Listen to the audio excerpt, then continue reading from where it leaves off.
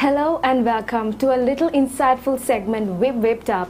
I'm Millie Nanak. Kara with me here today is Lenmini Tuduhena. Welcome. Thank you, Milnie. Really happy to be here. I'm really thrilled to be doing this alongside with you. Before we get cracking, we've got to see what's yesterday's roundup. Without further ado, let's get to it. Okay, the day was off to a great start with the morning show providing the roundup and some early content.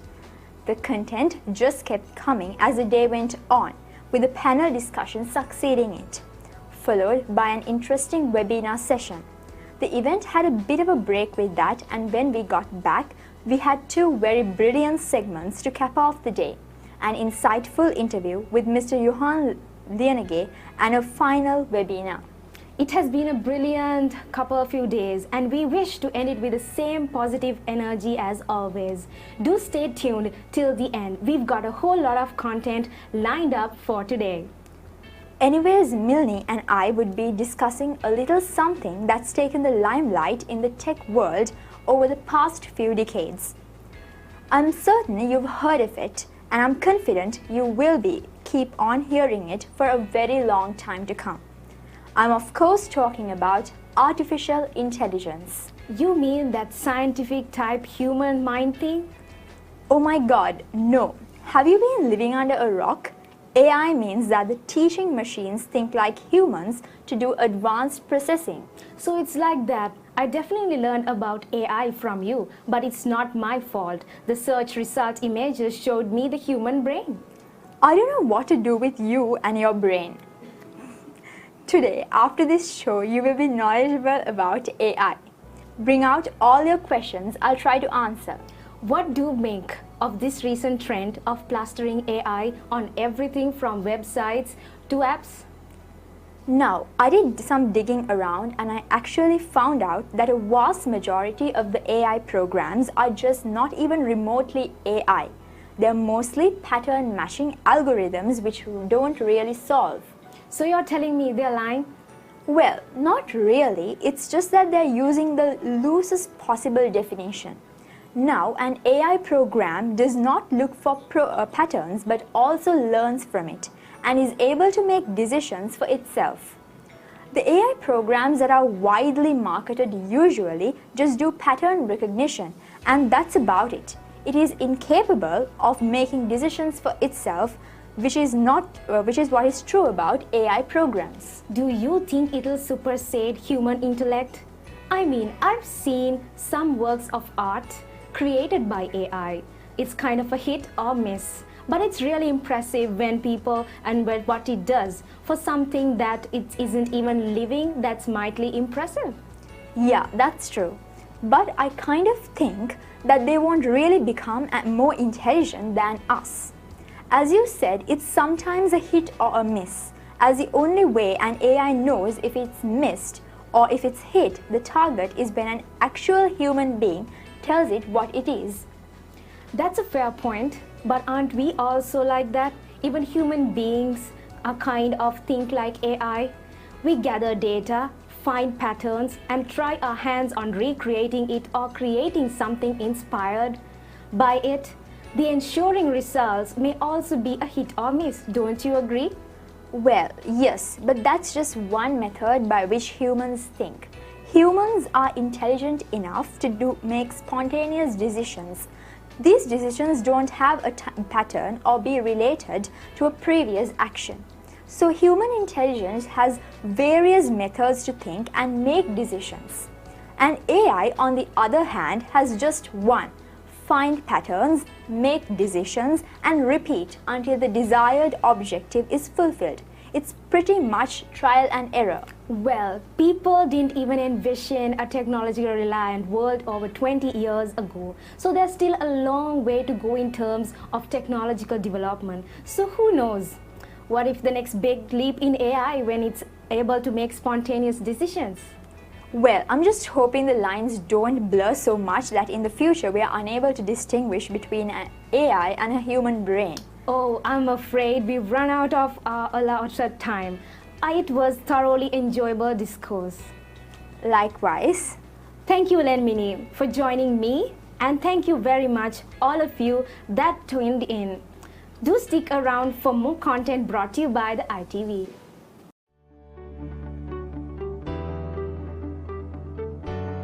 Right, if your data has been accessed unauthorizedly, you have to change the passwords of your devices and accounts, lest they have further intruded upon. Use public Wi-Fi without a VPN and keep your Bluetooth connection unnecessary. Right, Merlin?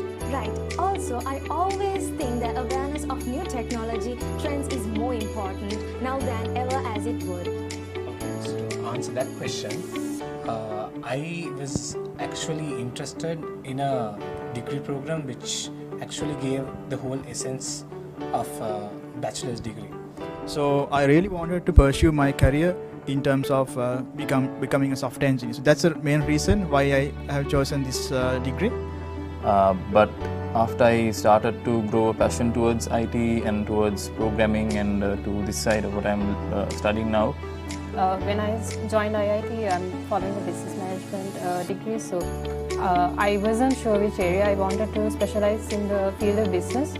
So that was the main reason why I selected a general business management degree program. And hello everyone. So today with us we have Ms. Halaikavi Ragulan, who is the director at Inspirex, which is essentially an ideation and execution agency. So her interest in marketing stems from her time at the University of Colombo, where she completed her bachelor's degree in marketing. Customer opinions and feedback. Well, before I explain more about this, let me ask you a few questions. Have you ever come across a very lengthy paragraph of text or even a customer review on a site such as Amazon? And have you ever wondered how it would have been if this lengthy review was summarized and shown to you? Not only that, would you like to see if that reviewed the customer? The corporate ladder. And here with me today is someone who did just the same. He has risen through the corporate ladder to become a chief technical officer over the years. He's an award-winning software architect and they'll probably just Google a CV template and try and fill that, but it might not serve the purpose, right? A CV for a UI UX designer is very different to a CV for a QA engineer. Right? So similarly, we've got resume templates as well. Hello everybody. You are joining with the chairman, the founder of Informatics Institute of Technology, Dr. Ganvi Vikramsinghe. Good morning, Doctor. Good morning. So, Doctor, as my first question, I would want to ask you, how was IIT founded and what was the stepping stone for you to found this great institution? Moving forward, this IIT was founded purely for informatics. It was for selfish reasons. The selfish reason is that we wanted to develop our application software and have an industry and take it to the world. Unfortunately, we didn't have the human resources to structure it, so that we had to do many other things and at higher cost methods in order to synchronize this activity. So then we thought we'll take it to ourselves. And that time it was very advantageous to us. The Honorable Minister of Education in Sri Lanka was Honorable Lalit Athuratmanali. So Lalit used to work very closely with us. We used to consult him very often. And then he used to also guide us, say different things what we should try on to speed up our development both in application software or the IT industry. And also we were looking at the dollars what we can bring into Sri Lanka, and also how many people may be employed in this. So there were series of small things all added up to this area. So finally we did was offer ability speaking in IT. And then to do that, and what we were looking forward to from that, there were so many different other things. So all added up together for Sri Lanka, a lot of benefit. manage to derive and also motivate people to go forward. Right. That's a great brief about how IIT was founded. Sir, as a founder and as a chairman of IIT, how have you seen IIT come through all these years? It's been more than 30 plus years for IIT. And how did you see IIT come through from the start up until now, sir? How was the journey of IIT until now? Very interesting, and that was full of events. The environment was, if you look at it today, in 2022, then what's going on at this point of time in Sri Lanka. And at that time, also where we were, if you look at it, we are worlds apart. We had lack of knowledge, we had problems with so-called JVP, internal unrest, then later on came into the country other problems, all the IIT, different things were going on beyond what we were trying to do. So, but we managed to somehow hold on to our objectives and our targets and went forward. And we didn't have any competition as such at that time. Anybody trying to do something similar to what we were doing. But we charged on. We knew what we were looking for, we knew where we wanted to go.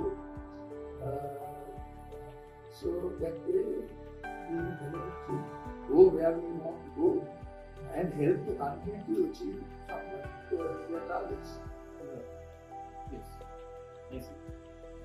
So, my other question to you, sir, is about cutting edge. So, as we all know, I'm sure you have all been watching our cutting edge show and our exhibition from day one.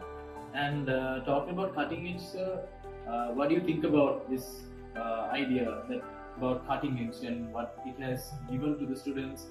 And I want to understand your feedback and your opinion about the cutting edge, sir. That's also very interesting. At the same time,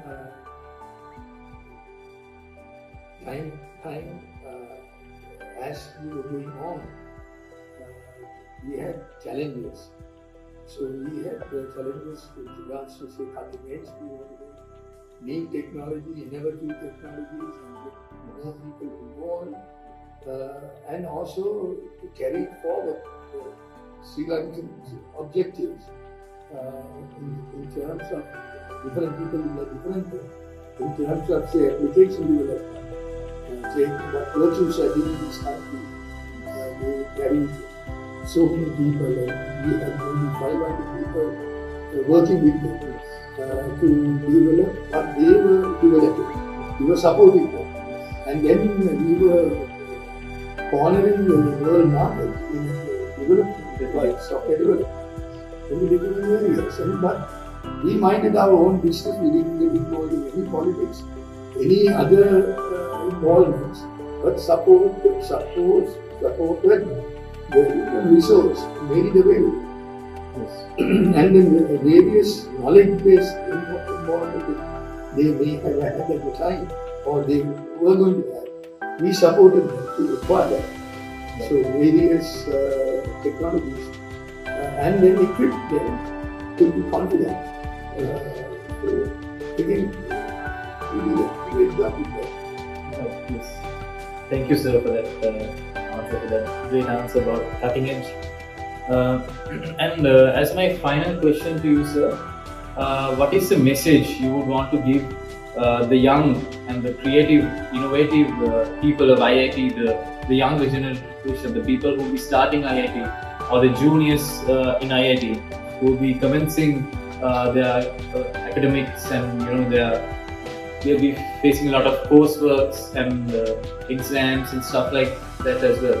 So, as we are passing off from IIT, there will be another batch coming into IIT and coming to cutting edge and presenting their projects and awards. They'll be getting a lot of awards, So, what is your message to these younger people at IIT? The message is always we will be supporting whatever they are doing.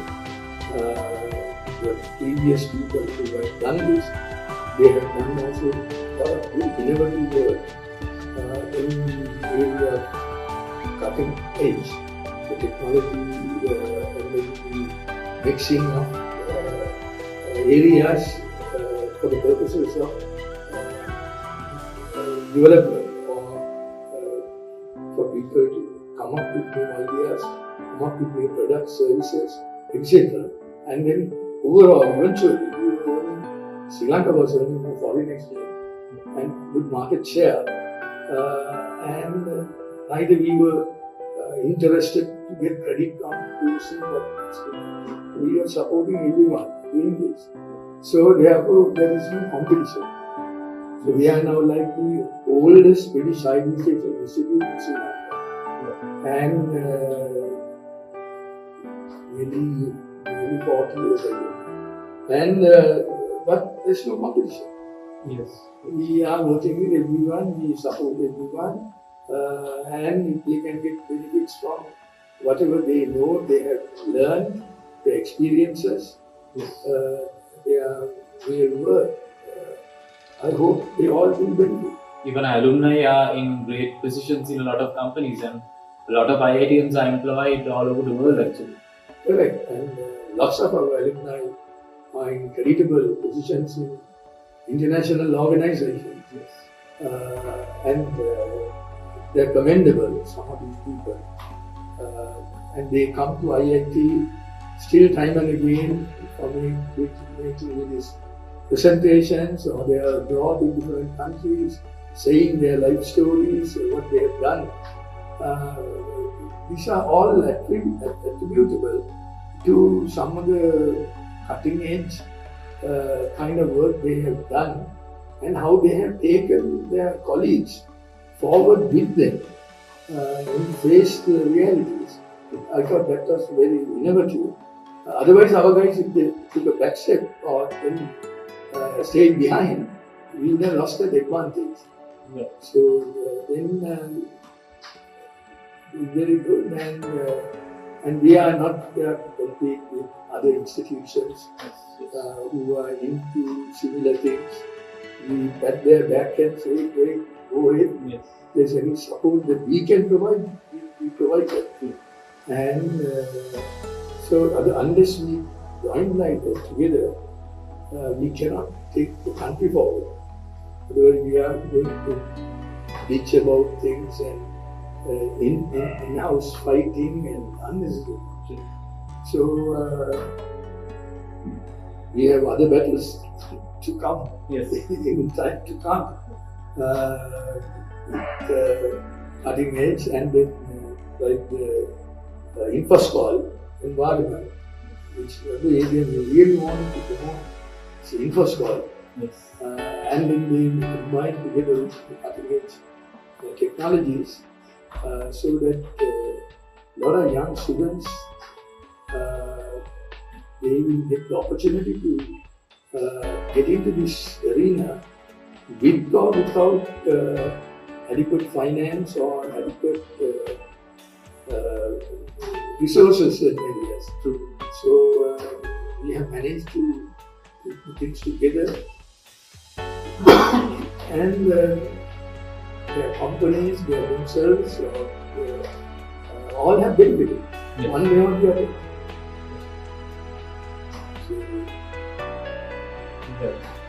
Thank you for those wonderful words of wisdom, doctors. I think it will be a great help for our younger generation out there at IIT, everybody who's watching this currently. Apart from this, is there anything else you want to add, or is there anything you think the students or as citizens of Sri Lanka we can pitch into, we can look into, apart from academics and what we really work on currently, which is mainly academics? Is there anything else you think we need to focus on to make our country a better place? Now, when we started informatics, our IIT, the education that we provided, in this case British education, learning about IT and that kind of technology, which we lacked in Sri Lanka. But what we offered them at a very affordable price. At the time that we started, it was about 1/4 the cost. If you did the same thing in the UK. And then you had to live in the UK, you had to work, you had to study, but then our cost base was very much lower. So then we had more opportunity for our people to go to London or study here to acquire that kind of knowledge. So I think we succeeded very well in that area at that time. Then there were so many other institutions also came into the field. And they were working with us or it's a competitive environment. Doesn't matter, but Sri Lanka benefited. Yes. Right? If they were controlled in a manner that was good, that's what we wanted. So there had been some kind of control. Otherwise, if they went, there's no, without any proper procedures, then it would have been difficult to maintain. Definitely. So therefore, the other thing, what I want to say, now at that time we achieved the cost base. So now there are so many others. Then we brought in the situation called the infrastructure. Yes. Now nobody has come close to that. In Sri Lanka, we have given the most number of scholarships to different people of different backgrounds, different needs, and expertise levels, etc., to acquire that at a fraction of the price over the years, say over the last 20, 30 years. So when you add them all up, that's in almost up to billions of rupees. And we are again not counting them. We are not putting that forward. Yeah. Then it becomes some kind of unpleasant competitive competition environment. But what we are saying is, we can open your eyes. There are so many things that we can do. So InfoSmall comes in there. Theoretically, it is just a forecast. What I would like to say is, people should get foreign education, in this case British, higher education, at fraction of a price, or at no cost. So our guys can get that education and do whatever they are going to do with it and improve themselves. And by improving themselves, their colleagues, their friends, their groups, and the country will benefit. So that is our next step, which we have taken more than 50%, 60% stride towards that. Yes. Another about 20, 30%, if we do that, then we will have achieved that. So then we want our competition to follow us. Yes. Do something similar where we have missed, where there are other new innovations that we can add it on and then give a good package deal to our people. Yeah. And the last thing is, yesterday we talked about the last area is bringing education into the social sciences, into the environment, etc. Into this country, into this world. It's not very far away, but people within those areas don't think about it. Because they don't have the means to think, or they think that they are not in that league to think. But I think overall, I think I mentioned a couple of cases yesterday where we have assisted to bring innovation and real success stories into this country, into those families, into those schools, areas, etc. So, but we can broad base it much more, and then make this country not only a beautiful country, but a good country to work, learn, then innovate things, and then help each other within the country as well as outside the country. And then bring all this export, if we say, if we send something out, and we are getting foreign currency payment or various ways that we can get paid, and then still make this place a better place, very competitive. And if people don't think like that, their daily job and something else, and we are always going to be at one standstill place. But if you are going to go forward, you have to have hurricane speed, and a lot of things that you should be able to analyze and necessary at high level, real time you can decide. You will stop and check around or just pass and go. Yes. And so I think country, the kind of things that we have done and we intend to do, will benefit from this. Right. So those were the wise words of the great maverick Dr. Gamini Vikramasinghe. Thank you, Doctor, for those wise words and those words of wisdom to our batch, to everybody out there who's watching this. Thank you for joining us, and we'll continue with Cutting Edge 2022.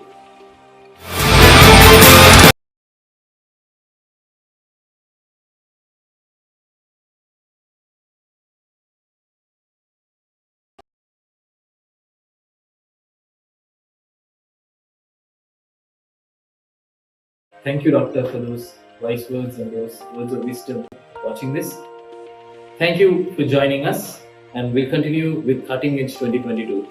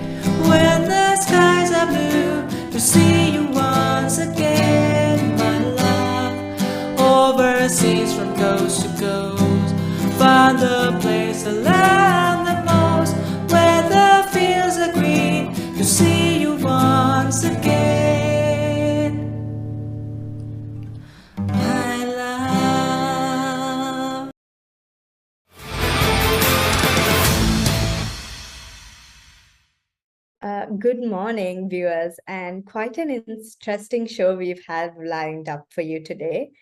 So now the tech sector has always been looking to outdo itself year on year, and this has led to unprecedented innovations and breakthroughs that have helped humanity as a whole reach new heights. So today we wish to engage in a discussion with our distinguished guest, Mr. Tirunayan Dinesh, who is a data scientist and AI team lead at Root Code Labs, on the topic globalization. Will automation and AI actually help or destroy us? So I'd like to welcome you to the show, sir. And without any further delays, let's get into the show. So first, I'd like to ask you about automation and AI seems to be like apples and oranges. One is predicated upon executing a set of actions prescribed by a human, and the other hinges on taking decisions from broadly outlined rules by a human. So why do you think the logical evolution is to combine the two? Yeah, interesting question. So, if we consider the classical automation approaches like RPA or algorithms in general, the problem with automation or this previous generation of automation is that it's extremely suitable for automating repeated structured tasks. An ATM is a good example. The customer comes in, they enter their card, you validate if they have the funds in their account, and the ATM has it in its repository of cash. You check out and give it to them. So this is consistently repeatable for anyone who walks into an ATM, right? Now the problem comes in with classical automation. When you hit this ceiling, if you want to automate a task that is unstructured even slightly. For example, let's say you're a business and you want to automate something a bit more difficult like customer support with conversational AI or chatbots. Now, traditional automation will not work here because every customer inquiry is different from each other. And for an intelligent agent to handle these inquiries and to resolve and provide information to customers or answer their questions, it needs to have inbuilt pattern recognition capabilities to understand what a customer is saying and give them an answer. And here you can't write conditions like, if the customer says XYZ, do this. And we humans find a million ways to say one thing, right? Through language. So for problems like these, where there is this unstructured nature and where it cannot be defined explicitly by rules, that's where AI comes in. Because with classical automation, you stop right there on that ceiling. You can't go beyond that. And I think AI is the enabler which enables automation to go even beyond that and to automate even slightly human tasks, which can simulate, which mimic sort of human decision making, like fraud detection or conversational AI and so on. So yeah, I think because AI is more of an enabler in this, it plays a major role in the evolution of automation going forward, so that we can automate more on things which even require a little bit of human intelligence. So yeah. Thank you for that insight. So industries everywhere use automation in some way, shape, or form. So do you think they'd be willing to take the risk of implementing a technology that is still in its infancy? And why do they stand to gain, what do they stand to gain from such a leap of faith? I think AI as a technology in itself is not in its infancy right now, at least in the context of applied AI, right? AI being used in enterprises and businesses and so on. And I think it's safe to say technologies like quantum computing are in their infancy, but not AI. Because we are currently at a stage where we are interacting with AI technology daily. Businesses are using it on a day-to-day basis. So I think today for enterprises, it's not a question of a leap of faith, right? A leap of faith is when you take a decision purely based on hope. You don't know what the outcomes will be. But I think there is enough data and examples present to show how effective some AI use cases can be for enterprises. For example, in areas like the ones we previously spoke about, fraud detection, to predictive analytics, to conversational AI, and so on. So I think currently it's not a choice of taking a leap of faith, right? It's more of a question of how much of their human capacity and or business functions do enterprises want to operate at maximum efficiency. So it's more of how much of your business do you want to optimize question than a leap of faith question. That said, I think going forward, we've been seeing a lot of cases by enterprises. So I think the ROI, the value proposition is also increasing, given that we have supplementary things to AI like cloud computing and so on, which makes it easier to implement these systems, and we are getting more and more data is being generated by businesses. So yeah, I think for enterprises currently, it's a question of how much do they want to optimize their businesses, and what part of their businesses do they want to optimize through AI. So yeah, I think that would be my answer. Right. So adding on to the previous question, automation in and of itself is a very expensive system, as you know, and state-of-the-art AIs themselves are equally just as expensive. So do you think this might dissuade more enterprises from investing in them? Oh, great question. I think for enterprises, every investment is about ROI, right? It's the return on investment. In the case of applied AI, and I think from even at Root Code AI, we do this a lot. We partner with organizations to build their enterprise AI strategies. We are looking at efficiency gains about from 20x to 100x, right? So the efficiency gains are huge here. So there is a big ROI realization there. And compared to this previous generation of rule-based automation, what's so fascinating about AI or investing in AI is that the technology can learn and improve itself over time given enough data. So I think now the challenge for businesses is finding these business processes or operations which can be optimized by, let's say, 10x or 20x by AI. And this is an area we closely work at Root Code AI too, where we help our enterprise customers understand potential inefficiencies in their business and formulate these AI strategies. So I think in terms of the investment climate, there is already a lot of investment by enterprises being flowing into AI technology from different areas, to analytics, to fraud detection, to customer support, to engagement analytics, churn prediction, all these different areas. But the ROI realization is really fast, and it's also really huge. So for what you're investing, if you can optimize like 50 times of a business process, then you'll be saving, I think, to at least 2 times the investment every year. So I think there's a big ROI factor there that plays a major role for enterprises in terms of the investment. And I think that's the reason why enterprises are very keen in investing AI also recently. So yeah. So thank you for your take on investments on AI. And with that, we'll be going for a short commercial break. So stay tuned. We'll be back very soon. Building a digital product is complex, demanding, uncertain. And that's where we come in. We're a group of creative thinkers, digital product specialists, dreamers, and team players.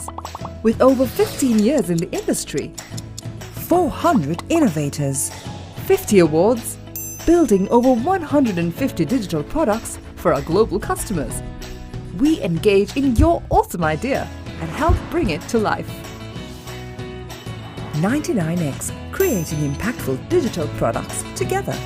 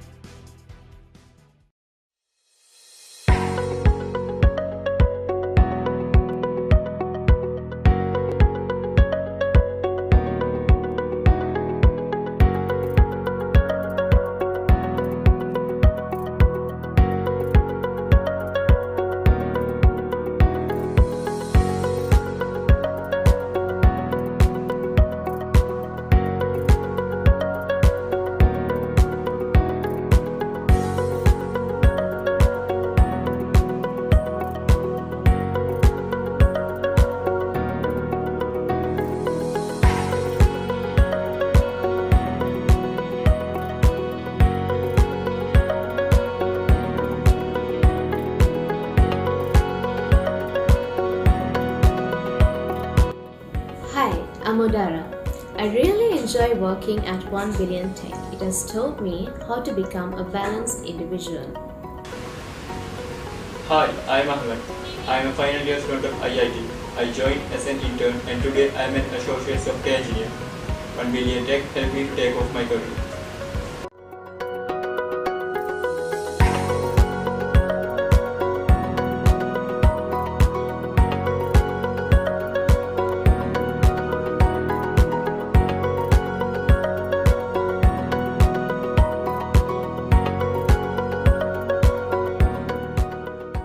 Welcome back to the show where we have a brilliant speaker with Mr. Thirunayan Dinesh enlightening us about the novel technology that is AI automation. So let's get back into the show. So, at the pace that the tech world moves in, what is cutting edge today may not be so in a few years down the line. So, what measures do you think should be taken in order to ensure that this tech is future proofed? Yeah, I think, see, the beauty of technology in itself is that it's, especially AI, is that the technology around it evolves so rapidly, and the field is moving so fast. So I don't think any technology per se can be future proof, right? So that whatever happens, it stays valid and useful for eternity. But I think what we can do is make sure that the technology we build is built to be extensible and reduce the friction when we would have to modify or upgrade it in the future. And I think in around this topic of reducing the friction of improving systems in the future, there are some really good improvements not only in AI but even in engineering, like concepts like microservices to accommodate this, where on the fundamental level we are building these systems that are capable and extensible and have less friction when we have to upgrade in the future. So, I mean, a great example of this is how the field of computer vision transitioned, right? If you take like 10 to 15 years back, every computer vision application was built, using this crazy amount of rules and rule-based calculations and, pixel analysis and so on to classify and identifying even simple things. But if you take the field of computer vision today, we can confidently say that more than 95% of vision applications within the industry either based on deep learning or neural network technologies. But so although there had been this major transition in approach, this transition has enabled us to build systems which are more accurate, which can handle more unstructured data. It's although it's not possible to future proof things, it's possible to make sure that we build and we architect AI solutions, especially in such a way to update the technology in the future. There is less friction. So All right. Thank you, Mr. Tirunayan. And how difficult it's. I'm sorry, I believe you're lagging a little bit. Better now? Yeah, I think it should be all right now. All right. You can hear me, right? Yeah, now you're all right. All right. Okay. Let's move on to the next question. So let's Sure. get to the more pressing issue of when automation came about, people lost their livelihoods in the millions. But still, there was a very small opening for them to leverage with the automation machines requiring instructions to be keyed in. So, do you think that avenue is also now lost with AI entering the fray? And what do you make of this? Okay. Deep controversial question. I think looking back as a civilization, we have always been going through these changing phases of technologies and tools, and whenever there is change, there is always panic. And I think automation is something we've been doing for quite some time. I think it's not something, it's not something even in the past 100 years. A great example is the printing press, right?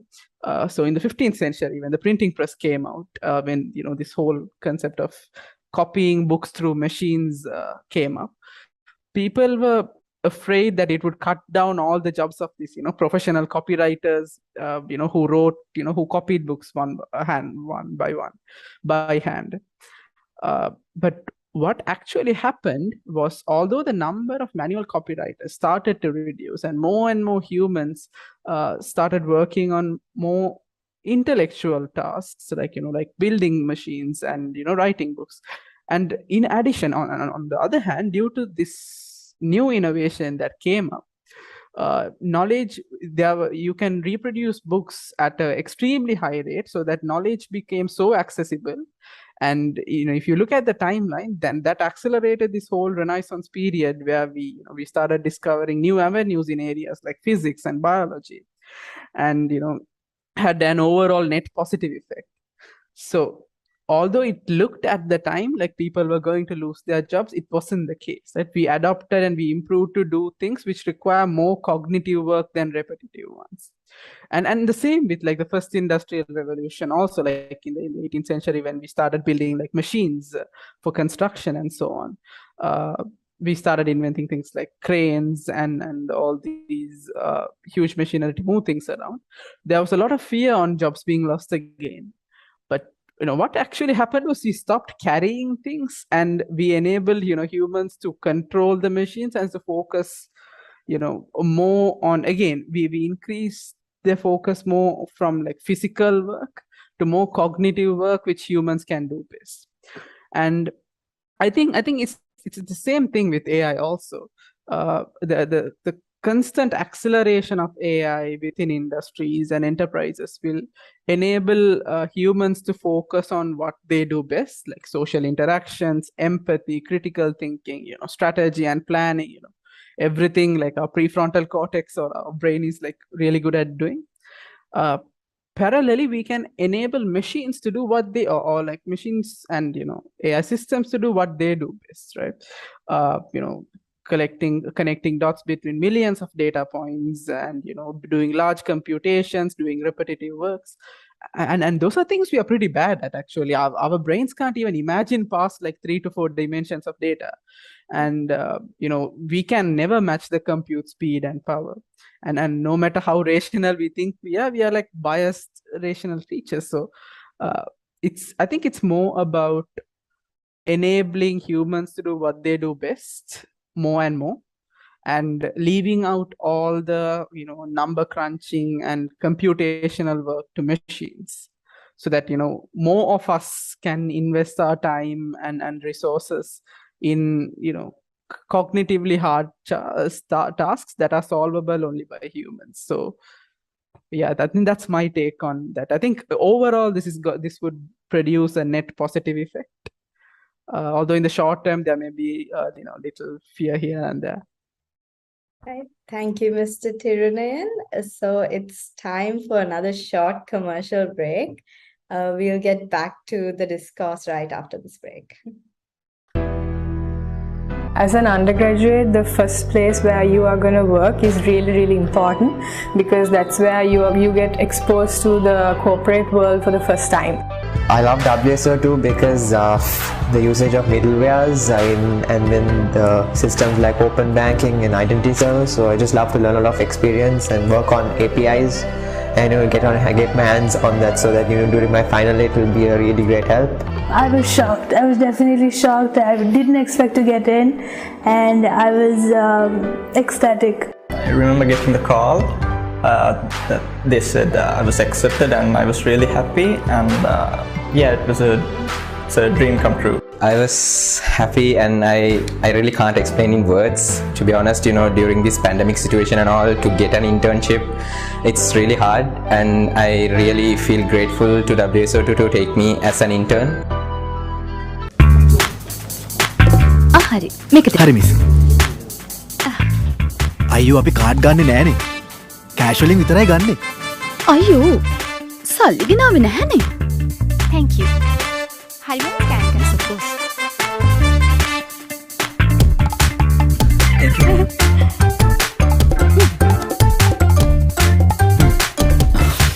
මම වගේ IP app එක දාගත්තා නම් credit card accept කරන්නත් පුළුවන් නේ. තාම IP දාගත්තේ නැද්ද? ලංකාවේ වැඩිම දෙනෙක් භාවිතා කරන ෆයිනෑන්ස් ඇප් එක iPay.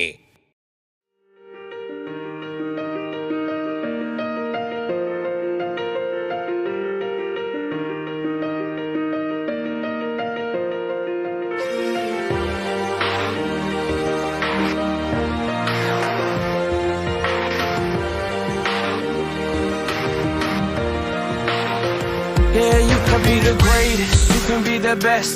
You can be the King Kong banging on your chest. You could beat the world, you could beat the war. You could talk to God, go banging on his door. You can throw your hands up, you can beat the clock. You can move a mountain, you can break rocks. You could be a master, don't wait for luck. Dedicate yourself and you gon' find yourself Standing in the Hall of Fame. Yeah. And the world's gonna know your name. Yeah. Cause you burn with the burning flame. Yeah. And the world's gonna know your name. Yeah. And you'll be on the walls of the Hall of Fame. You can go the distance, you can run the mile. You can walk straight through hell with a smile. You could be the hero, you could get the gold. Breaking all the records they thought never could be broke. Yeah, do it for your people, do it for your pride. Are you ever gonna know if you never even try? Do it for your country, do it for your name. Cause there's gonna be a day when you're standing in the Hall of Fame. Yeah. And the world's gonna know your name. Yeah. Cause you burn with the burning flame. Yeah. And the world's gonna know your name. Yeah. And you'll be on the walls of the Hall of Fame.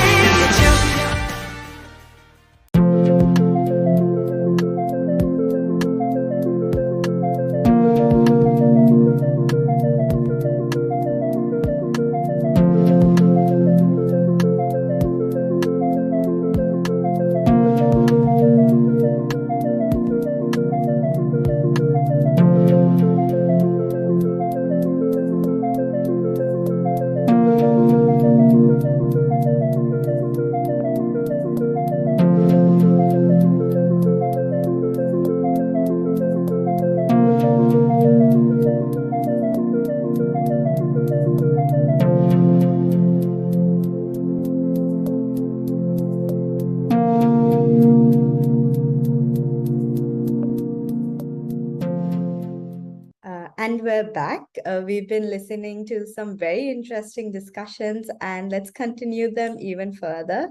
So, what are your thoughts on this technology being implemented in Sri Lanka, and how long do you think it would take our country to have this as an option to further our industrial efficiency? Oh, yeah, all right. I think first I'll first talk about the Sri Lankan private sector. In the enterprises we have. I think we have a set of really good private sector and global enterprises, like from like apparel manufacturers like MAs to Haley's to some of the largest retailers like Sparsilon, and Sparsilon is even one of our customers. So I think Sri Lankan enterprises will start adopting soon to AI, and I think the adoption trend is actually much visible. We have more and more companies who want to build AI system, who want to automate areas like customer support and customer behavior prediction to enterprise. This is to aid or use data in enterprise decision making and so on. So there is this really widespread trend and adoption happening. But I think over time it will get even more accelerated as our private sector grows. That said, from the public sector perspective, I think from the Sri Lankan government using AI and data, I think we need to spend a bit more time and effort in establishing a good base data infrastructure first, so that we can get that citizen data management layer upfront. So I think for any successful government to implement or to adopt AI into like government services, making sure that data layer is perfect is something that's really important, because there is no AI without data, right? So I think from that end it looks a bit far, but still not impossible. So that's my take on it.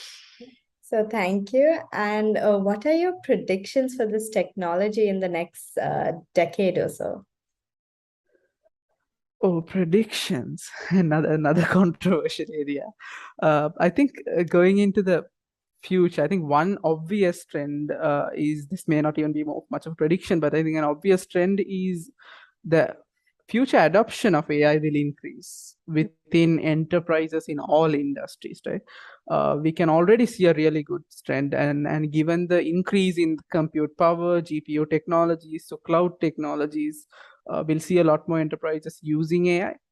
And apart from that, I think synthetic data will be a major leap also going forward, because if we need to apply AI or AI systems to specialized use cases, for example, in healthcare, uh, usually you have very limited amount of data, right? So we have either two options. Either we use more statistical methods and supplement it with machine learning based approaches to get a good accuracy, or you have to bring in more doctors and spend time making them annotate or label data. So there's this huge market, I think, untapped potential for synthetic data, because you're using, ideally it's like using AI to create data for AI. So I think that will become a major trend, and it's already, there are slight visibilities of it, but I think that will be the next one of the big transitions in AI, so that we can break out of this data bottlenecks, at least in some use cases. So yeah, and given the developments in generative models and technologies like Dolly coming up, I think dataset generation will not be an extremely complex challenge to tackle in the going time forward. So yeah, I think that's a few of my ideas on how things could go forward. Right. Thank you, Mr. Tirunayan, for that very insightful take on AI and automation. And that's it from us, viewers. It was truly an interesting discussion. So I'd like to thank you, Mr. Tirunayan Dinesh, for being very generous enough to have accepted our invitation. And also a very big thank you to all that have tuned in with us today. So do stay tuned for more content from the ITV.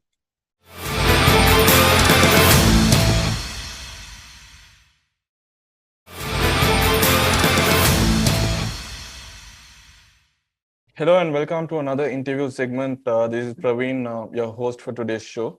Let me introduce our guest for today's, starting his career with a truly inspiring album, Cross Culture. His career went from strength to strength from these onwards.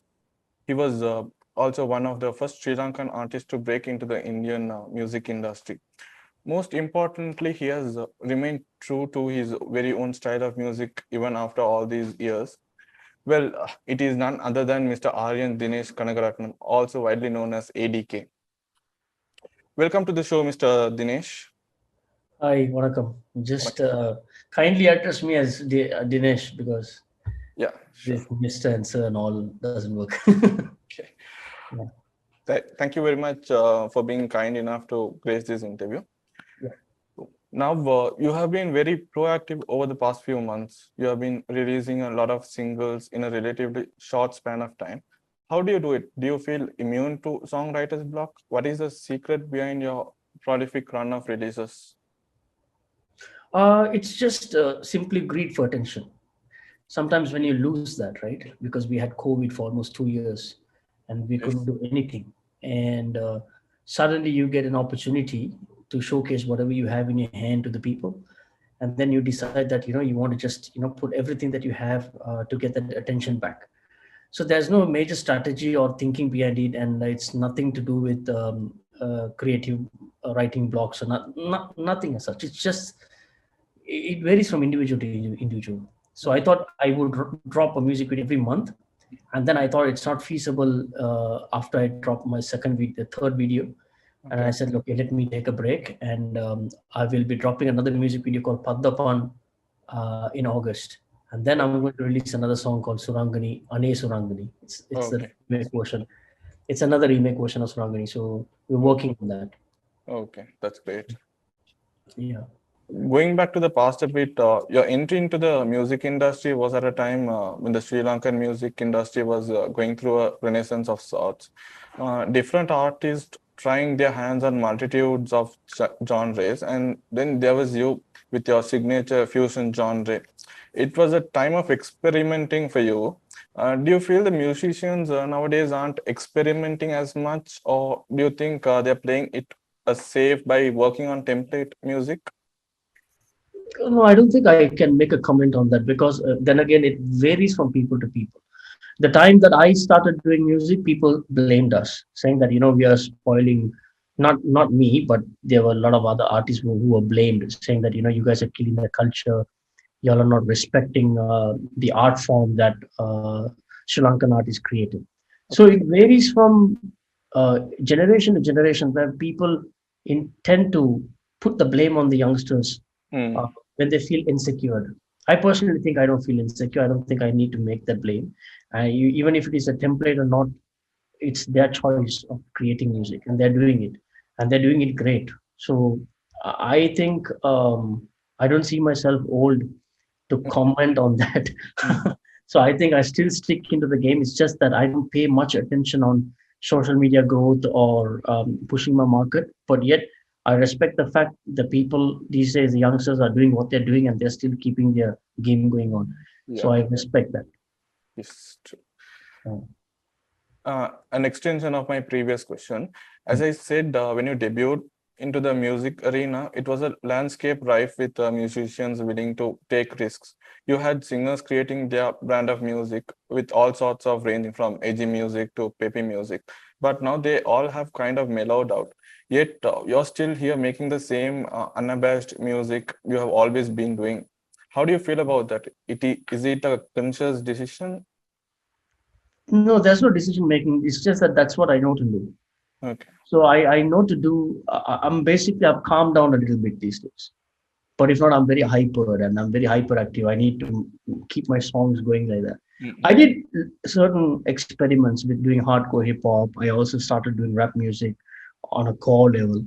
And then I decided that's not what people like from me. People like the peppy, hardcore, jumpy numbers. So I am doing what I can do, rather than doing music that I can't, or compromising myself, saying that, hey, listen, guys, I've stopped listening to this kind of music. Let's go and do melody stuff. So that's not what I wanted to do. I want to create a set of songs that will be remembered, and that will remind people, about me. That's the whole idea. Okay, that's good. So before we continue discussing more with ADK, let's go on to a short commercial break.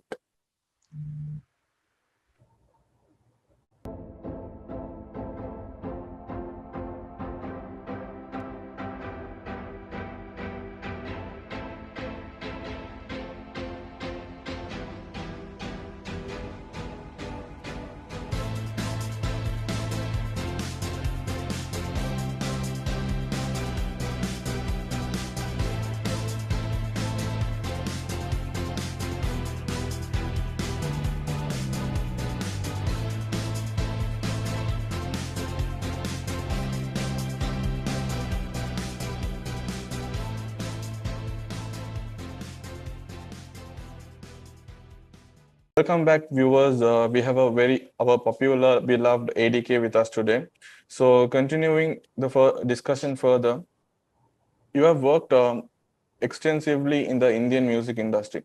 A noted difference between the Sri Lankan music industry and its Indian counterpart is the fact that film soundtracks dominate the Indian industry. When you first entered it, did you feel like it was restricting you to make the kind of music you wanted to? Because there was always the need to custom fit your songs to a film sequence. No, not at all. Because this is the question that has been running around many people for years and years and years, saying that Indian music is dominating. But now that thing has stopped. People have started doing independent music. People are hired to do that kind of songs to the feature film society, right? So that thing has gone. So, but when I started, yes, they had a lot of issues. Like, they don't like the sounding of an independent song. So when I went in, when I started, contributing my ideas, people didn't get it. People didn't understand. But the person who understood was A.R. Rahman sir. Yeah, So sure. when the minute he heard my music, the minute he heard my flows and my techniques when it comes to wordplays, he really liked it and he said, "This is unique. This is not what I hear in Tamil cinema. Let's do." That's when the song called Magudi was born.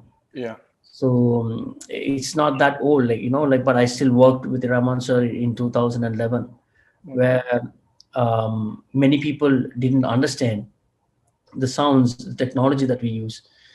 They were so compromised with the sound that they've been hearing for the past, decades and decades and decades. Yeah. Uh, Since you mentioned about A.R. Rahman, sir, you are the only Sri Lankan Tamil rapper to have worked with A.R. Rahman till date. How was your experience working with such a legend like him? I don't think I have to talk about it, to be very honest, because many people know how is it to work with him. Yeah. It is a blessing, right? It's a dream come true. And it doesn't matter whether I'm the only Sri Lankan who work with Rahman sir, because that's what something that I don't want. I want everybody to work with Rahman sir, not just Rahman sir, everybody, and especially from Sri Lanka. Like if there's another artist who's going to work with Rahman sir from Sri Lanka, I would be the most happiest person because the legacy will keep on going. So that's the growth. So I would rather put myself as one of the artists who work with Rahman sir, and I enjoyed every bits and pieces, and I've done almost 8 to 9 shows with him. Yeah. I traveled with him. I've played concerts. I recorded almost 6 to 7 songs with him, which is enough of a portfolio for a guy from Colombo, 15, didn't have a clue what is he going to do, and suddenly he started. I mean, I started dedicating myself to music. So working with Rahman sir is always a blessing. It's more than an experience. True. Could you describe your creative process when you write a new song? Like, how do you know when a song is actually complete and it cannot get any better? No, I practice one thing. Once I pen down a song, once I write the lyrics, and when I pen down it, and I don't make no changes to that song at all, regardless of no matter what, because that is the first thing that comes from your heart. Whatever comes first is from your heart. There is no theory behind how we connect or how we create a song. So this is my way of working. Once I write, that's it. Unless minor changes on words, lyrics, because I don't know to do. Once I do, that's what I do. And then people ask, no, I don't like this, change it. It's kind of restricting me on my creative point. So I get stuck. So I don't practice that. So what I do, once I don't listen to hundreds of beats or hundreds of tunes to pick one. I listen to 1 or 2 songs. I like it. I pick that because I don't like to compromise. At the same time, I don't want to be very naggy on what I want. So I pick that, and then I start writing it. I record it, and it goes to the mixing process, and they do the magic arranging and programming and stuff. Last time I used to be very, very edgy about it. Like, I go to the studio, sit down and see how it should be arranged, what should come first. But it was on the losing side because I am imposing on my creativity to a producer. But now what I do, I give the creativity to the producer to do whatever he wants. And then they do a great job, especially like working with Pasan Liganage or working with this young dude called Kavishka. He go by the name K2. They are very smart people. You don't have to tell them what needs to be done. They, as a producer, they know what should be done. So that is my creative process. There's nothing like I go into the studio, I take days and days to write songs. I go on a trip on thinking creative. No, no such thing. Just one shot. That's great to know. Yeah. With that, we'll be going for another short commercial break. To stay tuned because we aren't done with the questions and ADK certainly isn't done answering them.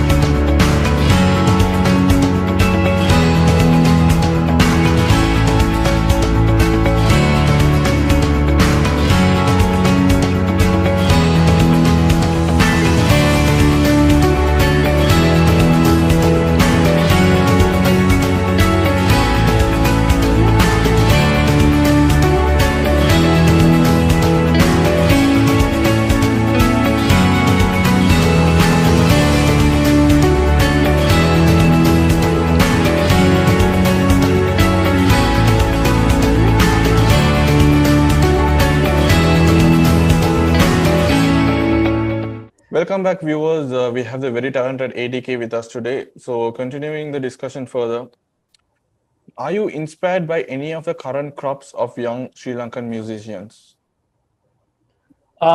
Yes, because if people don't inspire you, you cannot grow. You cannot work with them. Example, I like Vasti a lot. I really like Vasti, and I also like this artist called Shan Puta. Is is an up and coming great rapper, and I really liked his tone and his style. I featured him on my next song called Paddapan, which is going to come. Oh, that's So great. these are the artists who have inspired me, and I don't like to listen to the same old music again and again and again. At the same time, I also don't like when people try too much to sound like Travis Scott or to sound like Kendrick Lamar. It is very cliche, and I don't prefer listening to people like that. I like people who sound unique in their own language in their own way. So that attracts me a lot. So I like I yes, I like Vasti. I like Shan Puta. I also like this guy called Lucky who worked with me on a song called Tupuran recently. Oh. I like it. Yeah. So you have been in this industry for a very long time. What is your favorite part about this line of work? Your least favorite, and why? Least favorite is your income is fluctuated. One day you might get $10,000. The next day you might get 500 rupees. So that is the only issue when you do things independently, when you don't have a strict, balanced, strategized business going on. And the thing that I like about now is that Sri Lanka is getting global and people are having millions of followers and people are having YouTube subscribed. And I would also like people to follow me on Instagram. It's called ADK Official. Follow me. So these are the things what has improved in the industry where we have social media platforms to expose ourselves. Where last time it was not. I mean, to reach Raman sir was like seeing a Muniver. But now reaching Raman sir, you just have to search him on Instagram and he's there, verify the account. So things have become so easy. So I think, and these are the things I like about it. And I don't like about. I don't like about the payments getting or the earnings getting fluctuated at the same time. Whatever I mentioned now, we are so exposed that we have everything in our hand these days to build a career. So over the course of your career, you have encountered so many personalities. Amongst them, who do you think has provided you with immense knowledge and also helped you out the most? The person I would tell that given me immense knowledge is Raman sir, because he let me watch whatever he does, and I've sat and watched all those things. But the person who have given me an opportunity to become this is basically, yes, it's Bhati and Santosh who introduced me, who gave me a break by letting me stand in front of a mic and understand what I'm capable of. If you say, if I learn something from someone, I'll learn things from everybody, like literally everybody, whoever. Even if I meet someone now, and if I'm talking to them, and if I can learn something from them, learning is basically observing, right? Yeah. So if you have a very good observing capability, you learn. So I don't have a specific name who have taught me, but yes, I have learned a lot of techniques or a lot of patience, and how you should respect your art, definitely from Rahman sir. Okay. Yeah. Okay. Okay, now thank you so much. Done. Yeah. Perfect. Okay. I'm afraid that's all the time we have, folks. Thank you very much, ADK, for finding the time amidst your very hectic schedule to participate in this interview. I honestly feel as though this was cut short, as I really enjoyed listening to your thoughts, and the folks watching this probably feel the same way. Again, I thank Mr. Dinesh for being generous enough to accept our invitation to be on this show.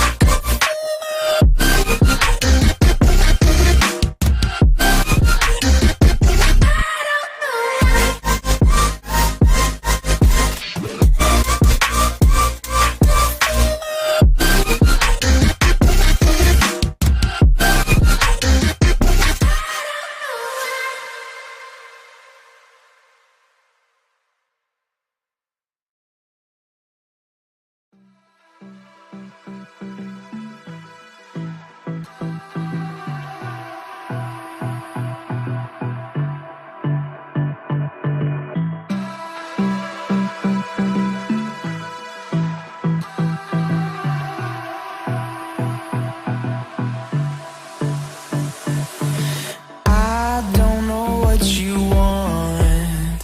Let's have a bit of fun till I downfall. My love, if you feel like I do right now, don't say you're on the run to the other side, my love.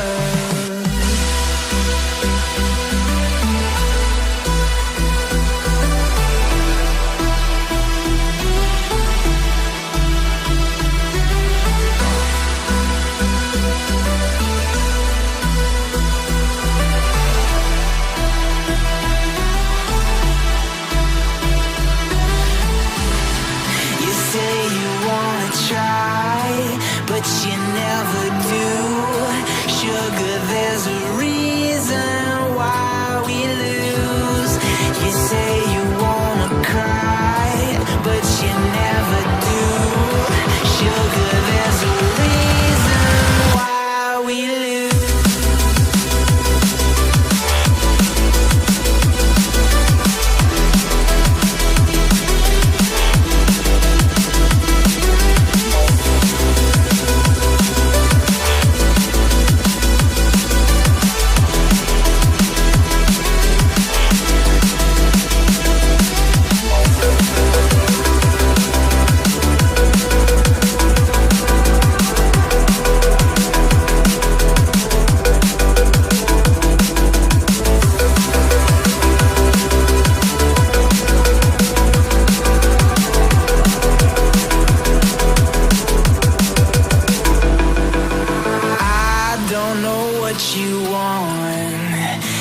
have a bit of fun till our downfall. My love, if you feel like I do right now, don't say you're on the run to the other side. My love, you say you wanna try, but you never do. Sugar, there's a reason why we lose.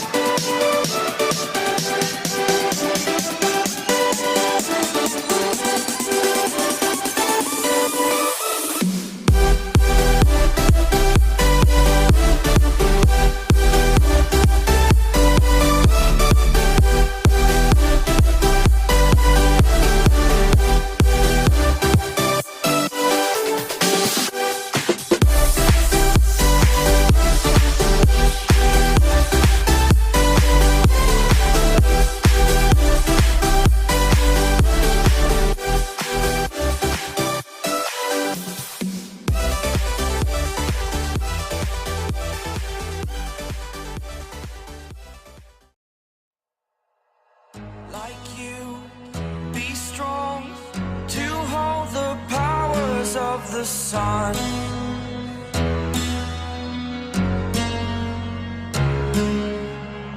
To dream, believe in strength. Now I'm the only one, only one.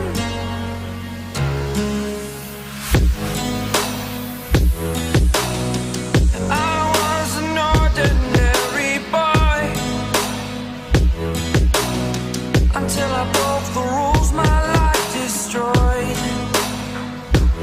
life destroyed.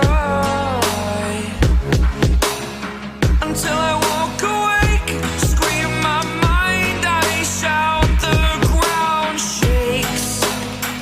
How much can I take? My mind will break. Will it break? Can I take?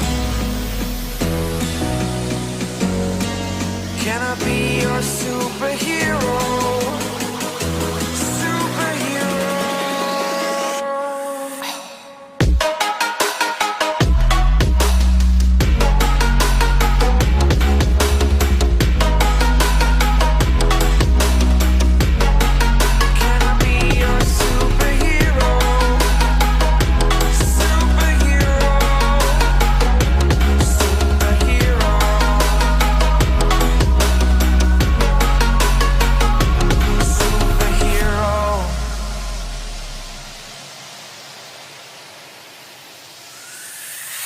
Fly away. It's the first time of today. Today. To dream, believe. You are the strength, you're all I need. Need. Oh, gonna give it a shot. Only one of me to shield you all from the enemy. You're a superhero. You're a superhero.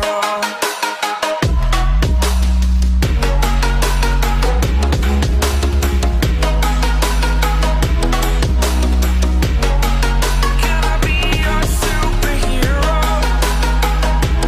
Superhero. Superhero.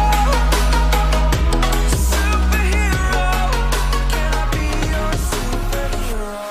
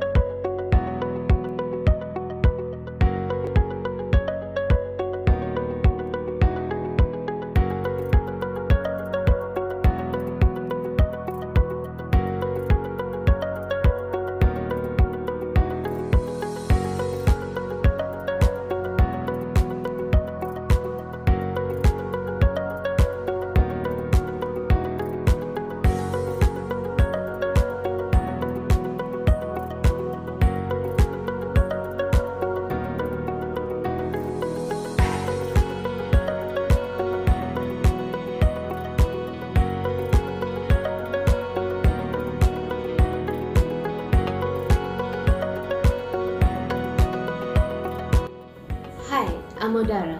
I really enjoy working at 1 Billion Tech. It has taught me how to become a balanced individual. Hi, I am Ahmed. I am a final year student of IIT. I joined as an intern and today I am an associate software engineer. 1 Billion Tech helped me to take off my career.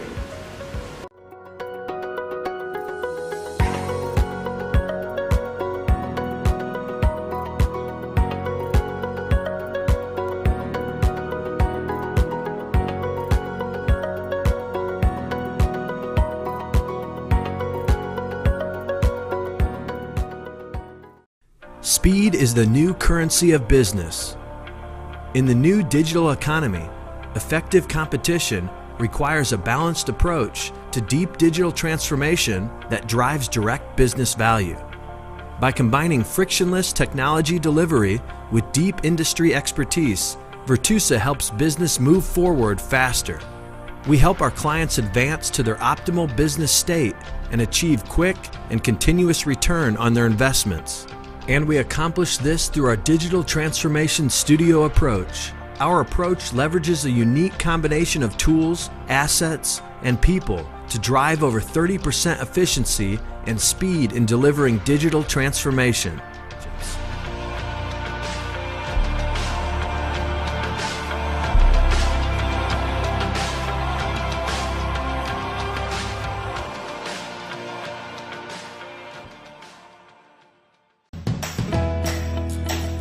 Building a digital product is complex, demanding, uncertain. And that's where we come in. We're a group of creative thinkers, digital product specialists, dreamers, and team players. With over 15 years in the industry, 400 innovators, 50 awards, building over 150 digital products for our global customers. We engage in your awesome idea and help bring it to life. 99X, creating impactful digital products together. Ever dreamt of an unlimited career? We did. Circles Life is revolutionizing the digital services industry by giving power back to customers. It is the go-to consumer brand providing delighted and engaged customers with personalized digital services across the world.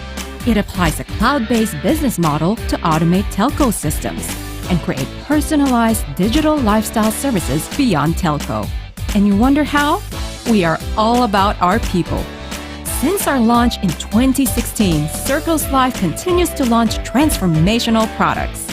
We dare to dream, and we pride ourselves to continue to grow. We've expanded to Indonesia, Taiwan, Australia, and many more. We're young. We take risks. That's why we constantly succeed. If you love working in a dynamic place that pushes you to your limits, why not join our Circles Life family and be part of an ever-growing team of game changers? Head to Circles Life today.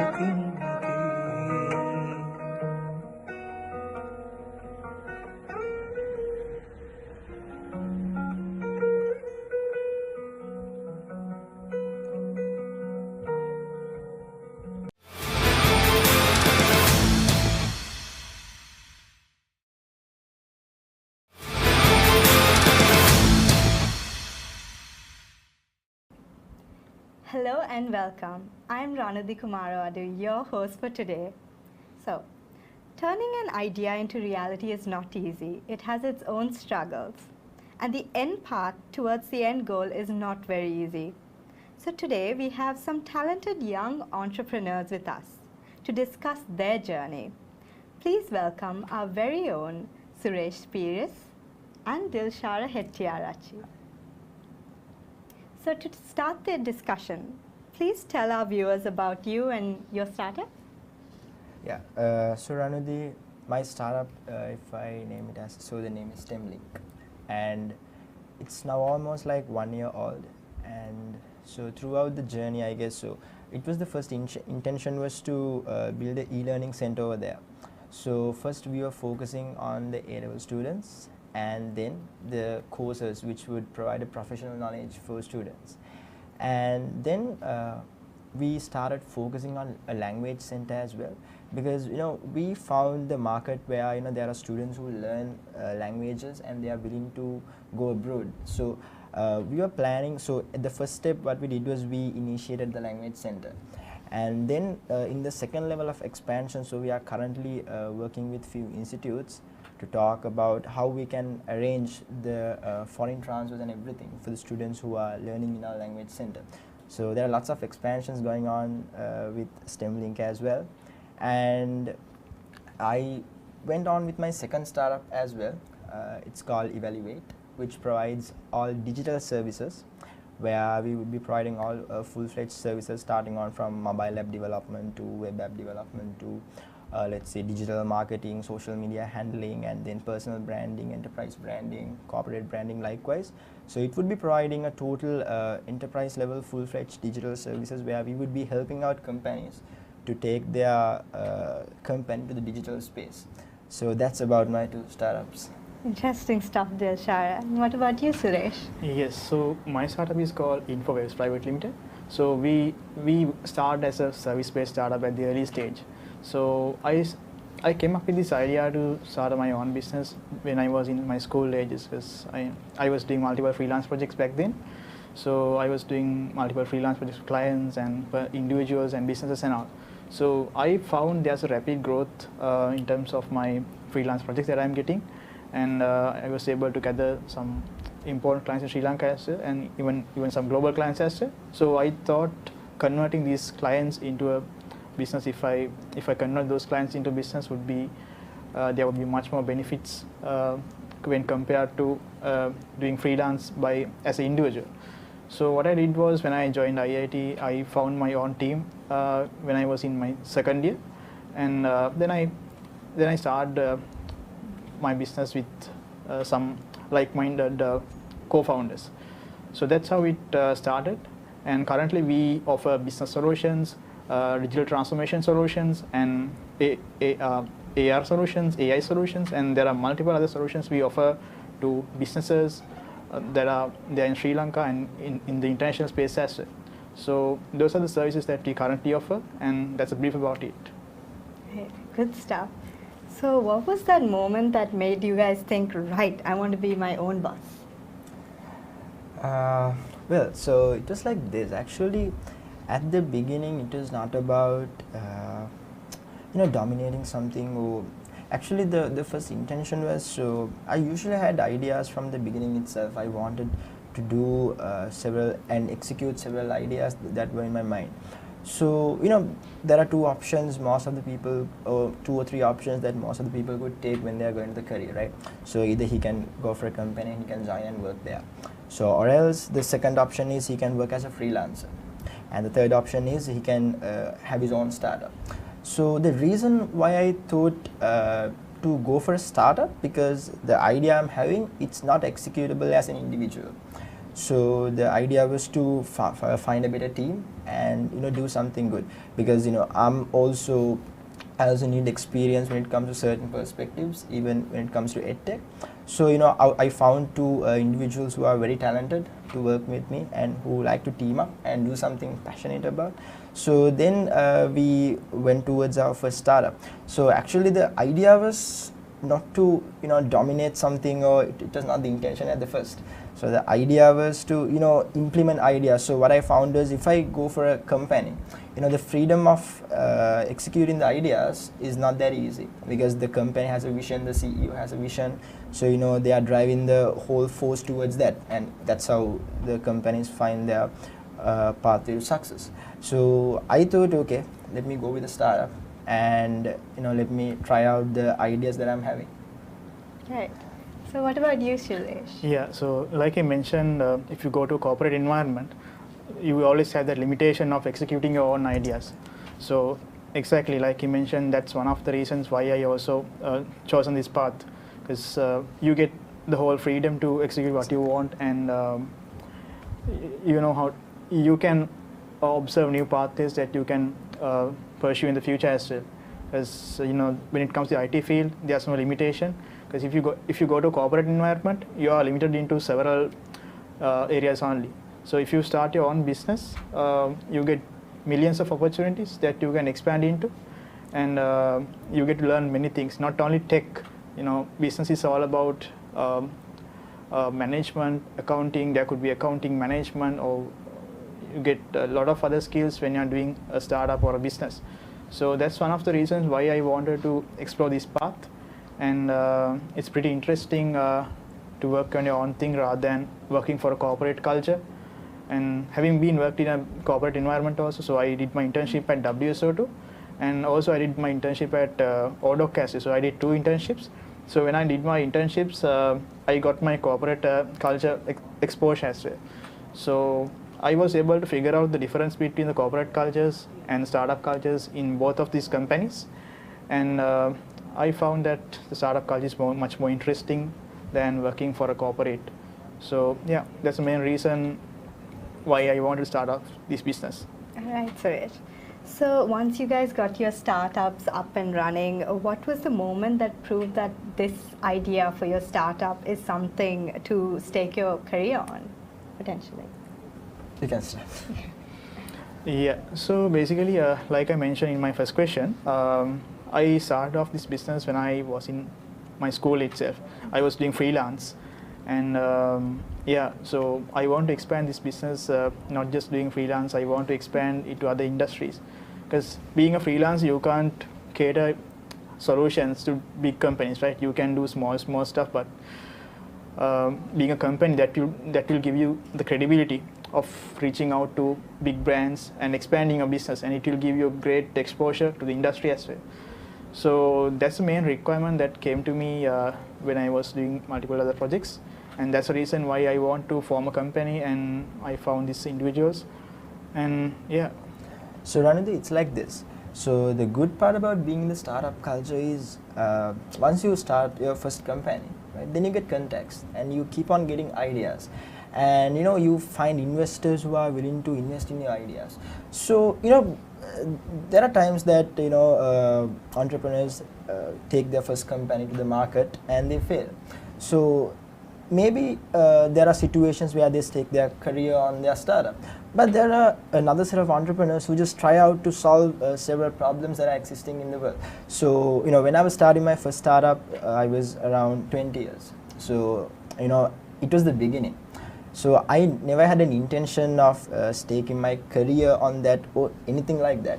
The idea was to solve an existing problem. So the existing problem was most of the students who are coming out of the education system after A-levels, they lack of the industrial skills. I mean, it's not a surprising thing, because when you look at the graduates who are coming out of certain universities, they have the same problem. So the idea is, I wanted to tackle that issue of giving a professional and industrial exposure for students from the school life itself. So it was a problem that I had, because I finished my A-levels and then I come out and see, actually what are the skills that I'm possessing to pitch myself to the market and ask for a job. Because when we look into our A-level studies, if a student is learning commerce or maths, they are going deep into the theory. It's not the problem with the knowledge or skills. It's just a problem that they are not being trained to the professional environments. So that's the exposure that I wanted to give, and that was the whole intention of starting this up and moving on. And since in my university I'm into the software engineering and the tech industry, so then only I came up with my second startup idea with my team, and it's almost like 2 months we have started the company. And I You should can give a shout out to your team if you'd like to. yeah, definitely. So it's one is Adisha Disanayaka and the second one is Manupa Chatwara. So the good thing about having a great team is, they possess of ideas that, we can go to the world and pitch to our investors and we can get something done. So when we started our first startup, we found some investors who are willing to invest in our ideas. Being an entrepreneur is something that's really great, where the investors starts trusting your ideas. It's not just they trusting your existing business, but they're willing to invest in your next startup as well. So that's what I found interesting. So there are times where the startups fail. So it's not always about staking your career on a specific startup, but trying out just new things and see what kind of things would work out. Right. It's like going with the flow, right? Dilshad? Exactly. So I'm sure both of you had certain goals you wanted to achieve when you started your startup. So how many of those goals have you achieved as of yet? How many have you kind of left out, and how many do you hope to achieve in the future, Suresh? Definitely. So the goals are really important when you're growing up businesses, and even in life, goals are really important, right? So when I initially started my business, I wanted to expand my business into multiple other industries. So currently, so earlier we were focusing on just some niche industries that we were catering to, but I really wanted to expand our business into other industries such as hospitality and management, and there are many other industries. So luckily I was able to expand our business into other industries as well, and currently we are catering to some of the luxuries hotel brands in Sri Lanka and some of the telcos in Sri Lanka, some of the key telcos in Sri Lanka such as Dialog and all. So yeah, so that's one of the key goals that I wanted to achieve, and the other goal is to raise a capital. So we are currently following the bootstrap approach to raise our capital, and we are not relying on investors right now. So currently we are gaining the capital by doing our own projects and by delivering services. So that's the main source of income for us, and yeah, so I think most of the goals has been met, and we have a long way to go, and yeah. Impressive, Suresh. And what about you, Dilshad? When it comes to the goals, so the first thing was to create actually interest in the main goal. The end goal of the startup is to create an interest for school students to focus towards their studies, and also meanwhile get some industrial exposure and get some lessons. It shouldn't be that hard thing. For an example, let's say I have seen in other countries there are students who are learning web development or Python programming, those kind of little things at grade 6, 7. I mean okay, so if you take a language like C++, maybe it would take some background to code, and it would take some knowledge to understand the language. But when it comes to the higher level languages, right, so these languages are designed to learn very easily. Therefore, even a student who's having grade 6, 7, 8 knowledge could, at least give a start to that thing. So how I figured that out? So I have a brother, so he's around grade 10. So he started learning Python when he was at grade 6, 7.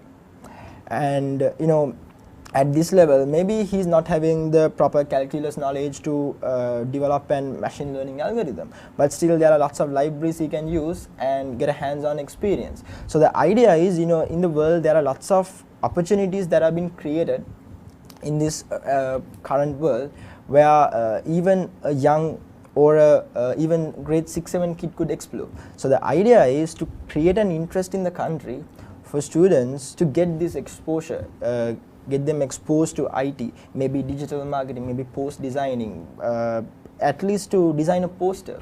Those are little things that if you keep consistently learning, that would definitely change your career path, and it would give you opportunity to work with professionals even at your school stage and get the experience. So that was the end goal of this startup.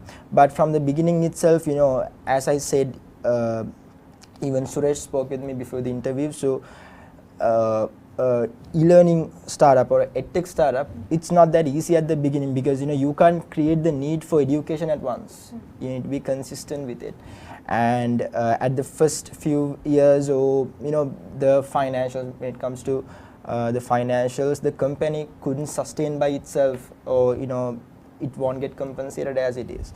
So at that kind of situations, that's why we were looking for a few investors or companies who could collaborate with us and take this forward. So we were really lucky that the search bar, the company came along with us, and they gave us the opportunity to work with them and take their e-learning center to the next level. So we are currently working with them, and we are trying to achieve the end goal that we are having. Impressive stuff, Dilshara. Now it's time for a short commercial break. We will be back soon to discuss more with our young entrepreneurs. Building a digital product is complex, demanding, uncertain. And that's where we come in. We're a group of creative thinkers, digital product specialists, dreamers, and team players. With over 15 years in the industry, 400 innovators, 50 awards, building over 150 digital products for our global customers. We engage in your awesome idea and help bring it to life. 99X, creating impactful digital products together.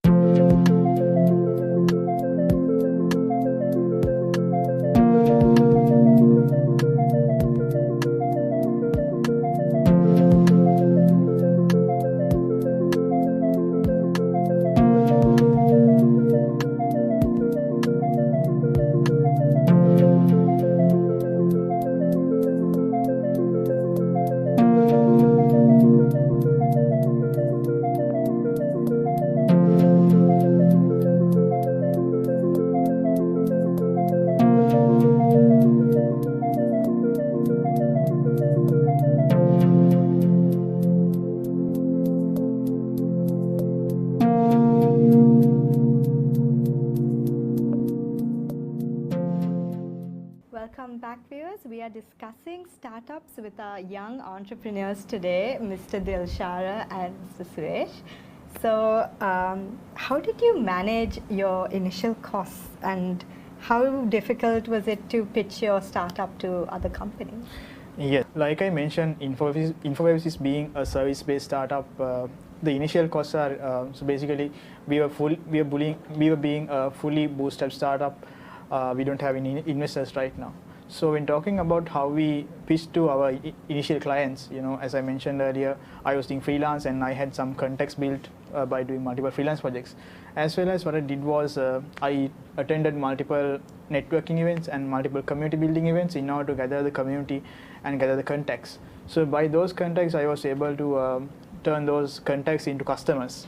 So that's one of the things I did when I'm reaching out to the initial customers.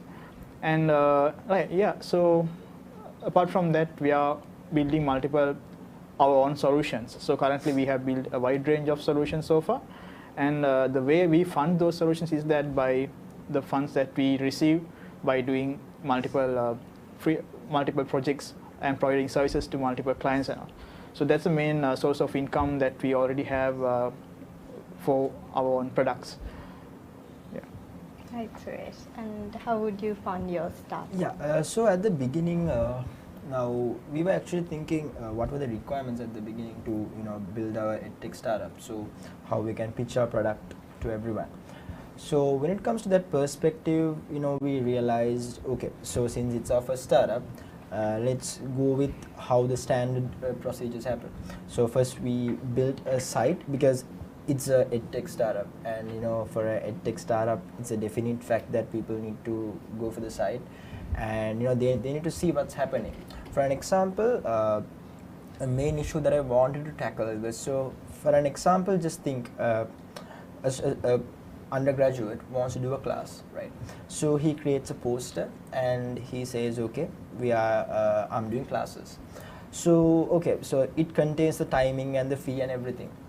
But then again, why do we go for an institute, and why do we learn through a lecturer or a tutor at institute? Because we know the fact that the institutes do the quality maintenance, right? And they make sure the lecturers do the right things, and they follow all the standard procedures. So what we thought, okay, so let's centralize this. Let's bring in the undergraduates and students who are willing to teach, and let's give them opportunity in this platform. And the next thing that we wanted to tackle was actually building a LMS, learning management system, for lecturers to or the tutors to teach. So at the beginning, it was not something that we were able to do by ourselves, and which is costly. So first we went on with a site, and then we built that site by ourselves, and we explained everything precisely what's happening here and how each subject and course will be taught. So the transparency is there. So we established that in the web space, and then we did few social media campaigns, and I don't know, we were able to gain the social media interest very soon, and we were able to find out the tutors and also students who are willing to learn with us. So we started off with 3 courses at the beginning. It was Python, and then it's graphic design, and then it's web development. So these 3 courses went really well as we expected.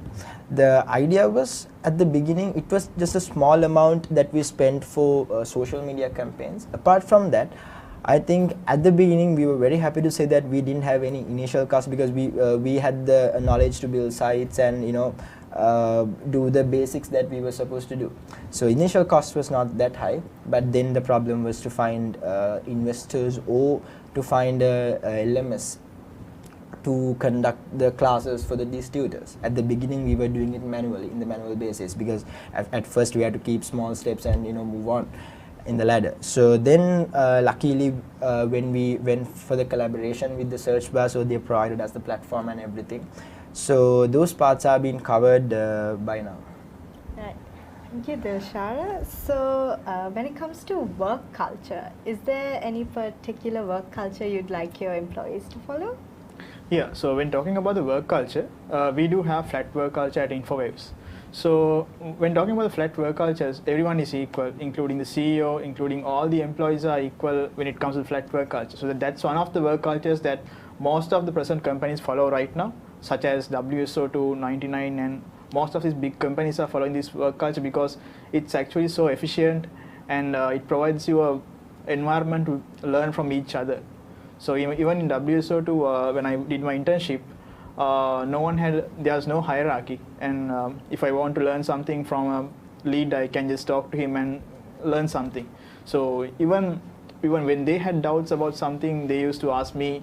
That's how the flat work culture works. So even I want to implement the same work culture in InfoWaves as well, because it provides you a collaborative learning environment, and everyone has their unique responsibilities, and everyone has their own values.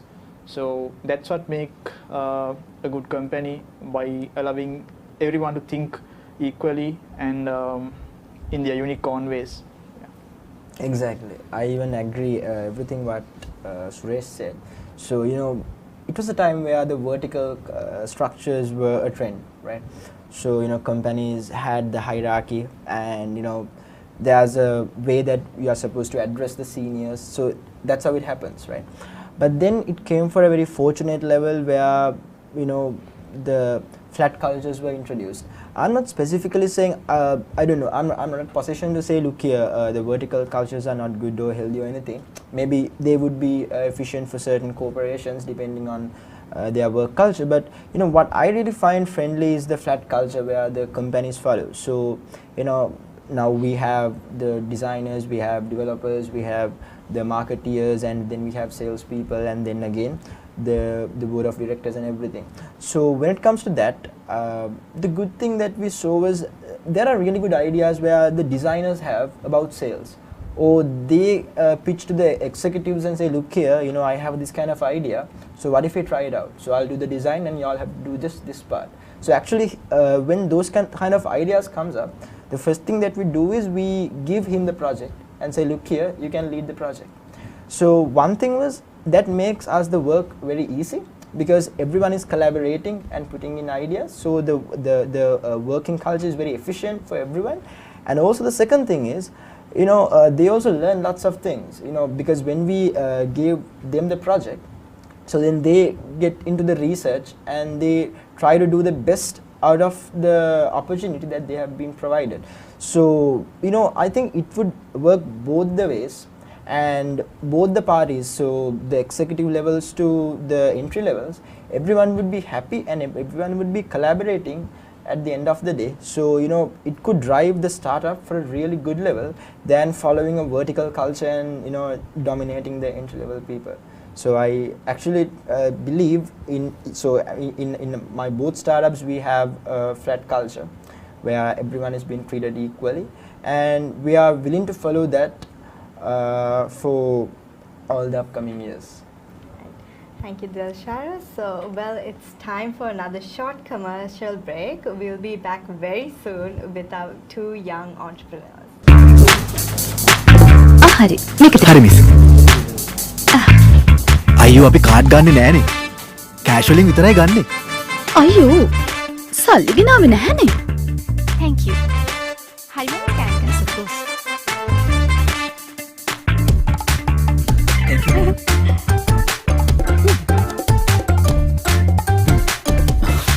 මම වගේ IP app එක දාගත්තා නම් credit card accept කරන්නත් පුළුවන් නේ.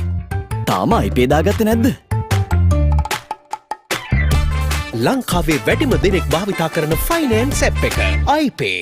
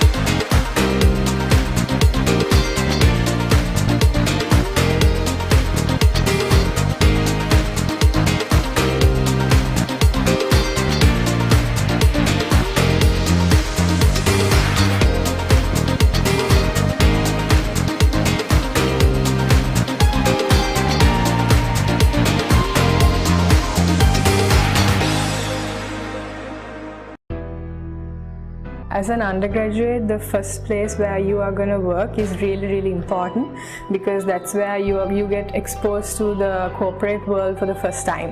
I love WSO2 because of the usage of middlewares and then the systems like open banking and identity servers. So I just love to learn a lot of experience and work on APIs and get my hands on that, so that during my final it will be a really great help.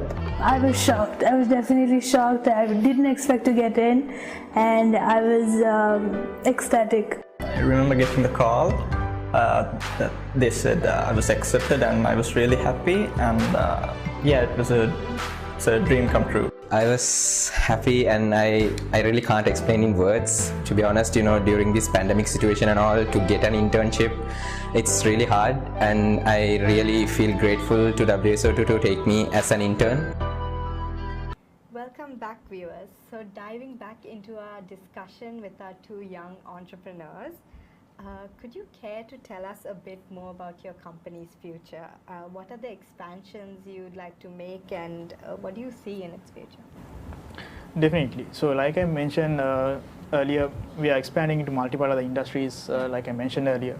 So currently we are delivering to limited number of industries, and in the future we are planning on expanding our business into other industries as well. And we have a long-term plan to introduce our own products. So like I mentioned, currently also we do have a wide range of products, but yeah, there are multiple things that are coming up in the future. Not only focusing on a limited scope, but yeah, definitely we are focusing on a large market, adapting to the new trends in the industry. And I think that's one of the most important things that we should do, because if you want to make a business successful, you should definitely focus on these industrial trends. So I would like to share a small example. What happened to Nokia. So in Nokia, they were the leader of the market back in the day. They were leader of the mobile phone market, but they couldn't keep up to their industrial standards, and they couldn't follow these industrial trends. So because of that issue, they actually faced a huge failure in their production. And brands like Apple, Samsung, they surpassed the growth of Nokia, and Nokia is nowhere right now. So I think that sets a good example for most of the businesses, because we should actually keep up with the industrial trends that are happening. So when talking about these industrial trends such as blockchain, ML, and there are multiple other emerging technologies that are coming up. So we should always keep an eye on these emerging technologies, and we should always address these technologies when you're developing solutions. So yeah, I think that's all I had to say about the expansions and about the future. Yeah, actually, following the conversation what Suresh was making, so I personally believe exactly we need to follow the industry trends, because there are different ways that products approach the market, right? So I have even watched the Nokia case study and several case studies as well. So there's a certain era where we believed the marketing can take our product to the world, right? You can introduce any product, maybe it gives a value to the society, maybe it doesn't. But somehow there was a time where marketing can take the products to the market, because the television, radio were the ones who are taking the products to the market, and there were no back reviews. There's no way that people can comment about a product in open space, because it's just one way communication. But with the development of social media, and people started taking their businesses to the digital space, there's a huge transparency, right? So the people know whether the product is right or the product is wrong. Are they giving the proper value to the customers or not? So with this, what happened was actually we need to build a proper product that would take care of the customers. So the customers would take care of the product. So this is how a proper business in the future should be established. It should properly follow the CPV curve, cost price value curve. So maybe they are spending some amount to create the product, so it's the cost, and then it's the value where you price the product for the selling price actually. But then so the cost is like this, and then it goes to the value. But then what happened was the cost is here, price is here, and then when it comes to value, the customers are expecting a value like this, right? I mean, that's the value that startups should, or any company should provide to their customers. But if the value stands somewhere way below than even the cost of the production, then that's a big issue. Then people starts complaining, and then people sees that, you know, this company doesn't reflect, or this product doesn't reflect the customer's interest. So the idea is actually, when we go to the expansions, the idea is not to strengthen the marketing or advertising or spending too much bucks on the campaigns. The idea is how much you can strengthen the product and how much you can give the value to the customers for the price they are paying for us. You know, let's say a book writer. I mean, a person who writes a book like Rich Dad, Poor Dad, right? So he is creating a huge value to the world. I mean, people don't see him as an entrepreneur, but if you really think, he's a sort of entrepreneur who gives a high value to the world. So the idea is, when we are going for expansions, it's really important that we strengthen our product rather, you know, spending few more bucks on advertising or anything like that. So in both of the startups, what we are planning was to introduce some solid products where the people would try to consume them. And also, as Suresh said, we were actually working the last few months to establish the blockchain branch in our tech startup, where so we were looking for the right team, and finally we came up the right team to launch that part as well. So we were really happy that we could launch something at the very new stages of our tech startup. Great to hear, Dilshar. So I'm sure some students watching this at home have been really inspired by what you both have mentioned today. So what sort of advice would you be able to give for someone who's willing to start a startup? When you're building businesses, finding the right team is a key essential decision that you had to make in the first step. Because you know, you can't do things alone, and you have to distribute your responsibilities, and you have to know the people, right? So first of all, you need to find a solid team. So there's a saying that you have to find, you should not pick your friends when you are doing startups. So I'm kind of not agree with the statement into some level, because you know, if you find the right potential people, you can definitely bring forward good innovations and good strategies. So it's all about finding the right people, not your friends. So it's all about finding the right people. The second point would be prioritizing the work, because you know, you had to deal with a lot of deadlines, and you had to deal with a lot of workloads, and you know, you might get unplanned work, right?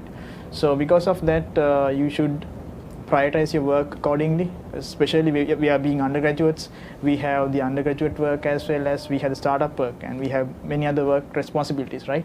So because of that, it's really important to have the right prioritization of work when we are doing both undergraduate degrees and startup work. So yeah, like I mentioned, manage your time, find the right team, and follow the right industrial practices, and keep up to the trends of the industry. So I think those are some of the good examples and good advices that I can provide to anyone who's willing to start their own business or a startup. Exactly, I follow the same idea, because finding the right team is the key aspect when it comes to a startup. Because look, you are starting from scratch, right? You don't have investors, you don't have anyone. It's just the talented team who's passionate to do something. And you know, the first few months, the most tough thing is actually compensating everyone through financials. So you know, the team should be ready to face that at first itself.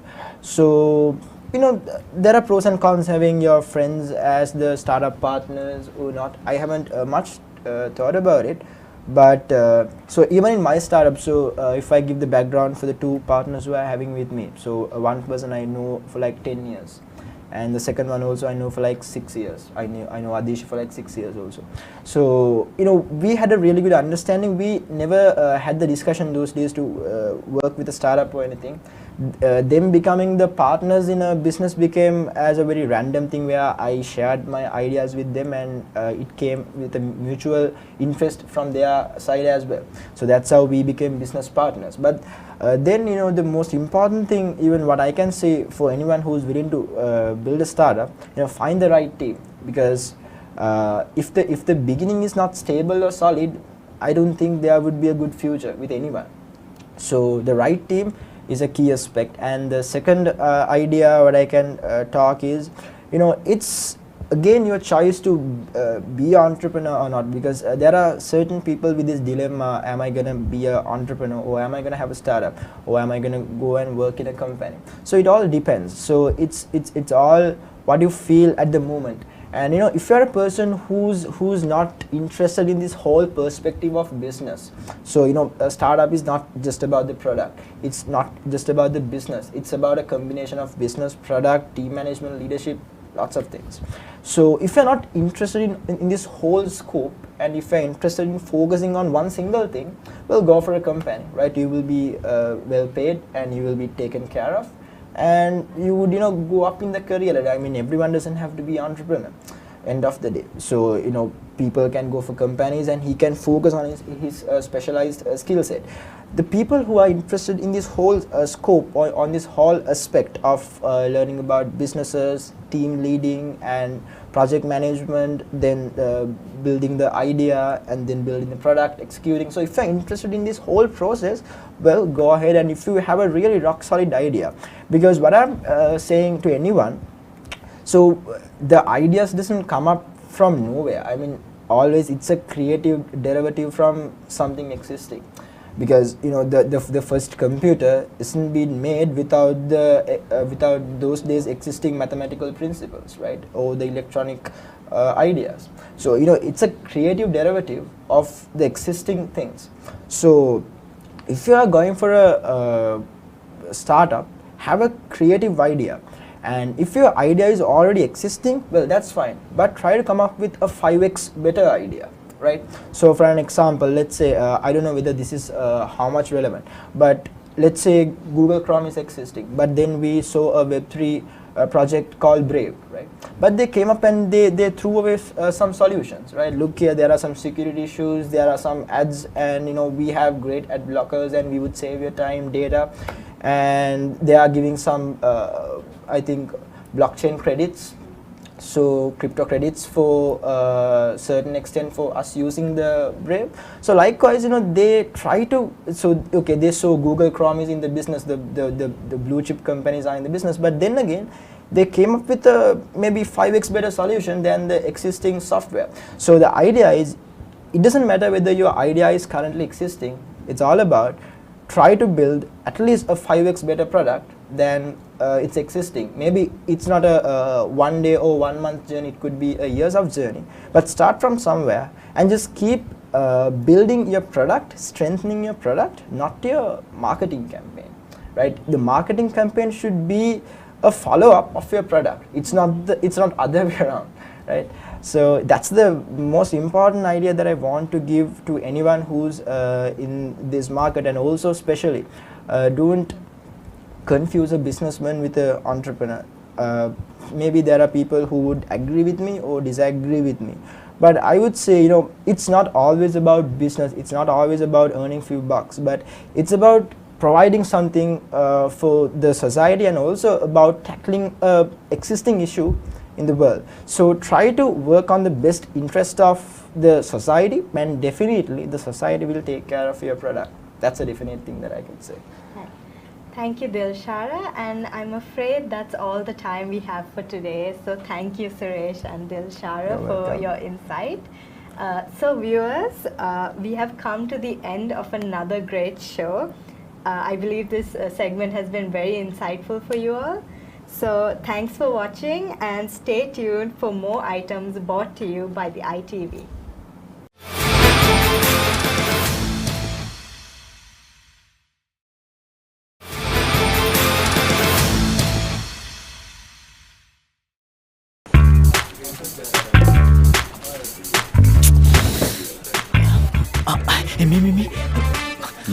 මට හෙට එන්න වෙන්නේ half day.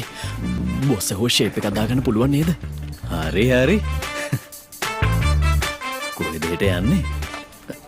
නෑ මේ බැංකුවට අලුත් account එකක් open කරන්නයි පරණ account එකේ මේ statement එකක් ගන්නයි. ඉතින් මොනවද මේ පෙරලගෙන හොයන්නේ? මගේ fixed deposit එකේ certificate එක නැහැනේ. තාම IPේ දාගත්තේ නැද්ද? දැන් මේ ෆෝන් එකේ තියෙන IPේ ඇප් එකෙන්ම ඩිජිටල් සේවිංස් account එකක් ඕපන් කරන්නත් ඕනම වෙලාවක account statements බලා ගන්න වගේම fixed deposit එකක් දාගන්නත් ලේසියෙන්ම පුළුවන්. මොකට රස්තිය අඩු වෙනවද? ලංකාවේ වැඩිම දෙනෙක් භාවිතා කරන ෆයිනෑන්ස් ඇප් එක iPay. As an undergraduate, the first place where you are going to work is really, really important because that's where you get exposed to the corporate world for the first time. I love WSO2 because of the usage of middlewares and then the systems like open banking and identity servers. So I just love to learn a lot of experience and work on APIs and get my hands on that so that during my final it will be a really great help.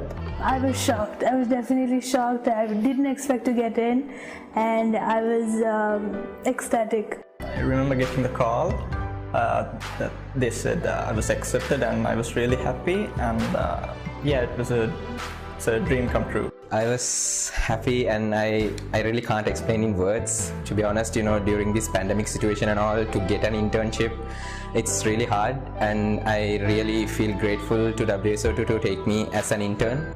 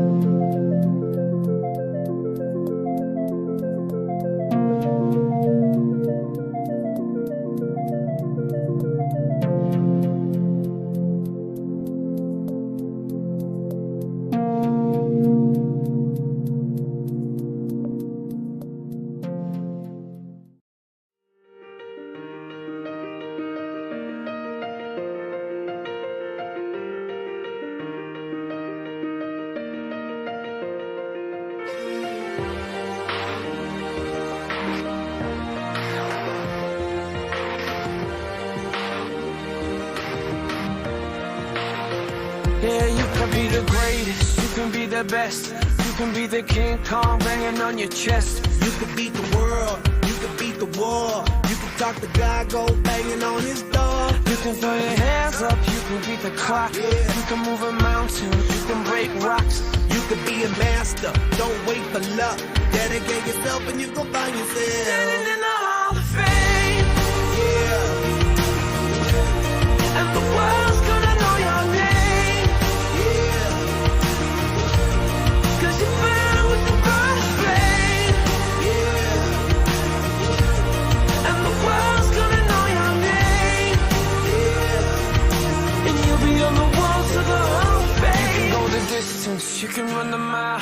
You can walk straight through hell with a smile. You could be the hero, you could get the gold. Breaking all the records they thought never could be broke. Yeah, do it for your people, do it for your pride. Are you ever gonna know if you never even try? Do it for your country, do it for your name. Cause there's gonna be a day when you're standing in the Hall of Fame. Yeah. And the world's gonna know your name. Yeah.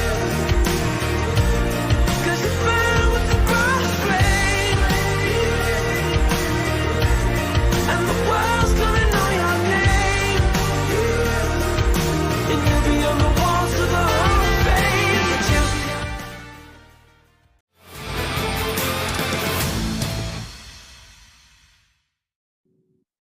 Hi guys, my name is Devon Vijay Singha.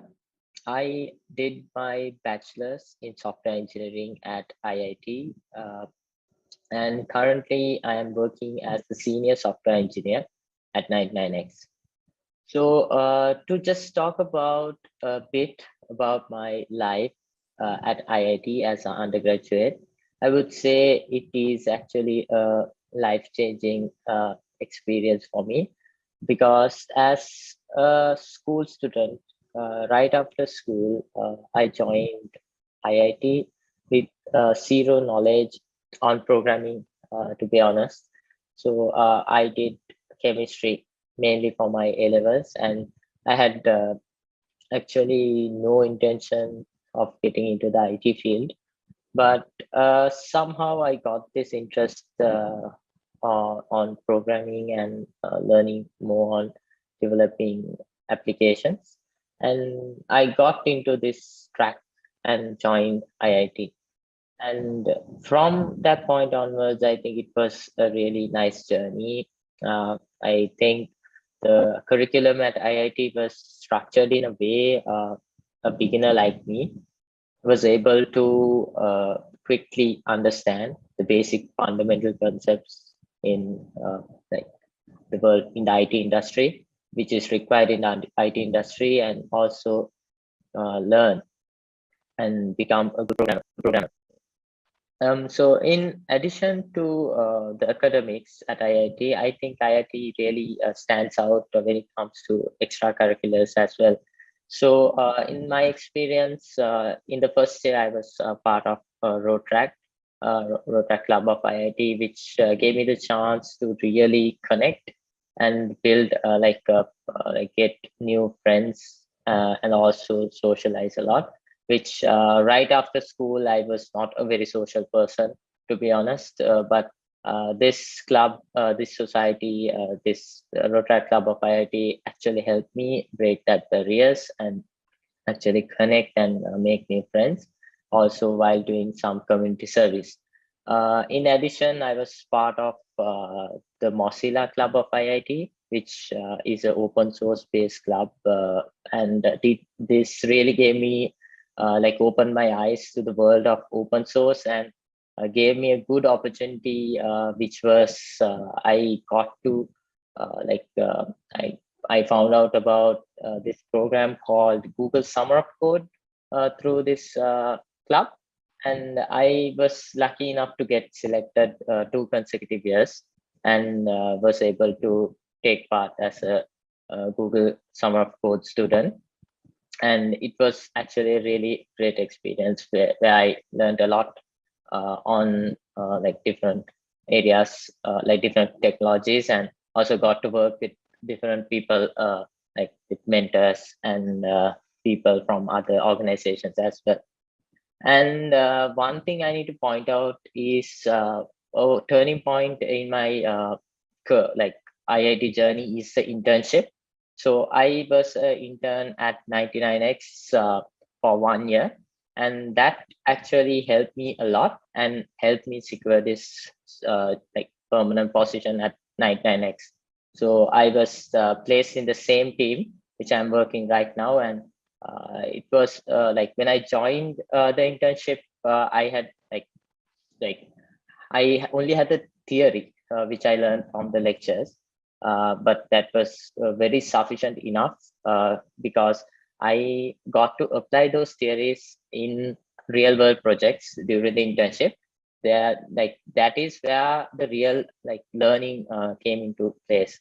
So I got all in the first and second year, I got all the theory and fundamentals down, and in my internship year I got to apply it and learn how actually the IT industry functions.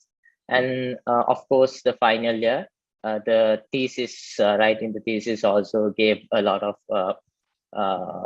insights on how we can manage our workloads and how we can properly do a research, which really comes in handy currently as well, because research is a really fundamental part of our day-to-day work as software engineers as well. So I think overall, IIT, I think I would really like to thank IIT at this point for everything, and also especially the lecturers and also my colleagues at IIT who have helped me a lot. And at IIT, it's always about the bond between lecturers and also between the colleagues. We have always this batch fit, like everyone is helping each other out. Even during coursework and assignments, we help each other out, and as one batch, as one family, we try to go forward. So I would like to wish the cutting edge committee of this year best of luck, and I think they have done a great job so far. I can remember in our years also we have been a part of organizing cutting edge, and it is a really good initiative where students at IIT get to showcase their talent, and I think it's a really great platform overall. So yeah, thank you guys. I wish everyone the best of luck at cutting edge, and yeah, see you guys.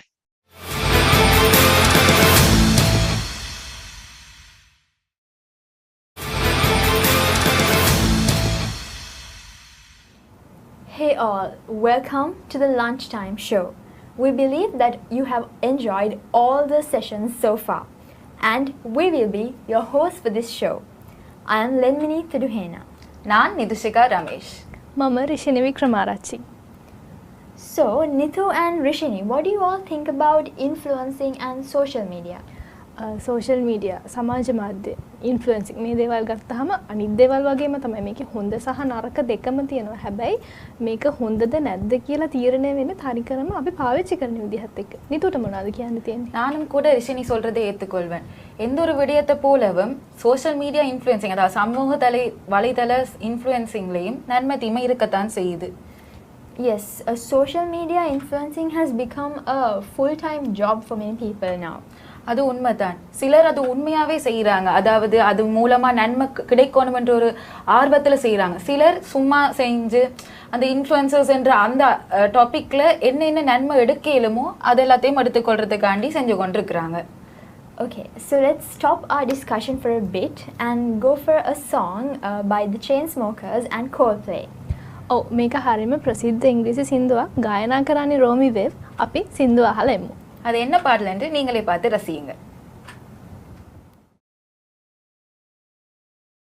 I've been reading books of old, the legends and the myths, Achilles and his gold, Hercules and his gifts, Spider-Man's control, and Batman with his fists. And clearly I don't see myself upon that list. But she said, where'd you wanna go?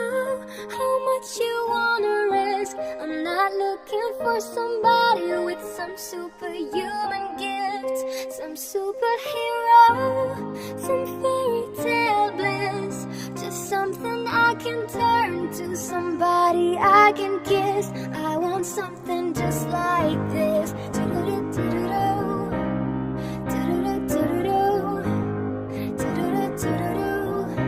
I want something just like this.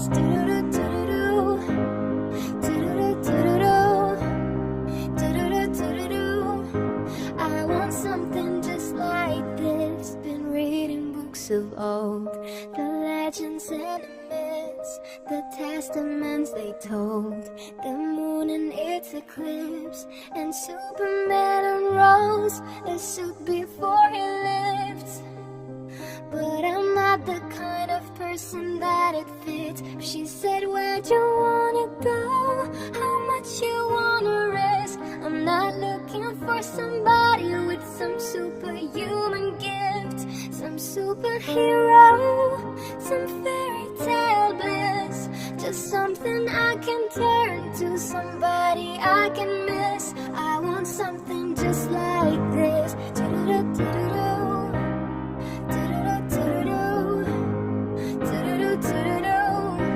I want something just like this.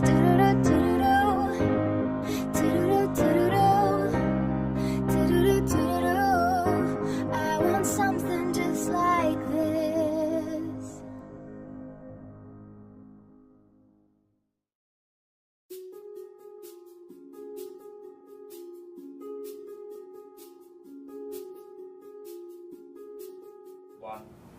இந்த நிகழ்ச்சியை ஆரம்பித்து வைப்பதற்கு ஒரு சிறந்த பாடலாகவே அது இருந்தது இல்லையா லென்மினி? Yeah, she was a very talented singer, but don't you think that sometimes talent is not recognized and seen as much? What are your thoughts on it, Neetu? திறமை ஒரு நாள் வெல்லும் என்று சொல்லுவாங்க. அந்த ஒரு நாள் எப்போ வரும்னு யாருக்குமே தெரியாது. ஸோ இப்படிப்பட்ட திறமைகளை வெளிக்கொண்டுறதுக்கு ஒரு ஊடகமாக தான் சமூக வலைதளம் இருக்குதுன்னு சொல்லணும். இதை பற்றி நீங்கள் என்ன நினைக்கிறீங்க ரிஷினி? ඔව් ඇත්ත අද වෙනකොට සමාජ මාධ්‍ය ජාල එහෙම නැත්නම් අපි සාමාන්‍යයෙන් කියන්නේ සෝෂල් මීඩියා කියන්නේ ඇත්තටම අපි කවුද අපේ අදහස් අපේ දක්ෂතා පෙන්වන්න පුළුවන් හොඳ platform එකක්. අපි සමහරලාට සෝෂල් මීඩියා වල යනකොට music covers, dancing covers එතකොට ඒ වගේම සමහරලාට short films මේ වගේ දේවල් පවා අපිට දැන් මේ වෙනකොට සෝෂල් මීඩියා ඇතුලේ දැක ගන්න පුළුවන්. Yes, that's true. Youngsters today can't complain that they don't have a platform to showcase their talents because major sites such as Instagram and YouTube are all used for this purpose. Okay, so before we get into any more, we will go on a short commercial break. Stay tuned, we will be right back. Building a digital product is complex, demanding, uncertain. And that's where we come in. We're a group of creative thinkers, digital product specialists, dreamers, and team players. With over 15 years in the industry, 400 innovators, 50 awards, building over 150 digital products for our global customers. We engage in your awesome idea and help bring it to life. 99X, creating impactful digital products together. Light බිල ගෙවන්න තියෙනවා කියලා පනිනවා. මේ බොස්ගේ surprise party එකට කීයක් දානවද?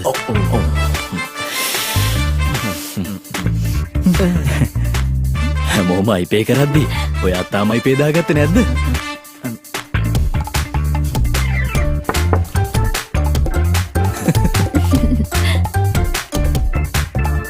Bill ගෙවන්න එළියට යන අය තව ඉන්නවද?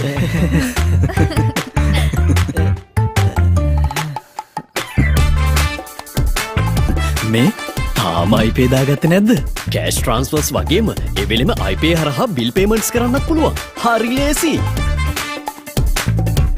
ලංකාවේ වැඩිම දෙනෙක් භාවිතා කරන ෆයිනෑන්ස් ඇප් එක iPay.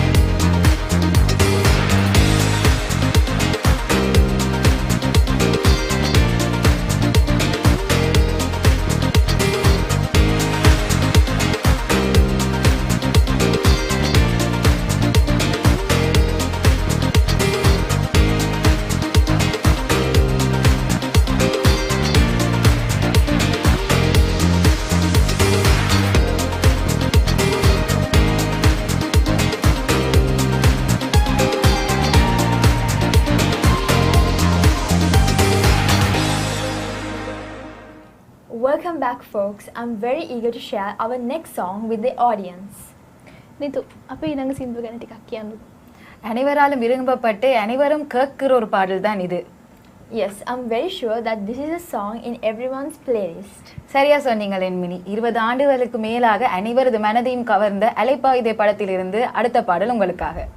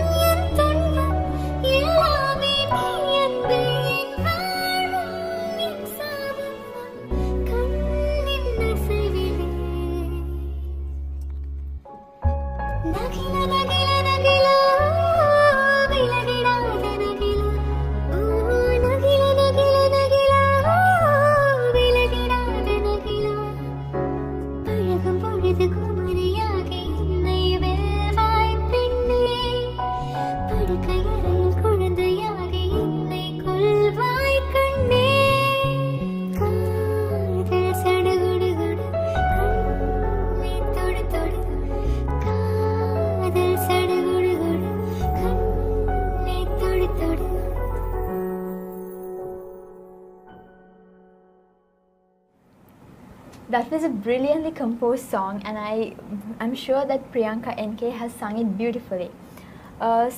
And I always think that the viewers vibe to that song very well. ஆமாம், இந்த காலகட்டத்திலேயும் அப்படி ஒரு காதல் கதை இருக்கும்னு நினைக்கிறீங்களா ரிஷினி? ඔව්, මේ වගේ ආදර කතා ඕන තරම් අපිට හොයාගන්න පුළුවන්. අදටත් අපිට මේ වගේ කතා හම්බෙනවා ඇති. සමහර විට අපිට තියෙන කාර්යබහුලත්වයත් එක්ක අපිට ඒවා මගහැරෙනවත් ඇති. ඉතින් අපි හැමෝම දන්නවනේ තාක්ෂණය අපිව කොච්චර ඈත් කරනවද කියලා වගේම තාක්ෂණය අපිව කොච්චර ලං කරනවද කියලා. Yes, that's true. Like those days, talking to your loved ones was a very challenging task. But now, for our generation, it's just a fingertip away. சரி, நாங்கள் அடுத்ததாக என்ன பாட்டு பார்க்க போகிறோம் ரிஷினி? ඊළඟ සින්දුව ලිහිණි කුරේ විසින් ගායනා කරන මෑෂප් එකක්. Yes, so this is a couple of songs by my favorite duo, Bhatia and Santosh. And I would like to straight away dive into the two songs, Malpan Podak and Unmadani.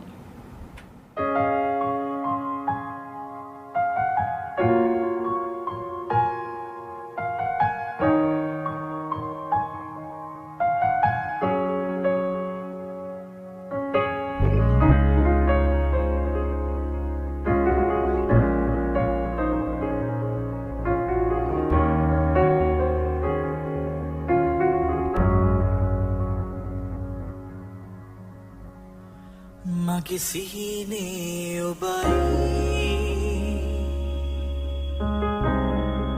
මගේ සිහිනේ ඔබයි තනි ආහාරේ නොවේ ආදරේ හද උණුසුම් ඔබයි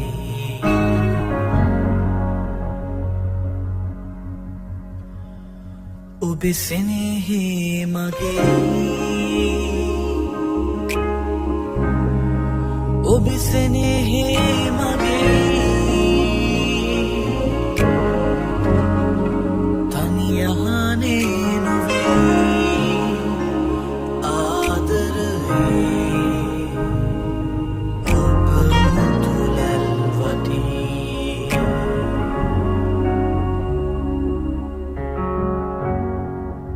මගේ සිහිනේ ඔබයි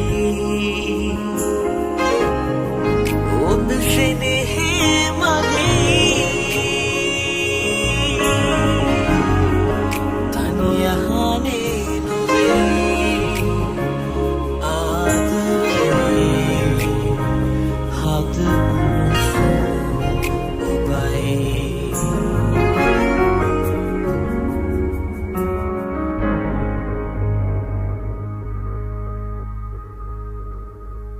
මල් පැන් පොතක් කිනිත්තකගින් ඉසින්නා වගේ මට ඔබේ ආදරේ ඔබගෙන් තරම් ලැබූ පෙම් වදන් ඉතින් ආදරේ නම් බොහොමයි හැඟුම් අහසක්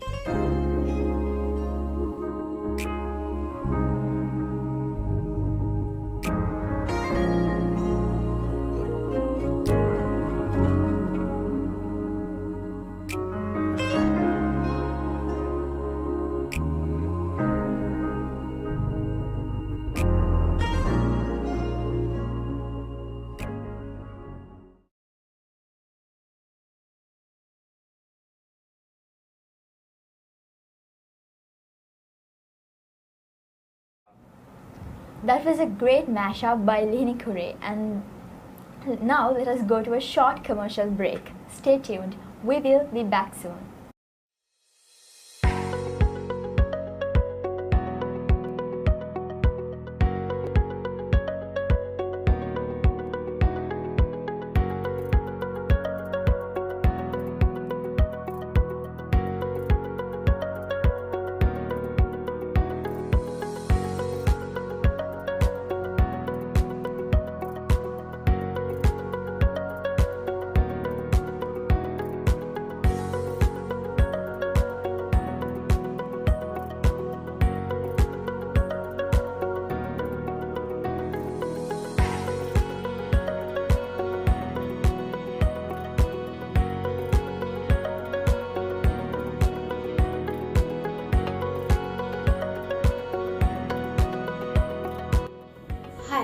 Damodara.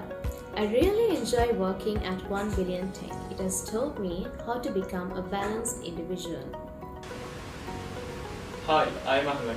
I am a final year student of IIT. I joined as an intern and today I am an associate software engineer. 1 Billion Tech helped me to take off my career.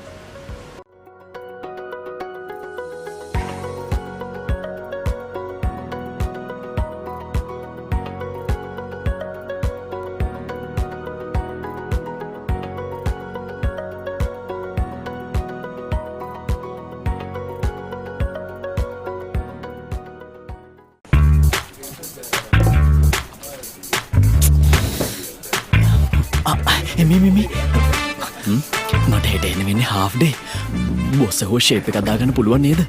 හරි හරි. කොහෙද හෙට යන්නේ? නෑ මේ බැංකුවට අලුත් account එකක් open කරන්නයි පරණ account එකේ මේ statement එකක් ගන්නයි. ඉතින් මොනවද මේ පෙරලගෙන හොයන්නේ? මගේ fixed deposit එකේ certificate එක නැහැනේ. තාම IP දාගත්තේ නැද්ද? දැන් මේ ෆෝන් එකේ තියෙන IP app එකෙන්ම digital savings account එකක් open කරන්නත් ඕනම වෙලාවක account statements බලා ගන්න වගේම fixed deposit එකක් දාගන්නත් ලේසියෙන්ම පුළුවන්. මොකට රස්තිය අඩු වෙනවද? ලංකාවේ වැඩිම දෙනෙක් භාවිතා කරන finance app එක iPay. Welcome back, folks. So, Nithu, what is going to be our next song? அடுத்ததா இன்னொரு பாடலுக்கு போறதுக்கு முன்னாடி ஒரு முக்கியமான விஷயத்தை பத்தி நாங்க பேசத்தான் வேணும். தொழில்நுட்பத்துல சிறார்கள் ரொம்பவும் ආර්වමුලවරාக இருக்கிறாங்க இந்த කාලத்துல. අද පத்தி நீங்க என்ன நினைக்கிறீங்க රිසිනි? ඇත්ත. අද තියෙන සමාජයේ විශේෂයෙන්ම තරුණ පරම්පරාව ගොඩක් තාක්ෂණයත් එක්කම තමයි ඉපදෙන්නේ සහ අප්ඩේට් වෙන තාක්ෂණයත් එක්ක තමයි ඒගොල්ලොත් ලොකු වෙන්නේ. එතකොට තාක්ෂණය කියන දේ ඒගොල්ලන්ට ගොඩක් හුරු දෙයක්. ඒ හින්දාම තමයි දෙන්නේ අපි තාක්ෂණය පාවිච්චි කරනකොට ගොඩක් පරිස්සම් වෙන්නත් ඕනේ. Yes, very true. Like some aspects of technology delay learning and some aspects of technology stimulate learning. So it is up to the parents, all in all, to cope with their children and limit and restrict the use of technology to a time frame. ඔව් ඒ කතාව හැමම චුට්ටක් තියලා අපි සින්දුවක් අහලෙමු. அடுத்த பாடலை பாடின நபர் 3 கிராமி அவார்ட்ஸுக்கு சொந்தக்காரர். அவர் யாருன்னு நீங்களே கண்டுபிடிச்சிருப்பீங்க.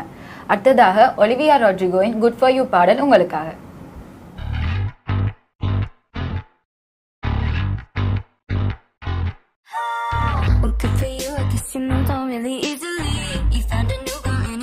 Took a couple weeks. Remember when you said that you wanted to give me the world? And good for you, I guess that you've been working on yourself. I guess that therapist I found for you, she really helped. Now you can be a better man for your brand new girl.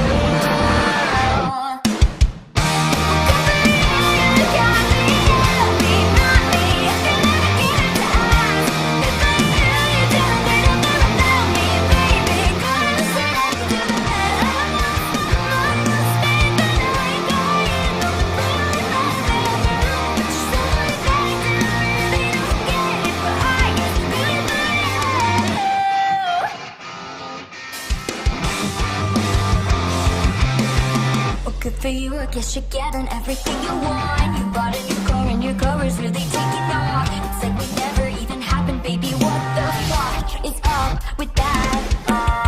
And good for you, it's like you never even met me. Remember when you swore to God I was the only person who ever got you? Well, screw that and screw you. You will never have to hurt the way you know that I do.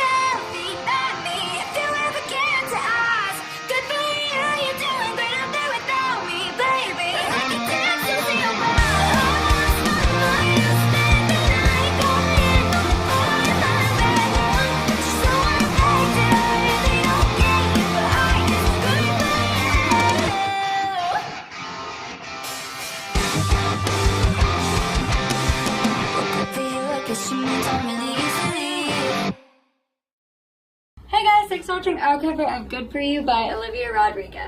Thank you to Wyatt, Chris Sackett, and Mark Henriksen for subscribing to our Patreon. And if you guys want to show some extra support, make sure you click the link in the description.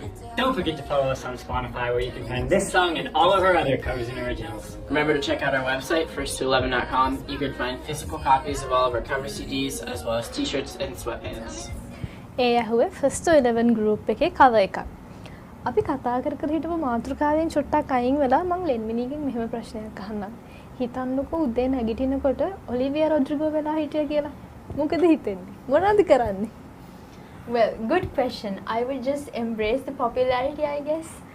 What do you think about it, Nithu?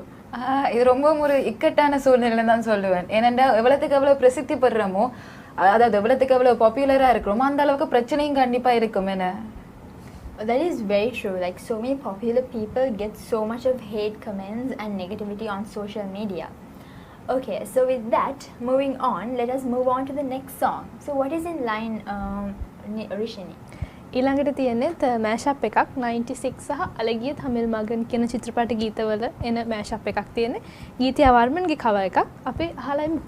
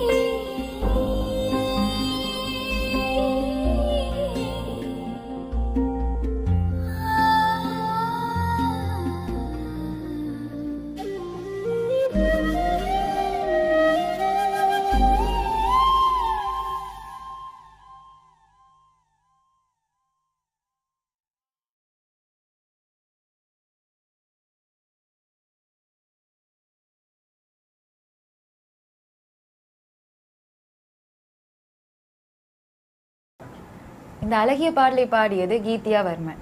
அடுத்ததா இன்னொரு பாடலுக்கு போறதுக்கு முன்னாடி நாங்கள் இப்போ அடிக்கடி பார்க்குற ஒரு விஷயம் தான் டிவி சீரீஸ். இதை பற்றி நீங்கள் என்ன சொல்ல வரீங்க ரிஷினி? මම නෙට්ෆ්ලික්ස් TV සිරිස් කීපයක් බැලුවා. කැමතිම එකක් කිව්වොත් Stranger Things. ඔයාලත් රෑ නිදි මරාගෙන TV series බලන කට්ටියද? Sometimes. And I see that a lot of people tend to binge watch a lot of TV series and movies when there are deadlines and exams around the corner. ඔව් ඉතින් එහෙම වුණාට assignment deadlines exams තියාගෙන TV series films බලන එක නම් පුරුදු වෙන්න හොඳ නැති දෙයක් නේද? நானும் கூட நிறைய டிவி சீரீஸ் ஃபாலோ பண்ணுறது உண்டு. ஸோ அடுத்ததாக பார்க்க போகிற பாடல் பற்றி சொல்லுங்கள் லென்மினி. Yes, next in line we have a very peppy classic song by H.R. Jyothipala, and it is sung by Tehani Imara now, and it is called Adare Hitanawa Dakkam, and this song is dedicated by the organizing committee of Cutting Edge to Thivian Karuneswaran, the student chair of Cutting Edge.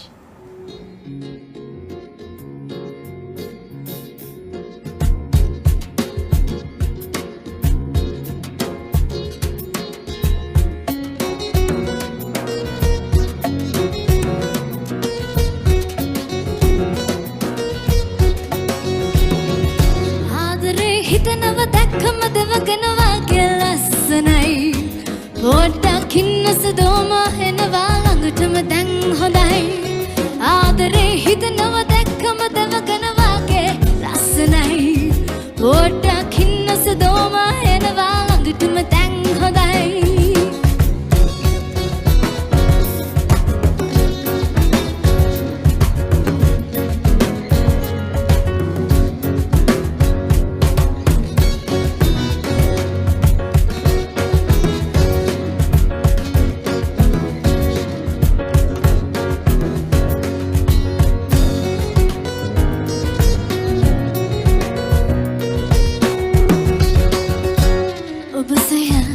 Enemy Mahadev Rungaya Hengue April Mavile Hansya Ubasaya Enemy Mahadev Rungaya Hengue April Mavile Hansya Hengue April Mavile Hansya Adare hitnawa dakkama devaganawage lasanai පොඩ්ඩක් ඉන්නස දෝමා එනවා ළඟටම දැන් හොඳයි ආදරේ හිතනව දැක්කම දෙවකනවාගේ ලස්සනයි පොඩ්ඩක් ඉන්නස දෝමා එනවා ළඟටම දැන් හොඳයි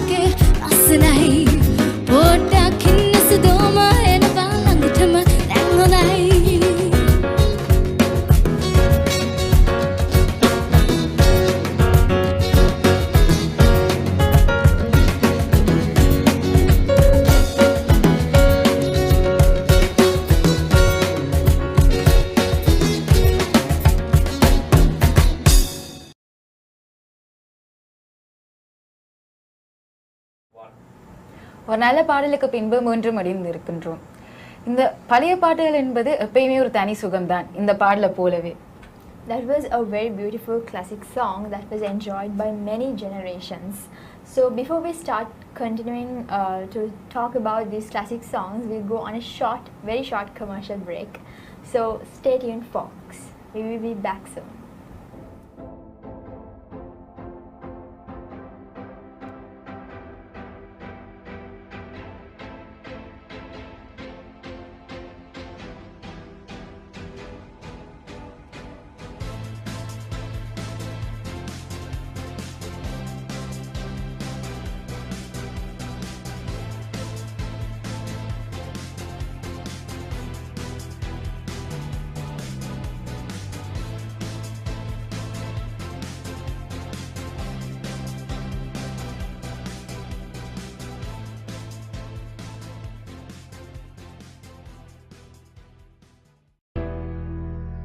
As an undergraduate, the first place where you are going to work is really, really important because that's where you get exposed to the corporate world for the first time. I love WSO2 because of the usage of middlewares and then the systems like open banking and identity servers. So I just love to learn a lot of experience and work on APIs and get my hands on that so that during my final it will be a really great help.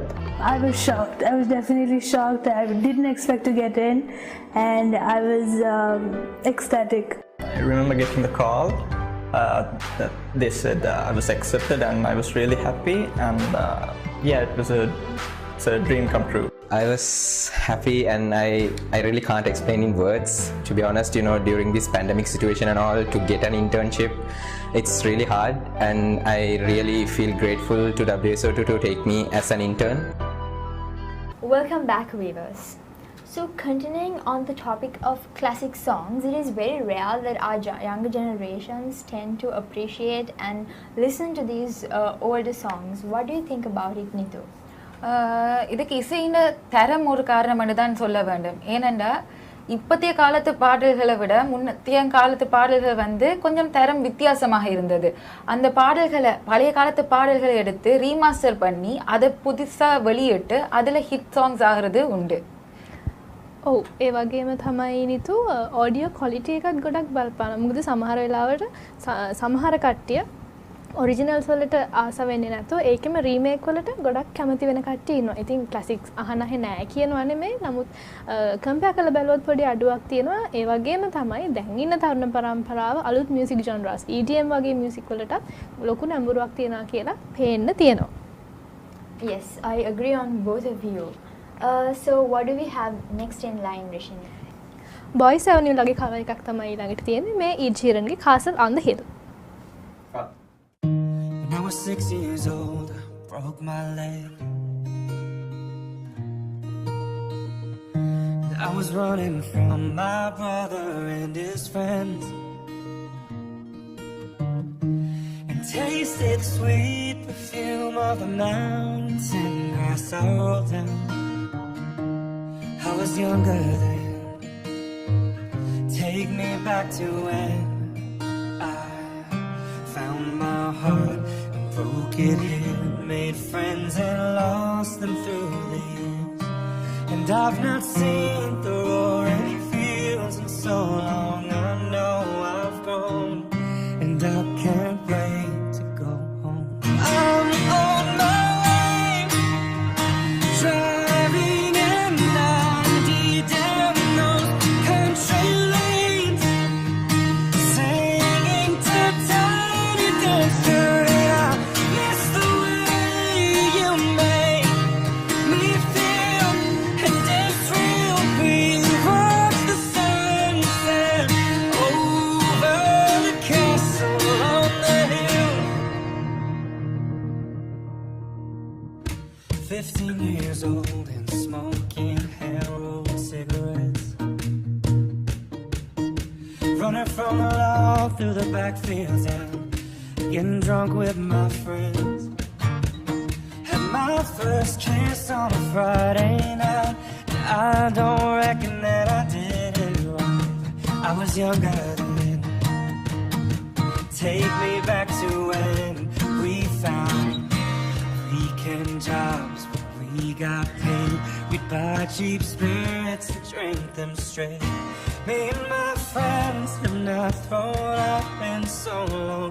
Oh, how we've grown, but I can't wait to go home. And I'm on my way, driving at 90 down those country lanes, singing to Tiny Dancer. I miss the way you make me feel, and it's real. We watch the sunset over the castle on the hill.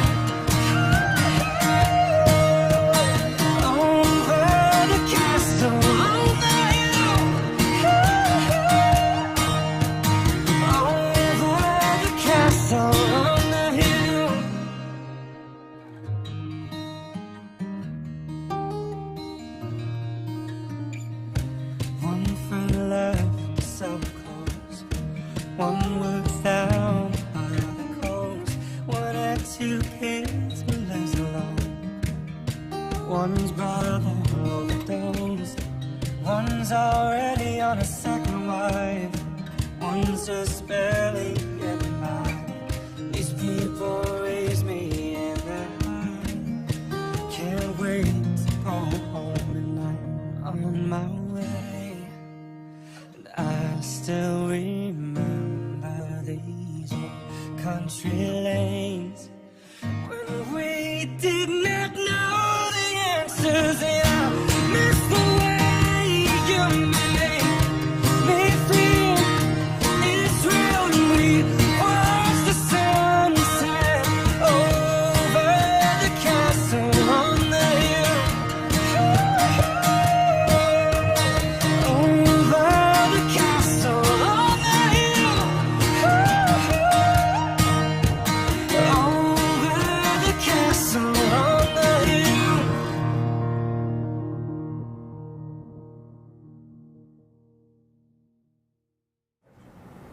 ඒ ඇහුවේ boys ඇවනිව් ලගේ කව එකක්.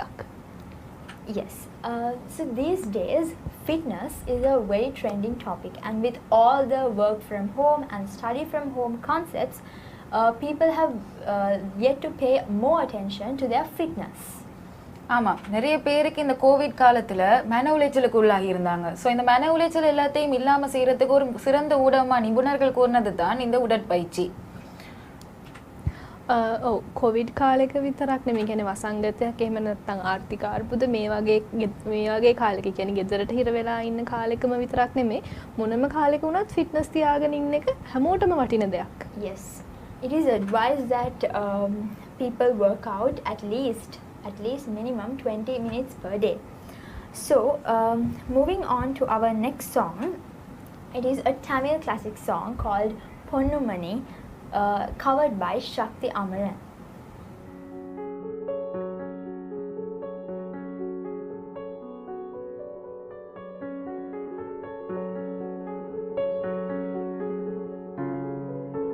நெஞ்சுக்குள்ளே இன்னாருன்னு சொன்னால் புரியுமா?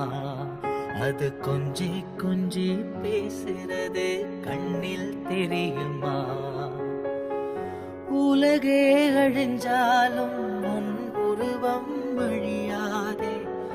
உயிரே பிரிஞ்சாலும் உறவேதும் பிரியாதே. உண்ணாமல் உறங்காமல் உன்னால் தவிக்கும் பொண்ணு மணி. நெஞ்சுக்குள்ளே இன்னாருன்னு சொன்னால் புரியுமா? அது கொஞ்சி கொஞ்சி பேசுறது கண்ணில் தெரியுமா?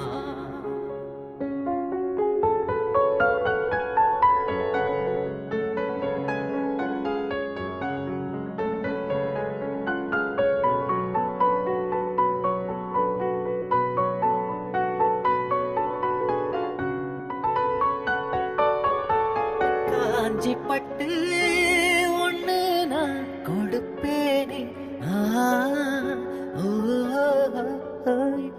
காலம் எல்லாம் உன்னை நான் சுமப்பேனே. தூக்கங்கெட்டு கெட்டு துடிக்கும் முல்லை முட்டு தேக்கு மர தேகம் தொட்டு தேடி வந்து தாளம் தட்டு என் கண்ணில் நீதானம்மா. உண்ணாமல் உறங்காமல் உன்னால் தவிக்கும் பொண்ணு மணி. நெஞ்சுக்குள்ளே இன்னாருன்னு சொன்னால் புரியுமா? அது கொஞ்சி கொஞ்சி பேசுறது கண்ணில் தெரியுமா? உலகே அழிஞ்சாலும் உன் உருவம் அழியாதே. உயிரே பிரிஞ்சாலும் உறவேதும் பிரியாதே. உண்ணாமல் உறங்காமல் உன்னால் தவிக்கும் பொண்ணு மணி.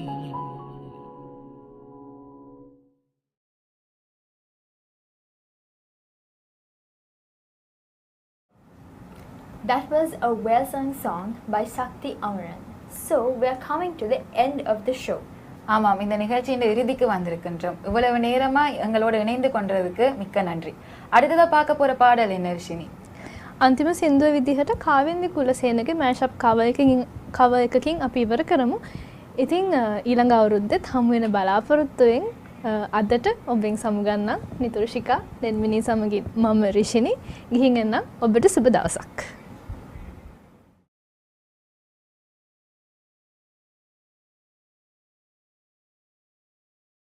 සිහිනෙන් වුවත් නෑමාදුටුවේ මගේ දිවියේ අන්නකාරේ ඔබගෙන් පෙරනෑනා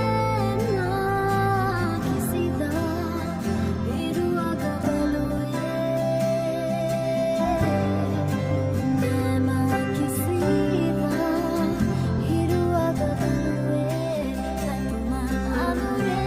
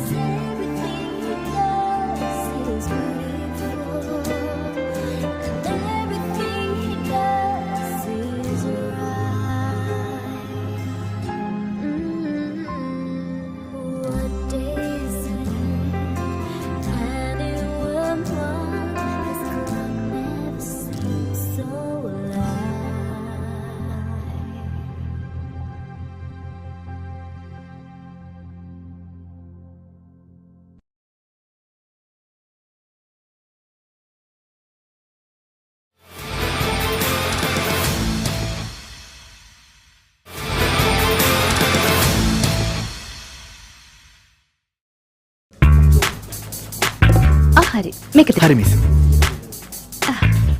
අයියෝ අපි කාඩ් ගන්නේ නෑනේ. කෑෂ් වලින් විතරයි ගන්නෙ. අයියෝ සල්ලි ගෙනාවේ නැහනේ. Thank you. හරිම thanks of course. Thank you.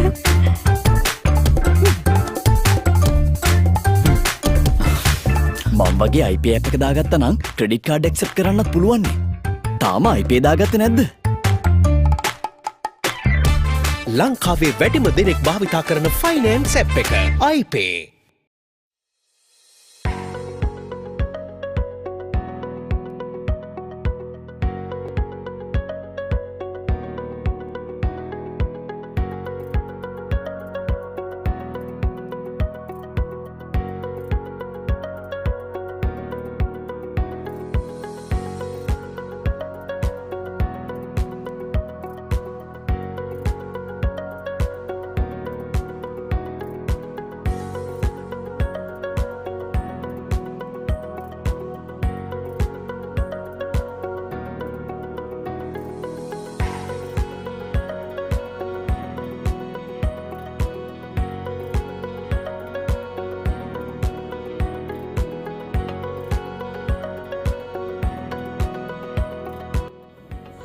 I'm Odara.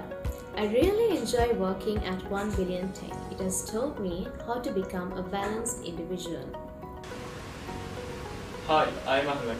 I am a final year student of IIT. I joined as an intern and today I am an associate software engineer. 1 Billion Tech helped me to take off my career.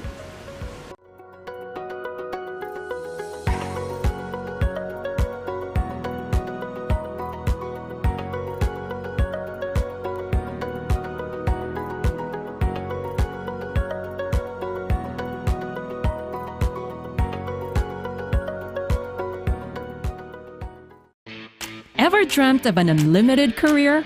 We did. Circles Life is revolutionizing the digital services industry by giving power back to customers.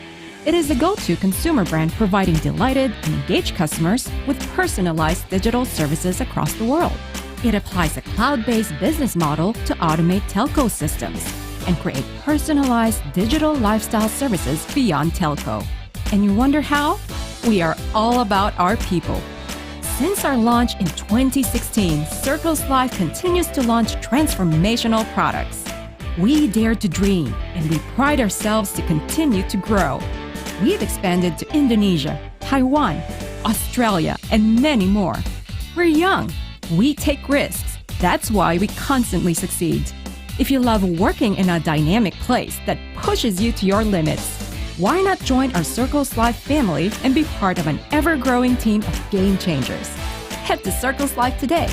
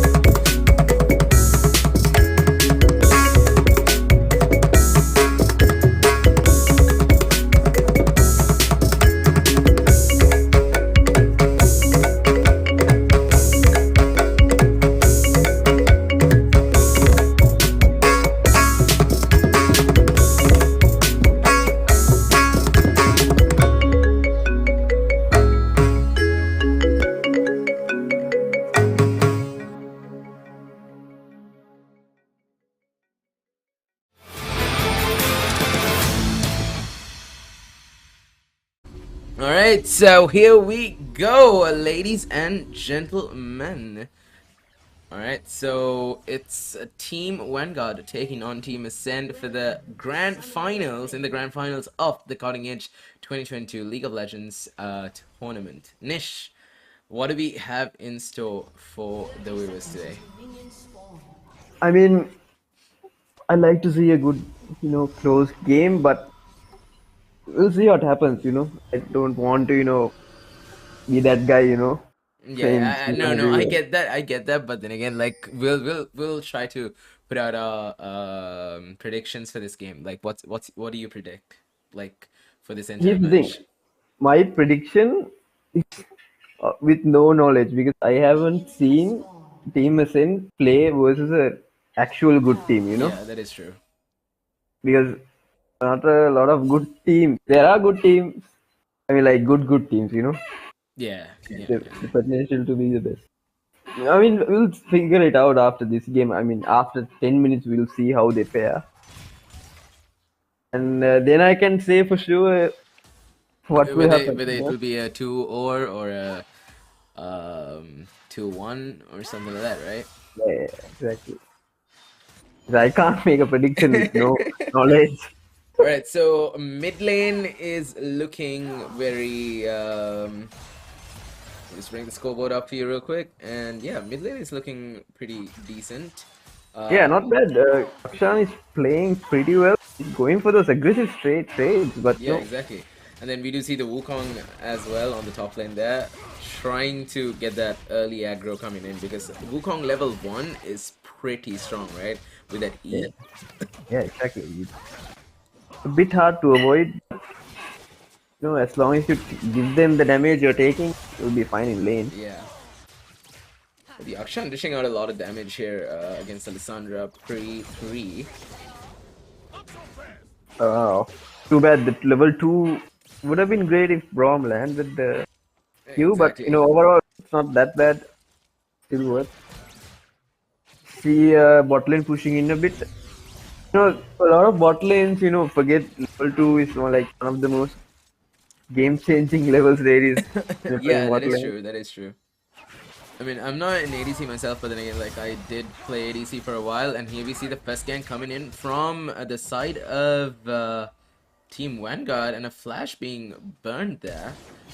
And Charger decides to take the first blood, and yes, he does secure it, flashing in there for the kill. He knew that the Akshan didn't have the flash there, and that is first blood secured by Team Vanguard.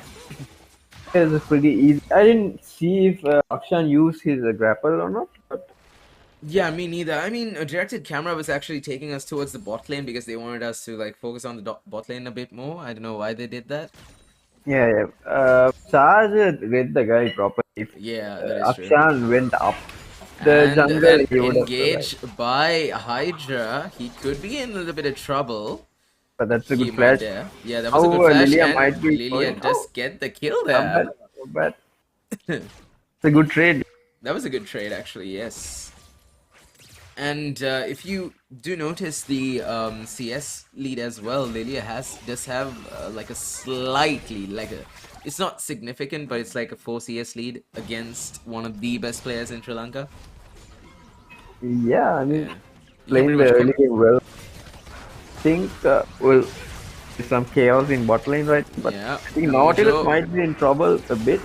And Samira coming in. What is going on? Xylox gets Mojo there.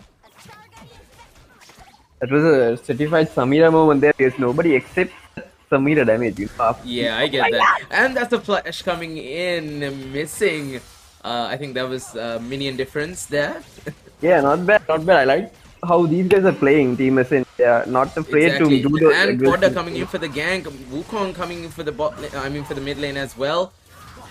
Do they have enough damage to take them down? I doubt it. But Akshan igniting the Wukong here. Yeah, that might be a bit of a bad ignite. But... Yes, and then of course Xing Zhao for the rescue. Does get the kill. Hydra gets the kill for that. And Akshan might be in trouble as well, and if I'm not mistaken, he will... Oh, that was a bit of a That was Decision diff. yeah, that was decision diff right there. The goal lead is back towards Team Vanguard, even though it's 2 kills for 2. Yeah, the mid lane fight is too close. It was just the ignite not going on the right target. Yeah, If that they is got true. that ignite out, Akshan could have popped off with the dash reset and stuff. But then again, I like how Send is playing against this team. They're showing that they're not afraid of Team Vanguard. Like, I mean, if it was any other team, right, they would be playing very scared. They would be like, okay, like, now what do we do? Now what do we do? Akshan could be in trouble here. He does get stunned, and Charger comes in for the cleanup. Yeah, Akshan might have stayed too long in lane. Yeah. Teams like Vanguard, the rotations are pretty frequent, so you need to at least ward or keep a track of them. So, like the second, and like your lane goes missing. And you can't afford to overstay in a lane, especially when you're like 2 health. Because they will punish you for it, right? Yeah, they will come and take that free money. There's a little freeze going on in bot lane, right? I mean, now might be an opportunity for Nautilus to do something. Because you can also see who Charger is seeing him on the bot side as well. He's ready for that. Ready for the counter gank there. Yeah, because they have to force and push the lane to the tower. Exactly. And if they do that, Charger is there to provide. There we go. The Brom Shield doing a lot of damage prevention there. And Wukong might be in trouble. He does get killed once again. But then again, Unseen Blade is there. The Lissandra comes in for the shutdown. Picking up the kill there for the Wukong. But then again, the Wukong could have ulted for the second time there. But I believe he did not. He chose not to. He got wrecked there a little bit, yeah. You see the engage coming in from the Rammus as well, the counter gank, and Mojo could be in trouble. Mojo gets taken down. Samira goes in for Nightmare, and he gets taken down as well. Double kill for Samira. The Sing Zhao flashes away, triple kill, and a flashback by Xylox, claiming the triple kill and the 5 down in bot lane. With that, a free Drake as well for the team of NA Ascend.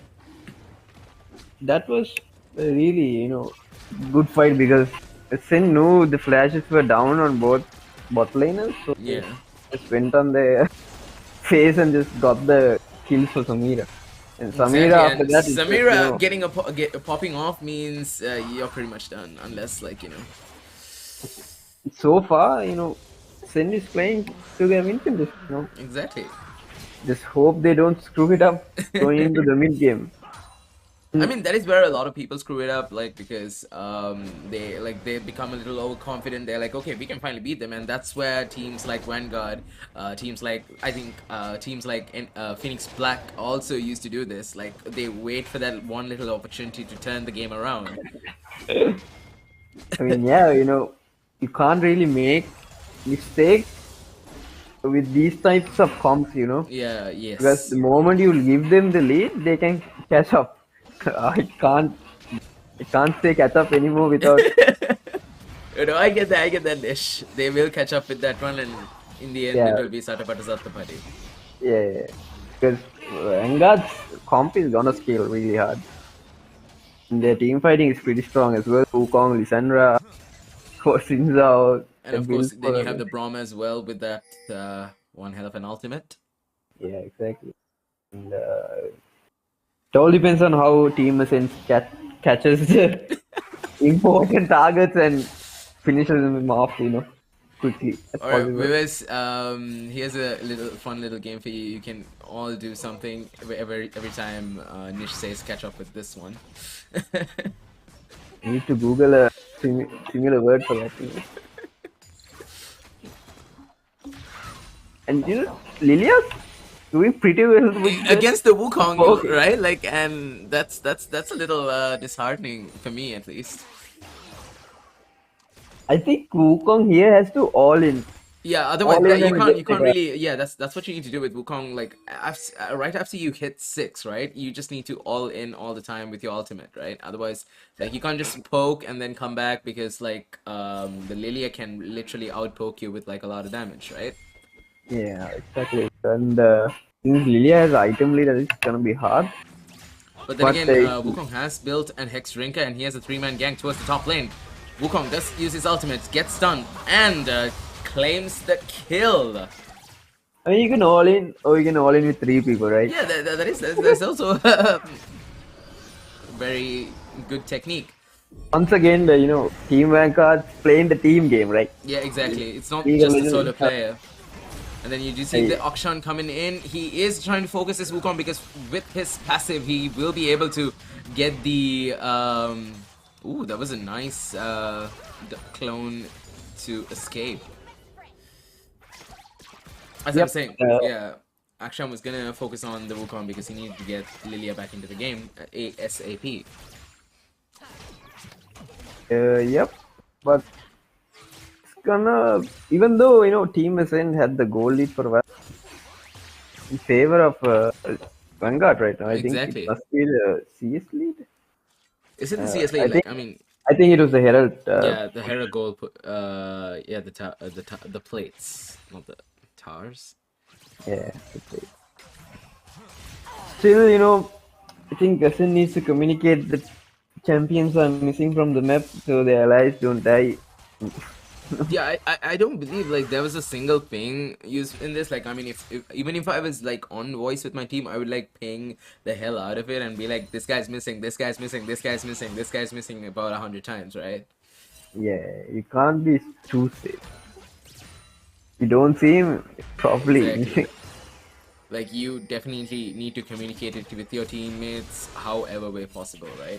And we do see the Rammus coming in and another engage by Wukong while we head into the top lane. Rammus, I believe that gank was a little bit of a fail. Team Vanguard being able to back off safely. Yeah, I don't know why Rammus popped the ghost there. Some reason. And the engage coming in from the Wukong. Are we going to see another ultimate? He does not have his ultimate, but then again, this would be an easy kill. Yes, the Q being used there.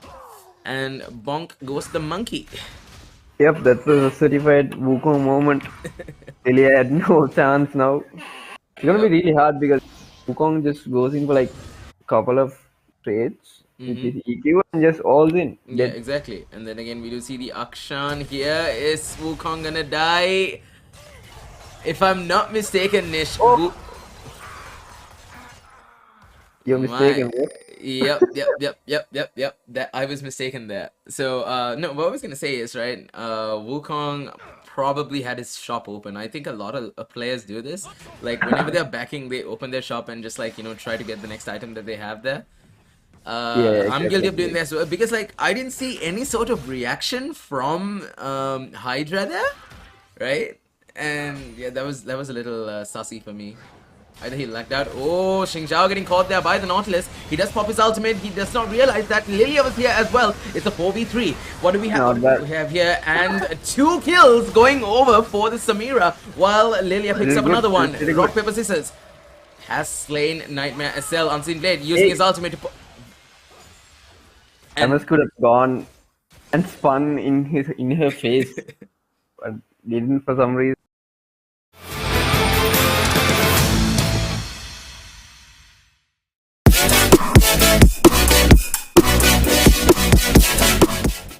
Hello, I'm Amani Yusuf, the current Students' Union President of IIT. The Students' Union of IIT is basically a union that organizes projects in order to provide the students of IIT with a memorable and exciting student life. A few key signature projects done by the Students' Union are Stagecraft, the sports meet, annual sports meet organized, and a few others now. Aurudu, Dansal, all those are a few more projects. So Stagecraft is a musical event where students are given the opportunity to come in front and showcase their talents in dance, singing, basically in all performing arts. And to make things more exciting and to spice it up, they also provide the students with certificates and make it sort of a competition. So apart from Stagecraft, like I said, Aurudu is done for the Sinhala and Tamil New Year. Then sports meet is organized again for the for the various, there are houses for all students at IIT, so just to create competition and to make it exciting. So that's basically most of the things done by the Students' Union. Apart from that, you can always reach out to us if you have any issue, if you have any concern, if you would like to see the union do anything. But due to the COVID-19 pandemic and due to the prevailing situation in the country, the union from last year has not been able to do these signature projects. However, our union, under my presidency, we were able to do a few virtual events, which is the movie night, the online gaming, the gaming competition, and so on. So once again, if you have any doubts or anything you would like the Students' Union to do, always feel free to reach us. You can find our contact numbers on the intranet and all that, or you can just, drop us an email to the Students' Union email ID. Also, if you are from your first year, if you will be starting your second year in September, know that you can join the Students' Union. You can, the lecturers will call for elections, there will be interviews, so you can always join.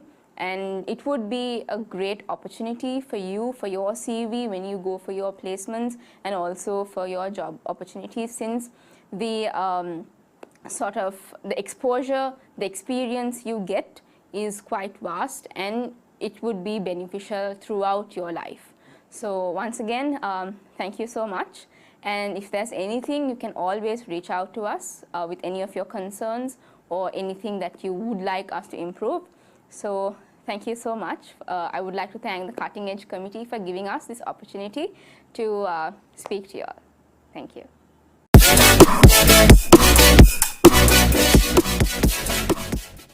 Hi guys, I'm Santosham Allatantri, so I'm the president of the Mozilla Club and FOSS community of IIT.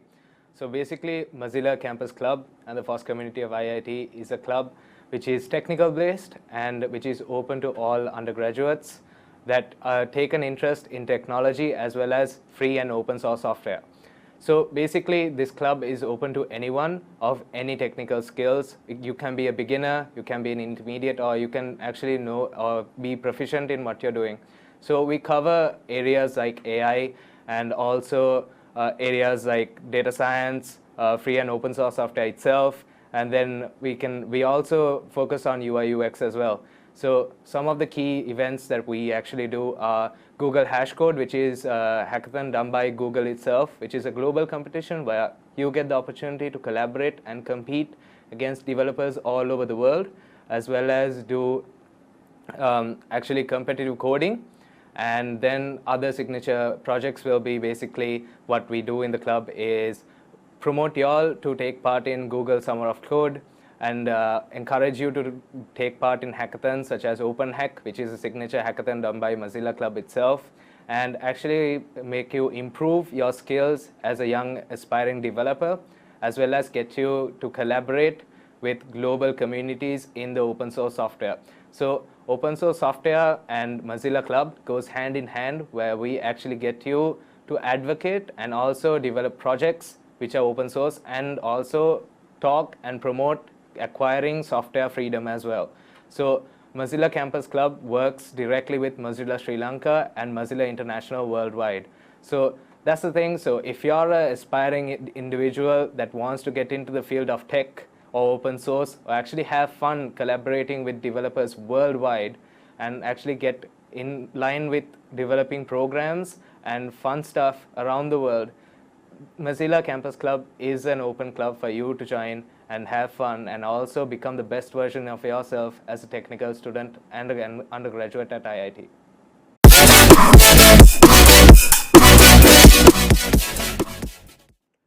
Hi everyone, I'm Yasri Chatissa, and I'm the president of Rotaract Club of IIT for the Rotaract year 2022-2023. Before I start off into going in detail about Rotaract Club of IIT, first of all, I would like to explain what Rotaract is.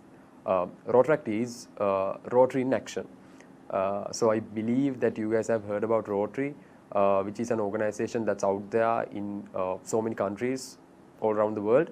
So we are also we are also a part of that Rotary organization, and Rotaract it is there for the young generation in the world from the age 19 to the age 30 to 35. So what is the difference of Rotary Club of IIT? So Rotary Club of IIT is known to be one of those most outstanding clubs in Sri Lanka when it comes to Rotaract, and Rotaract is known to be a club that has the goal of serving the community while working on our individual selves and while improving as a community. And Rotary Club of IIT is known to the culture of our club because we are known to be a club that has fun and that interacts with so many people that are out there, even in Sri Lanka and even outside Sri Lanka, while achieving our goals in uplifting the community. So if you are interested in joining the Rotary Club of IIT, there are a few avenues that you would like to work in. So in our club, there are 8 avenues, starting from club service, then community service, professional development, international services, public relations, IT, sports, and finance. So if you are someone who would like to join to the club, you will be working in all these avenues, your preference. So there are different signature projects that are under each of these avenues. So I will briefly explain about some of the signature projects so that you also can go and research more before you join in. So when it comes to club service, there's a project called Sally's Manor, which is known as one of the biggest horror houses in Sri Lanka, which will happen this Halloween also. And then when you come to community service, there's the project Imitudama, where the goal in that project is that creating computer labs all around Sri Lanka. And this project, which has also won a South Asian award, is known to be one of the best projects out there for community service, not just in Rotaract but also in the South Asian region. And then in international service, there's a project called Dansala, where we focus on providing donations to poor people all around the world. And then in professional development, there we have this project called Trailblazers. And if we move on to public relations, which is also known as PR,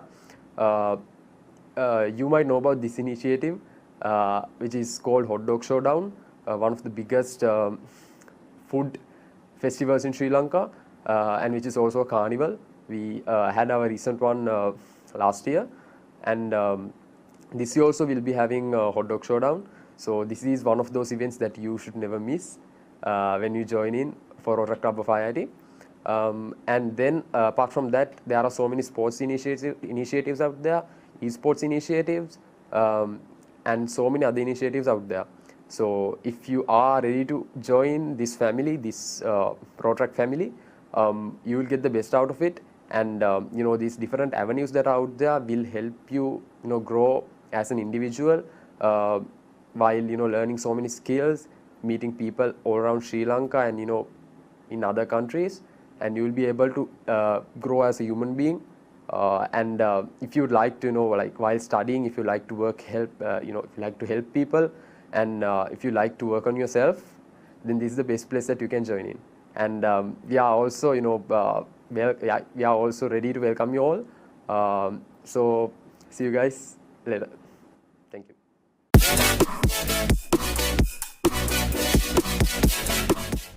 Hi, I'm Rishiyasan Navaratnam, the current chairperson of the IEEE student branch of IIT. And to begin with, I would like to thank the cutting edge team here for organizing such a great event, which will be beneficial to lots of people in the near future. And to begin with, I would like to give a brief introduction on what IEEE is. IEEE is the Institute of Electrical and Electronics Engineers, which is the world's largest professional organization with over 400,000 members and 160 plus countries.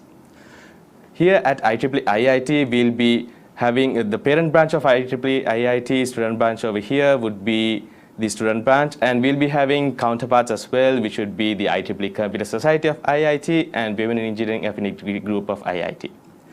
One of the main significant benefits of joining IEEE is the exposure that the participants and the volunteers will be getting. since IEEE connects technological communities and professionals throughout the world and is well renowned for their contribution to the technological advancement in the field of computer science. As I would like to state some of the projects which we have done in the past and which we are about to do in the past. So I'd like to begin with CodeSprint. CodeSprint is the first ever inter-university hackathon in Sri Lanka, which went out to win the Best Student Branch Award in the year 2015 by the IEEE Sri Lankan section. And then following on, we have Design IX, which is the first ever virtual designathon in Sri Lanka. So IX basically is for those who actually love and would love to work on the graphical and designing aspects of the technologies. Following more, we would be having Let's Talk Tech. Let's Talk Tech is a series of technological tech talks in which we'll be covering the latest technological aspects and trends, and those sessions will be done by industry professionals and specialists so that the students will be getting more informative, the students will be getting the insight more like in a informative way. And then following, we've got membership drives. Membership drives are for those who would want to join IEEE but still don't know how to join or the proper way to join in. So those sessions would be done by our past seniors and the current members of the IEEE student branch in order for the students to get the insight on the IEEE student branch and how it actually functions, the functions and the benefits that is gained through it.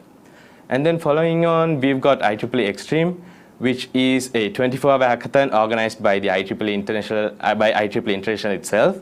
It consists of various rounds in which people from all over the world will take part in those competitions to top the leaderboard. And then moving on to the benefits that the participant or volunteers would gain by joining IEEE at IIT is that the volunteers will be given chances and various opportunities for them to take on responsibilities so that they would get an opportunity to actually improve their intrapersonal and organizational skills, which will ultimately benefit them in the long run and in the aspect of industry as well. So to join IEEE, please do feel free to contact us through if you do have any contacts with the current executive committee, please feel free to contact them, or if not, you all can contact us through our socials, IEEE IIT in Instagram and IEEE Informatic Institute of Technology through Facebook. So apart from that, I would like to convey one last thing is that IEEE, the people who volunteer for IEEE will be learning since the people who volunteer for IEEE will be learning because IEEE evolves around the technological stuff as well. So basically, you will be learning through volunteering. So please feel free to join IEEE. If there's anything, please do let us know. Thank you.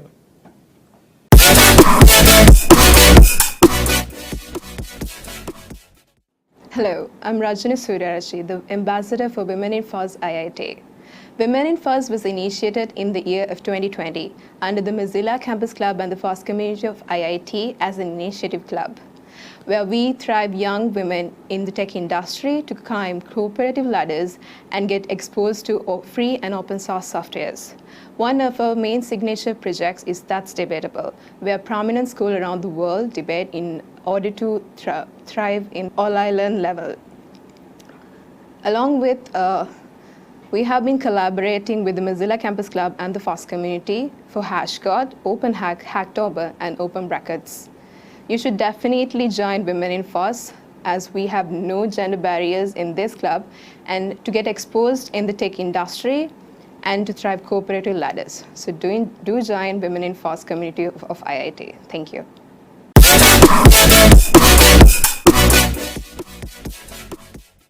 Hi everyone, I'm Rukshika Narayansamy, the President of BizLink Society. As you're all aware that it was started on 2020. The main focus of BizLink Society is that we serve a classroom experience and industry opportunities, and also we develop skills for the students.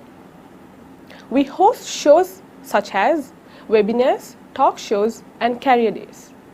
Also, it's a very good opportunity for y'all if you join BizLink Society, as it will add opportunities. It had great opportunity for your CVs.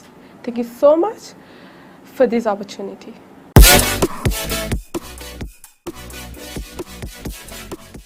Hello everyone, I'm Janitha Patrana, Treasurer of the IEEE at IIT. Basically our club is IEEE. So IEEE is a world leading organization for computing and information technology professionals. In this year we have more than 400 members, and including the 80 plus paid members.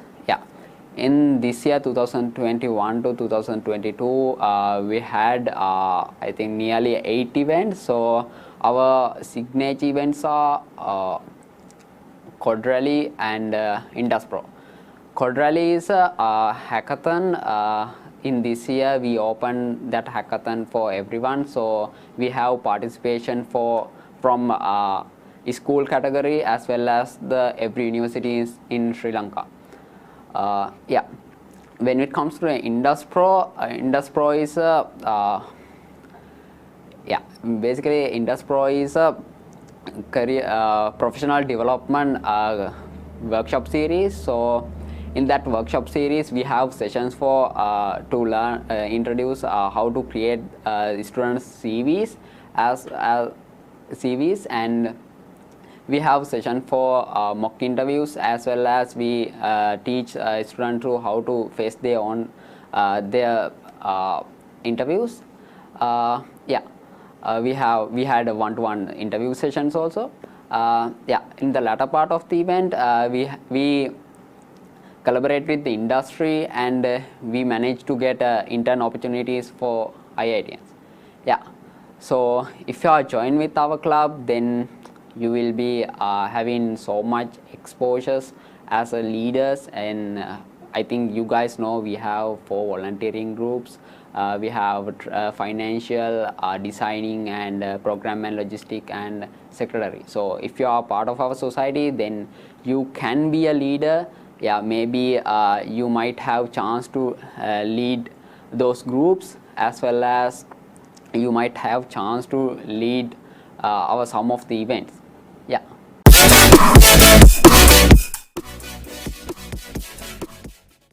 Hello everyone, I'm Ranudhi Kumaradu, the Secretary-elect for the IEEE Women in Engineering Affinity Group of IIT. So to give you guys a quick briefing on what our club is, it is an affinity group of the IEEE student chapter of IIT. And what our main goal is to empower women and girls within IIT to join the STEM industry and empower them to really enjoy that field. So if I were to talk about some of our signature events, this year we had a Startup 101, which is where we had a bunch of seminars and webinars where we took in speakers to speak about how to build a startup culture. And then another event we had quite recently, was event Safe Space. And that was talking about a very taboo topic, which is workplace harassment. So when you join our club, you will be involved in very fun events as such, and as well as organizing committees. So you can cultivate technical skills as well as non-technical skills. So I encourage everyone to join our club, and we have an upcoming second edition for our newsletter, which is called Inspired, and that will have some fun articles that will give you insight in the field of tech and many more that will be useful in your career. So if you'd like to join our club, you can check out our new website, which is wieit.com, and you can register as a member if you are already a student at IIT. So thank you everyone, and I hope to see you all at future events by IEEE by WIE.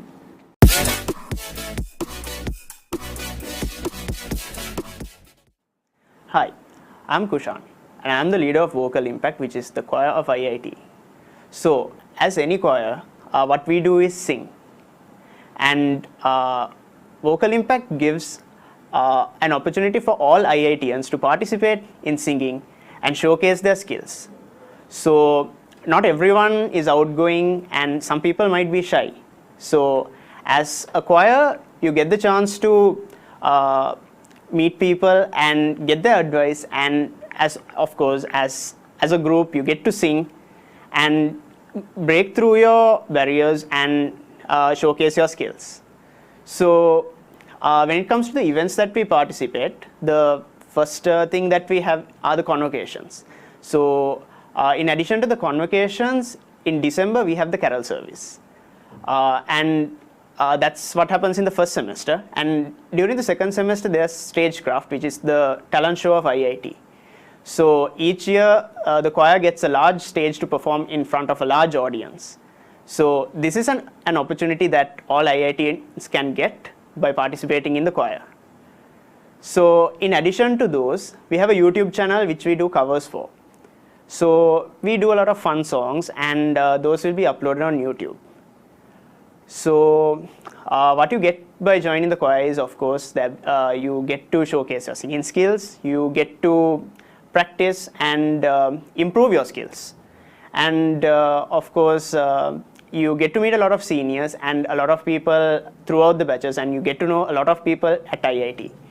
So by interacting with seniors, you can improve your skills in singing. In addition to that, there's the academics as well. So you can get advice on the academics and different things which will help you throughout the years in your university career.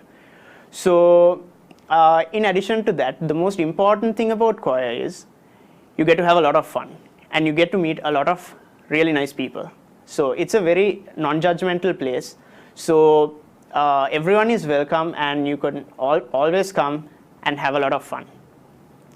So always feel free to join the choir, and we have a lot of events coming up, and you can participate in all of those.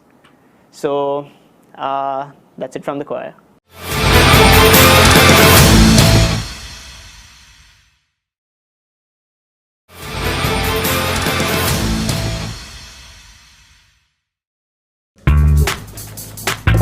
හරි මේකට හරි miss අයියෝ අපි card ගන්නෙ නෑනේ cash වලින් විතරයි ගන්නෙ අයියෝ සල්ලි ගෙනාවේ නැහනේ Thank you. හරිම thanks of course. Thank you.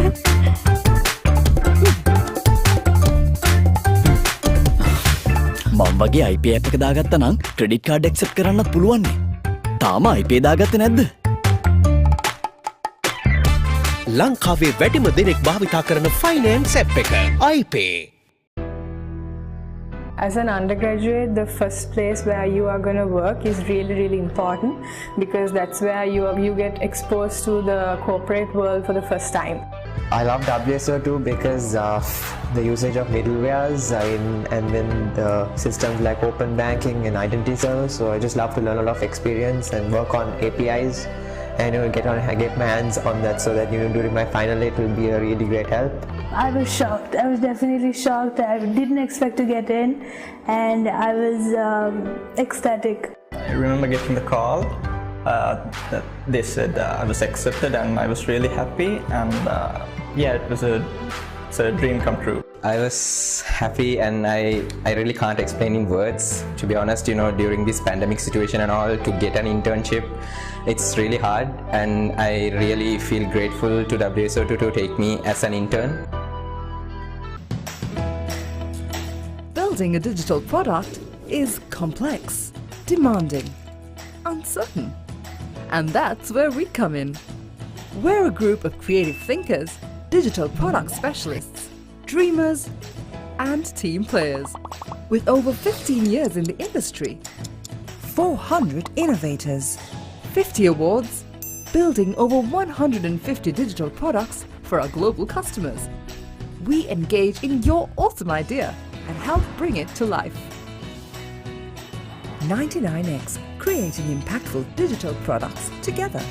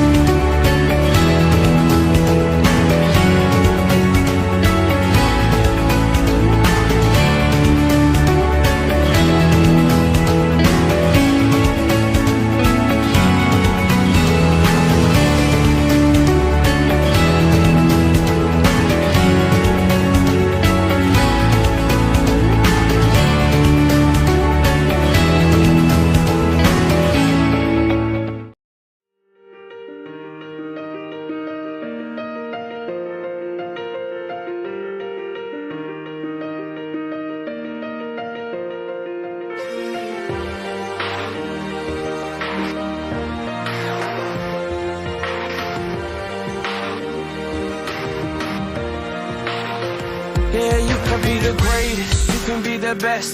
You can be the King Kong banging on your chest. You could beat the world, you could beat the war.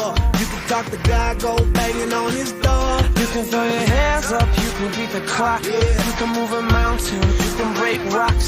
You could be a master, don't wait for luck. Dedicate yourself and you gon' find yourself standing in the Hall of Fame. Yeah. And the world's gonna know your name. Yeah. Cause you burn with the burning flame. Yeah. And the world's gonna know your name. Yeah. And you'll be on the walls of the Hall of Fame. You can go the distance, you can run the mile. You can walk straight through hell with a smile. You could be the hero, you can get the gold. Breaking all the records they thought never could be broke. Yeah, do it for your people, do it for your pride. Are you ever gonna know if you never even try? Do it for your country, do it for your name. Cause there's gonna be a day when you're standing in the Hall of Fame. Yeah. And the world's gonna know your name. Yeah. Cause you burn with the burning flame. Yeah. And the world's gonna know your name. Yeah. And you'll be on the walls of the Hall of Fame.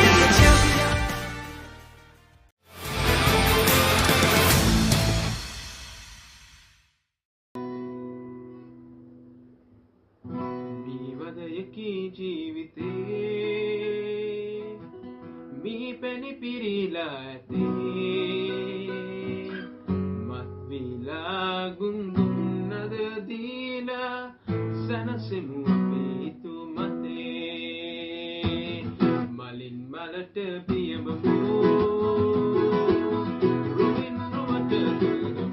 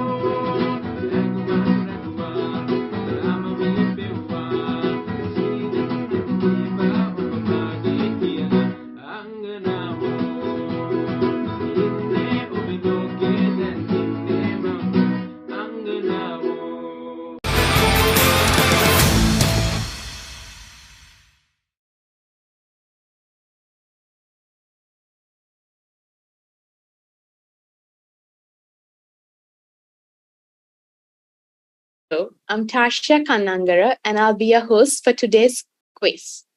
Before we get started, let me brief you on the quiz. It runs for 30 minutes and would see a total of 20 questions asked. Whoever manages to tally up the most correct responses in the least amount of time wins. Seems straightforward enough, doesn't it? Well then, with the briefing out of the way, let's not waste any more time and get things underway. All right, first things first. Please click on the link in the chat to reach the Kahoot website.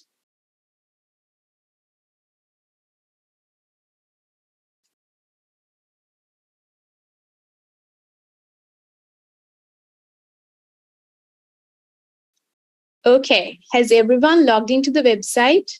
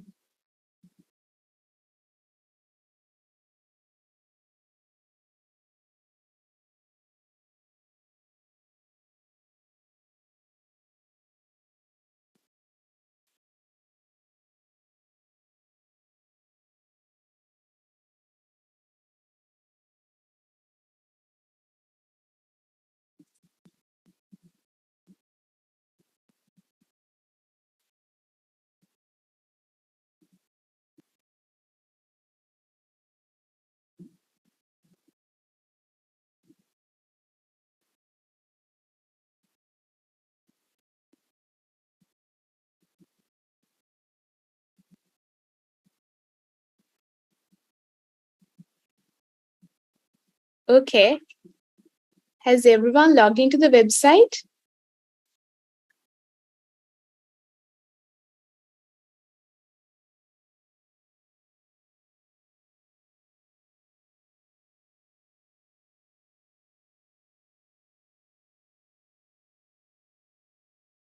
All right, now can everyone please enter the pin which was sent into the chat and let's get started.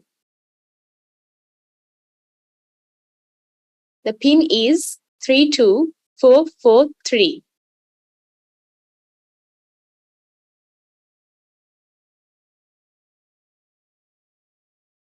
Please enter your first names and check the screen share to see if your name is visible. I'll give you all 5 minutes to prepare before we start.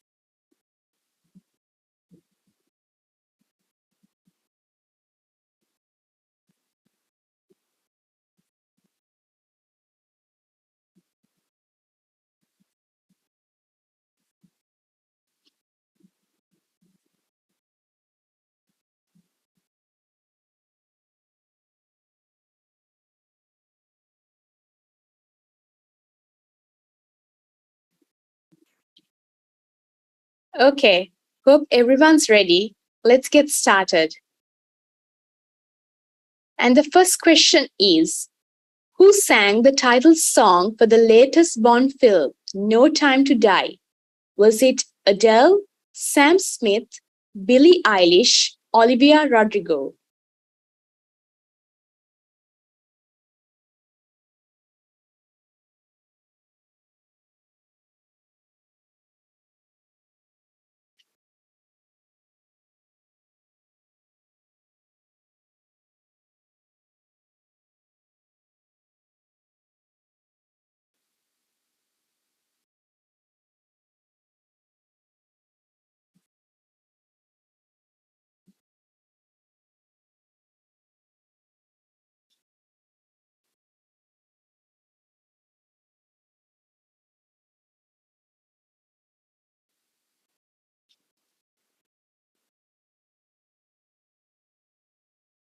And the answer is Billie Eilish. Interesting enough, both Adele and Sam Smith have also sung Bond's opening track in 2012 and 2015, respectively. Onwards then, on to the second question. Guess the movie. Cancer survivor never loses his sense of humor and stays red. I'm quite certain that this is a fairly easy question to answer.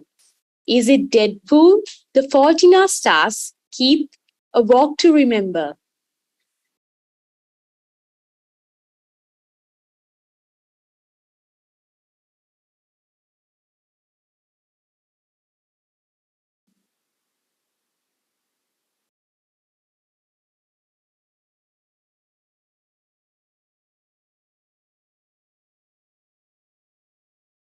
Select your answer soon.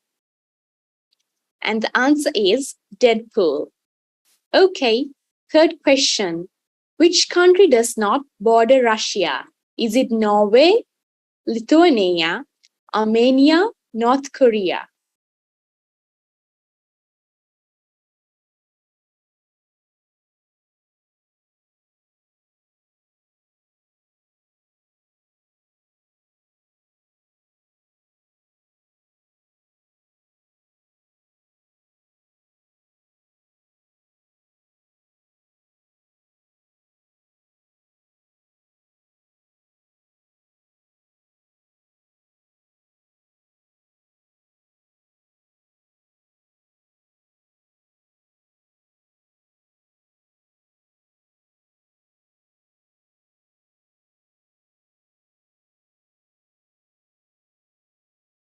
And the answer is Armenia, whose only borders are with Turkey, Georgia, Iran, and Azerbaijan. Here's one that I'm certain the football fans will answer in a jiffy. Who is the highest paid footballer, only considering the yearly payment given by their club, excluding sponsorship and endorsement payments? Is it Lionel Messi, Cristiano Ronaldo, Neymar, Kylian Mbappe?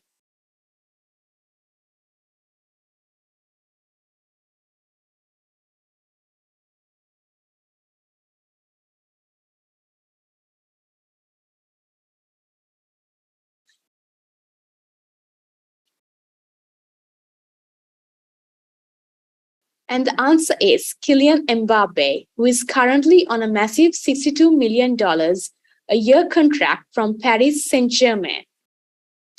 Moving on to the next question. I'll mention a quote and you got to identify the movie. Here's the quote.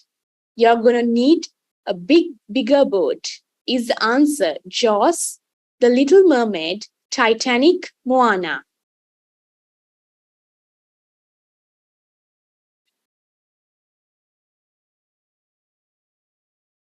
And the answer is Jaws.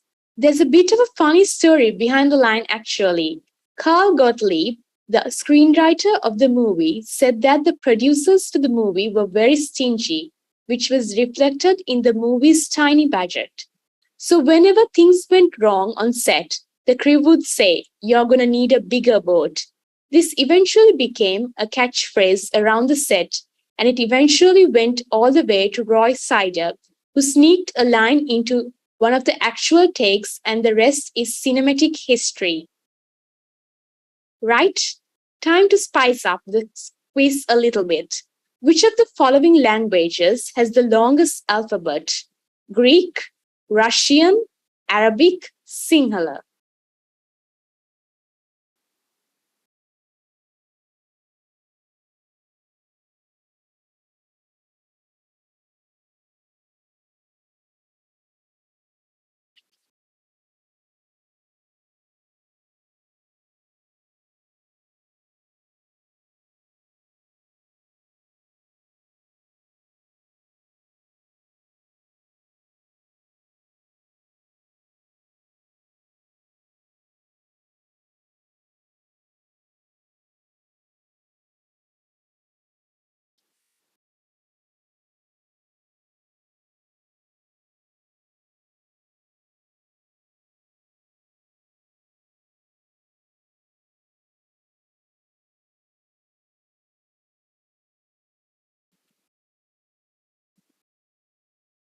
And the answer is Sinhala with 60 letters. For comparison, the Greek alphabet has 24 Russian, 32, and Arabic 28 letters.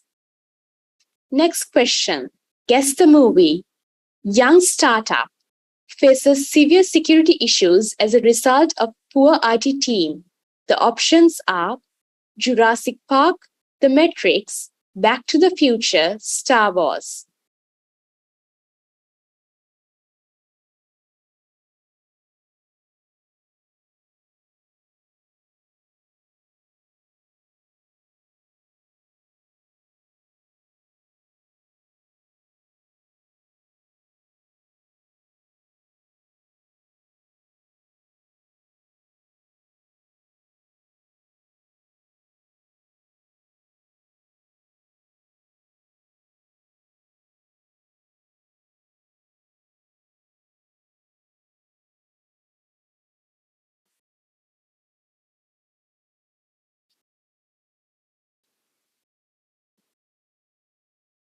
And the answer is Jurassic Park.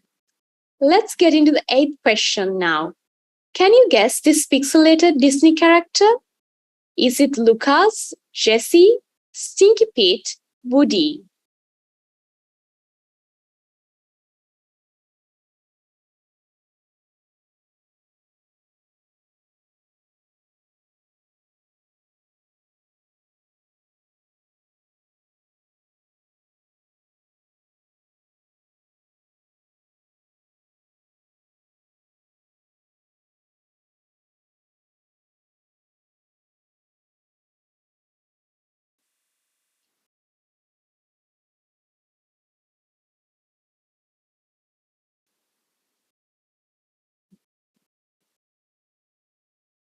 And the character behind the pixelated world is Woody. For you pixel buffs out there, this might have been the easiest question of the lot. Moving on to the ninth. Who said imperfection is beauty, madness is genius, and it's better to be absolutely ridiculous than absolutely boring? Was it Marilyn Monroe, Audrey Hepburn, Madonna, Mandy Moore?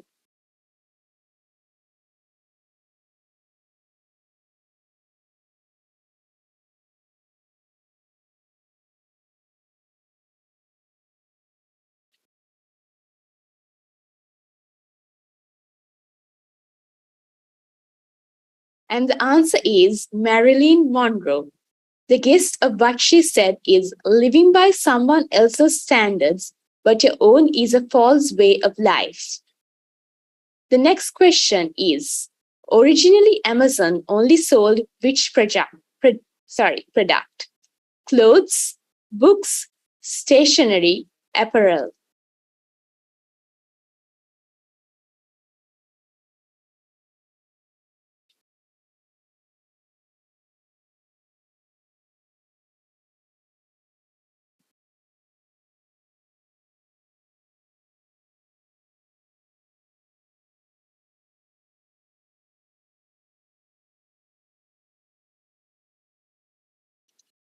The answer is books.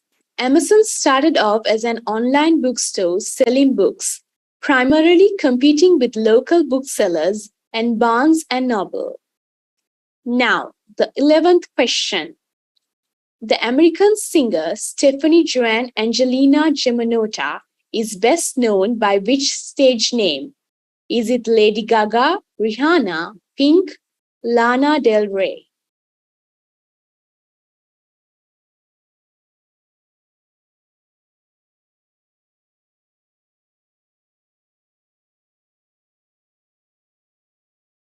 The answer is Lady Gaga.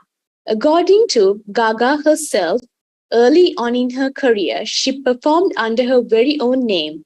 But then one day she felt that she needed to reinvent herself, and thus Lady Gaga was born.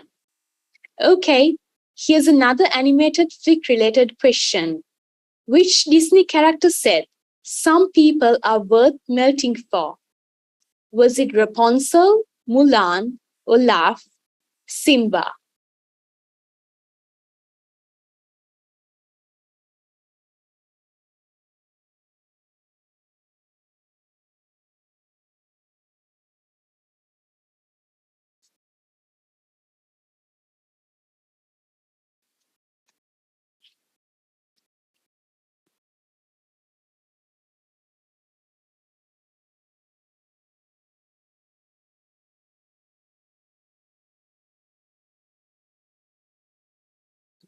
The answer is Olaf.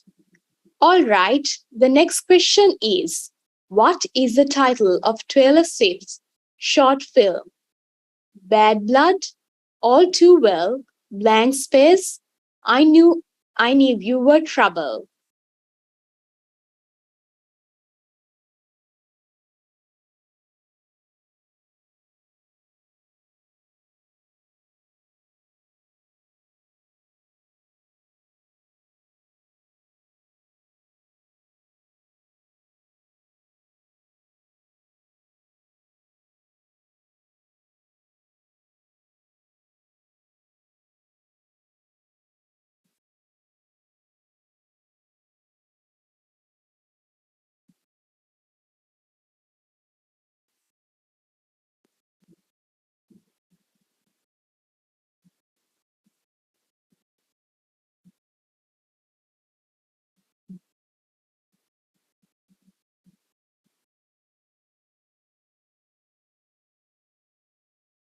The answer is All Too Well. The short film was released on November 12th, 2021. Let's move on to the next question. This question is for you, Star Wars fans. Yoda from Star Wars said, "Do or do not." There is. What is it? No try, nothing in between, no hope, a helper.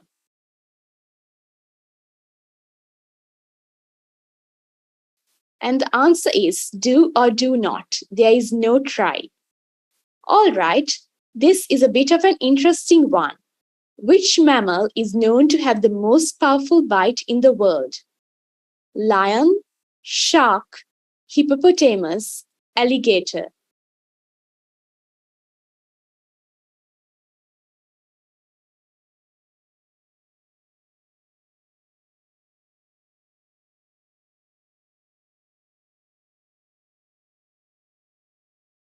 And the answer is hippopotamus. With a 8,100 Newton bite force, its bite is truly the stuff of nightmares. Here's a fun one. What is the most stolen food in the world? Is it cheese, bread, chocolate, alcohol?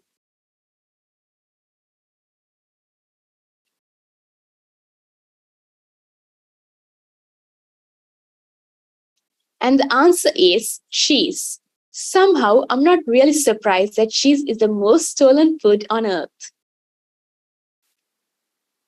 What's the name of the most watched TV series on Netflix? Stranger Things, Squid Game, The Umbrella Academy, You.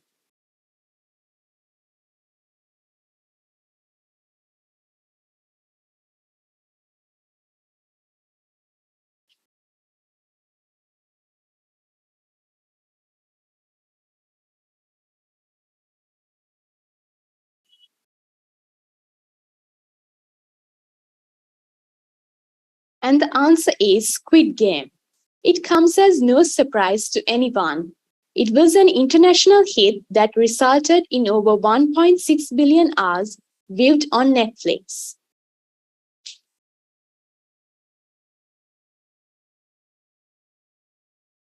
Can you guess the celebrity in the picture?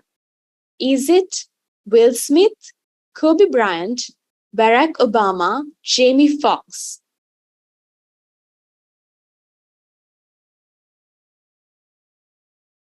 And the answer is Will Smith. It's not a pair of eyes you'd forget, especially if you're Chris Rock. Now then, the penultimate question. Can you identify this popular movie based on these emojis? Is it Ratatouille, Stuart Little, Charlotte's Web, Mouse Hunt? And the answer is Ratatouille. I'm certain the Pixar fans got this one right as well. Right. Final question. Which of the following actors has never portrayed the Joker in either the Batman TV series or movies?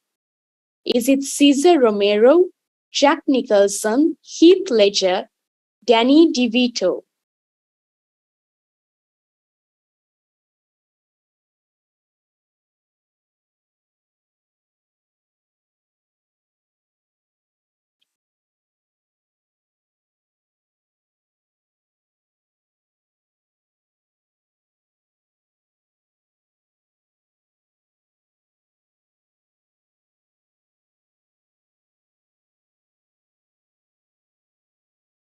And the answer is Danny DeVito. He did play a villain in a Batman Return, but it wasn't the Joker, it was the Penguin. Well, folks, sadly we have come to the end of our very interactive live quiz. And with that, please join with me in congratulating our winner. Hamdi. On a final note, I'd like to extend a big hearty thank you to all the participants and all of you that tuned in. Thank you very much and stay tuned for more content on ITV.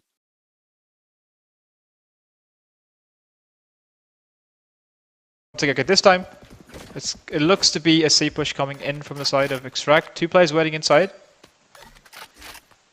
Might be able to overpower this.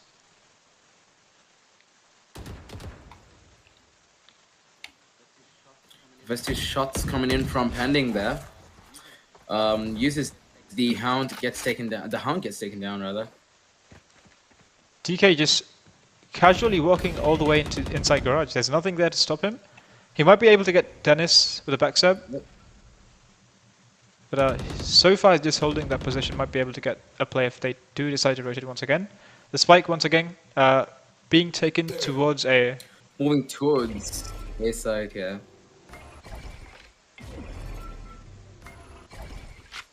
Okay, the smoke's being put there for DK to work off. It's going to be Ghost who meets him, and yes, he does. DK will get the kill. Ooh, DK. DK with the kill there on Ghost. And there you go, the lockdown is set. Killjoy ultimate turn itself as well. Yeah, the lockdown, but it gets taken down by... Oh no, wait, no, it does not. They managed to...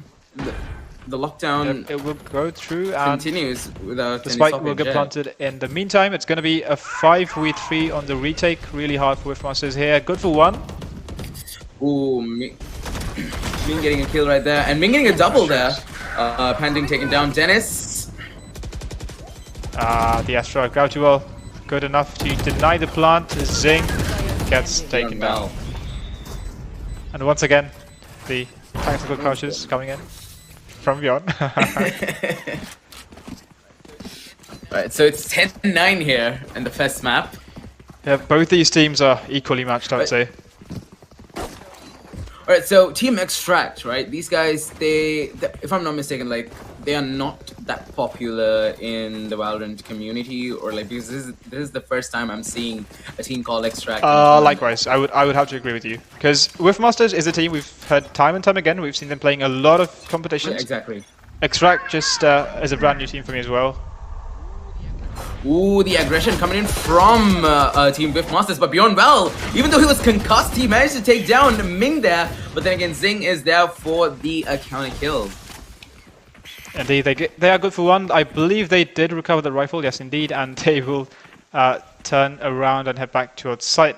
It was a bonus round, or rather it was a save round for them, mind you, but they did get one kill and before they were refragged there. And as we were saying earlier about these two teams, Extract, as you said, is a team that we haven't heard a lot about before, but they are already proving to be quite a dominant force here in this arena. Exactly. It's going to be Dennis there with the Bucky in hand waiting outside of, or rather inside garage. If the Hound does come in, he might be stuck in a rock and hard place. Ooh, now they know where he is. He might be in trouble here. Just gets spotted, and the rain of bullets coming from Team Extract, and Dennis just retreats back to safety rather. Bucky in hand, just use his ultimate. Will he try to go for a small flank here? Does not get spotted. Bucky in hand, managed to take down 1, 2. Spike carrier taken down. 3 for Dennis. 1 enemy remaining. My. And Dennis with the 4K there with the Bucky. What kind of game is this? Dennis. What was that, Dennis? A nice clutch there by him, especially on Eco run, mind you. A really good win for them. Yeah, exactly. Right here. See, this is what happens when you crouch too much.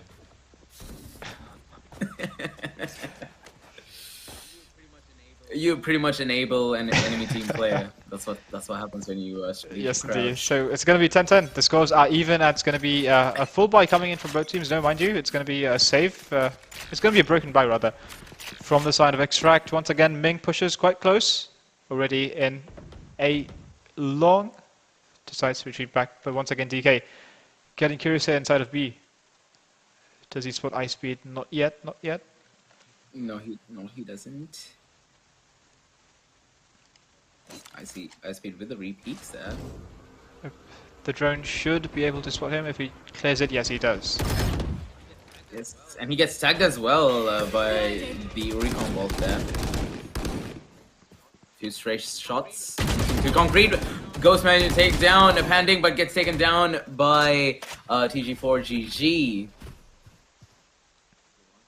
This is a 1-for-1 there, right? Yep, the refrags are good from either team, and it's going to be a 4v4 as we head on into the last 45 seconds of this round. Still, no space taken here from the side of Extract.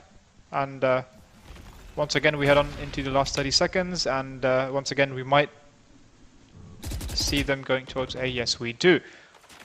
It's going to be... 30 seconds left. And I think Ming did hear the footsteps coming in, so he did probably relay that information. Ice Speed Man taking down Insomniac, Ming being taken down by... I mean, DK being taken down by good Ming. for 3 kills there. It's a 1v2 situation. 1v2 situation. What's going on inside the head of TG4GG right now? Does he know that the omen is that Dennis is coming on the flank? Does he expect it? Out of the charges. Okay, there we go. The paranoia comes in. They jump down. Ooh. And it's an easy kill. And a nice try there. I think. Yep. Yeah, Dennis, I think, predicted that she would be under heaven. I mean, he was coming from Surs, so it was either long or Surs, and they, I guess, took a gamble, and it worked out for them. The scoreline is 11-10. And yeah, I mean, once again, it was Ming who was playing inside. He was not cleared, to be honest. He was able to get 2 kills there, playing outside of the A position. Good for a 2K, and TG4 trying to reply there. Got, I believe, 3 kills that round. But in the end, a 2v1 at the end was a bit too much to deal with.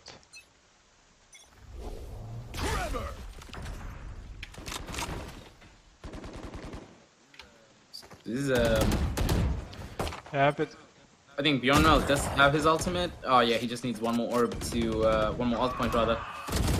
Get that ultimate. He tries to bait out. It was gonna be Dennis. Yeah. Ice Speed managing taking down Insomniac there. Yeah. So once again, kills are going back and forth. I believe Insomniac fell down, as did Ghost. It's going to be 44. Once again, the smoke's coming in. Trying to stop this push where DK once again lacking in mid. That's what flashes go through. Zing. Tags beyond. But look at this. The players are inside, but the spike is still to be brought in. Oh, Ming. Beyond getting taken down there by Ming there. He pushed a bit too aggressive, and two players were waiting. The Hunter's Fury coming in. Yeah. In the hands of Ice Speed, good to take down Panding, and Ming following suit. Remaining. It is already a 4v1. DK left alone. DK good for one. I cannot use that. Does use his ultimate there. And gets taken down by Zing there. The breach off shot. The use of utility from either side is amazing today. But at the end with Masters, I believe, so to be honest, I don't know how long Extract have been playing together. Because as you said, you know, it's a quite new team for us, especially in this setting. But with Masters themselves, they've been playing together for quite some time. So, you know, they kind of have that synergy of playing together. Yeah. It's match point for Team Whiff Masters. One more round and they seal the win on the first game here. Yes, indeed. I think a pause has been brought in. Okay, the pause brought in from Ice Speed, yep, inside of Whiff Masters. Yep. So, looking at the game, Snowy, what do you think? Well, it was a very fast-paced one. I'll be, if I'm being honest with you, very fast-paced. As like a novice Valorant player, someone who's literally just started playing this game, this is like seeing challenger players in league play. For me, that is. Okay. So these league lingo, to be honest, is quite new to me. So. Oh really? Yes, indeed. Sorry about that. So challenger is like immortal in. Well, interesting. Good to know. So it's very much like watching two pro teams go against each other. And once again, Ghost getting aggressive there in sewers. Will TP back. It's going to be a 5v5 still. No early aggression coming in from Ming this time. As the players from Extract just huddle in defense, or rather in the spawn at the moment, just trying to see where the defenders might get a bit too aggressive.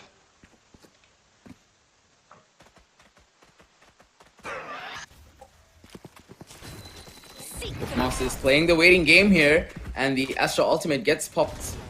And it does get popped right there. Tilwin Pereira, Dennis with the kill there onto DK, brought down to 40 HP. Yeah, the Seekers will go through as well. The Astral Divide comes in. Beyond good for a second kill, but look at this. Dennis TPing through, good for the... Ooh, Dennis with the 3k, 4k! He just needs one more for the ace. Speaking of this, it's going to be Beyond between them. 30 seconds left. And Dennis trying to get the final kill. Dennis, he wants it, he knows he's here. He wants it, and he is denied an ace by Zing. By the way, mind you, Dennis was at 1 HP when he went there. Yes, and you know what? If he did manage to knife him at the end, that would have been the perfect cherry on top of that. Perfect ending, yeah, exactly. Anyways, Whiffmasters picking up the win here on the Fest map in the grand finals of the Cutting Edge Valorant 2022 tournament. Whiffmasters, what an insane game was that. Of course, the two players, Bjorn, Val, and Ghost, matching scores there, but then again, Ghost being the MVP of that match. So, thoughts on the first game? Okay, let's go. Well, I mean, you know, to be honest, as I said before, time and time again, this is the first time we've seen Extract playing. So, I didn't know what they would play like, especially in this game. But to be honest, we did expect Whiffmasters to be aggressive, and, you know, Ming on that Neon, just proving time and time again why he is good on it, and he does the exact same plays over and over again, but it somehow works out for him. But Extract, you know, they put up a heck of a fight there, and to be honest, I thought it would be a 2-0 at first, but now seeing the way that Extract play, Bind might be a really close match, because not the best map for Riftmasters, to be honest. We don't see Breeze tonight, so it might go any way. So if it's going to be a 2-0 in favor of Riftmasters, if it's going to be a 1-1 at the end of the second map, we are yet to see. But yeah, it's been quite a close game and a really exciting game. Yep. Exactly. And yeah, we'll see you at the start of game number 2, which is going to be, the map is going to be Bind. Yes, and it's going to be Bind. And once again, on the attack, it will be Riftmasters. So we will see you then. All right.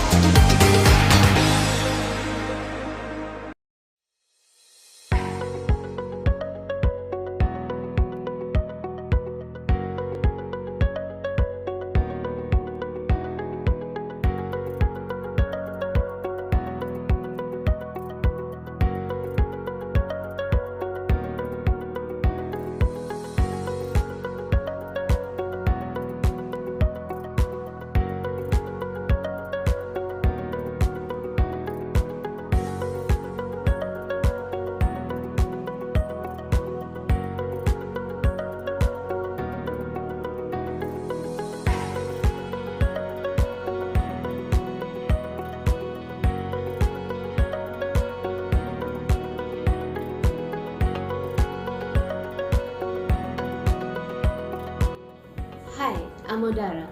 I really enjoy working at 1 Billion Tech. It has taught me how to become a balanced individual. Hi, I am Ahmed.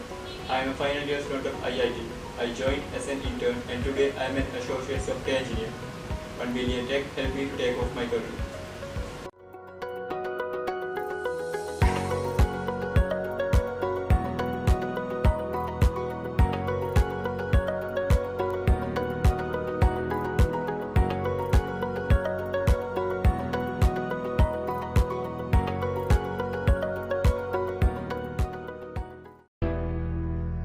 As an undergraduate, the first place where you are going to work is really important, because that's where you get exposed to the corporate world for the first time.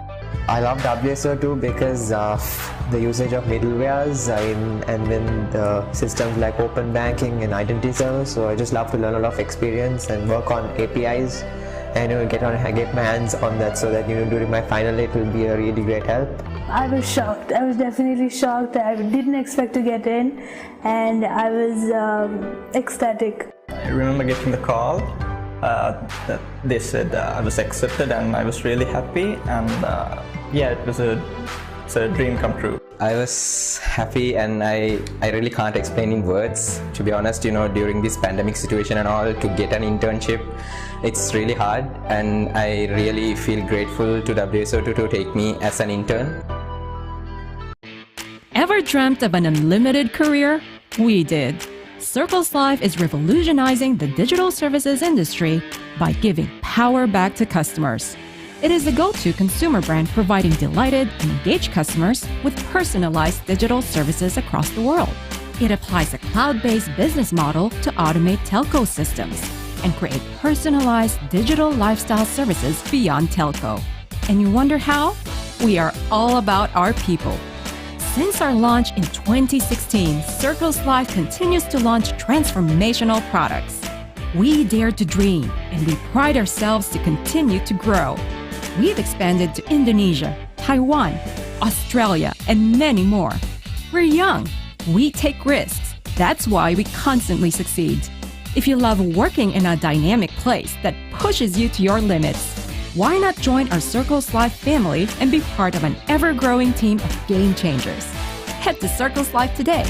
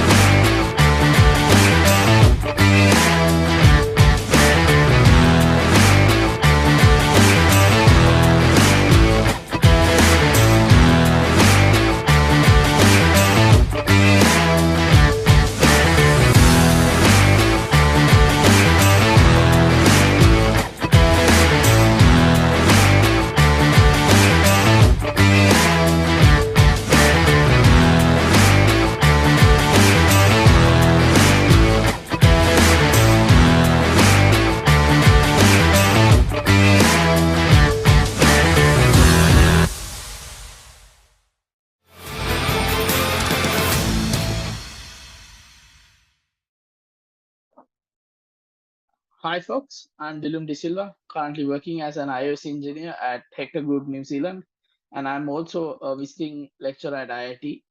And I do work with a lot of committees. I am one of the co-leads for Colombo Flutter committee, and yeah, I'm here to talk about my academic achievements when I was at IIT and what sort of steps made me achieving all of these academic achievements as a student when I was at IIT. So I'll start with the first year. So when I was in first year, I was not the uh, brightest kid, or I was not in the top of the class or anything like that. I was struggling to understand the concepts related to the course of Bachelor of Software Engineering. But my continuous commitment towards learning and exploring the topics related to software engineering made me gaining some momentum for the next couple of years, like second year and third year.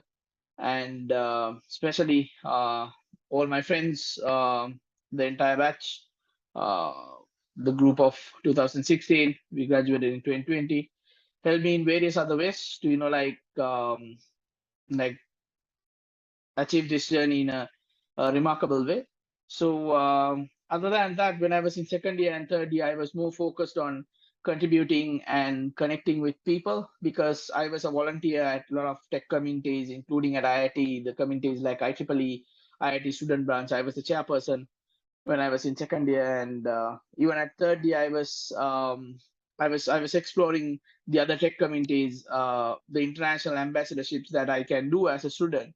So those kind of ambassadorships and opportunities helped me to like gain a lot of connections with people in the academia as well as far beyond that. So all of these connections, I would say the networking with people helped me in fourth year when I was in the final year, when I was doing my final year research project, because that's where I wanted a lot of mentorship and a lot of help from the people in the industry or the experts in the industry to get evaluations for my project and also to get reviewed what I'm doing. And also they helped me in the beginning stage to study the feasibility of my projects and all of that. So so with that, I anyway wanted to do a good project for FIP. I did not have the idea of achieving anything with the FIP, but I was working hard for my FIP because I was not I haven't studied machine learning or artificial intelligence before FIP. So FI means final year research project, right? Before final year, so I had to go through a lot of like kind of a huge learning curve to understand the concepts behind machine learning and deep learning, and the area that I selected, GANs, generative adversarial networks. So all of this, I would say, continuous commitment and like keep exploring the topics helped me to finish my final year project, which is a golden opportunity that connects you into many other opportunities, right? I believe because my final year project, finishing up my final year project in a proper way helped me to gain a lot of visibility to the tech industry before I'm entering the tech industry, which connected me. I got good marks. Basically, I think I was the second highest for the batch from the final year projects. And then it gave me the opportunity to take part in IIT Cutting Edge, which is the annual exhibition of tech projects. So there I won the silver award in the category of, I guess, best computer innovations or something like that. So that kind of gave me another access to the national levels, which is National Best Quality Software Awards. We call it NBQSA. With there, I won Bronze Award and got nominated for Asia Pacific Awards as well. So this kind of gave me a visibility and also kind of a highlighting factor to my profile when I was entering the industry. So I had the profile when I was entering the industry. Other than that, when I was in third year, I received the recognition for my volunteering activities from University of Westminster, and also when I graduated, I was the best all-rounder for the Bachelor of Software Engineering batch. So all of these recognition and all of these awards helped me to properly enter to the tech industry with clear visibility, and also to start with the international IT industry. So today I'm working as an iOS engineer because my passion towards mobile application development that I developed from various modules that we followed at IIT, as well as the curiosity I had for the topic of mobile application development. So yeah, my plan is to keep explore the topics related to mobile application developer and go up in that path. So I'm inviting all of you to um, uh, build up a balanced profile, which is not only having academic achievements, which is having extracurricular, right? So you need to become all rounder basically. So that's the best way to enter the tech industry, because currently tech industry is looking for all rounders, not only the people who's having academic knowledge. So yeah, wishing you all the best for a wonderful journey at IIT. Thank you guys. Bye bye.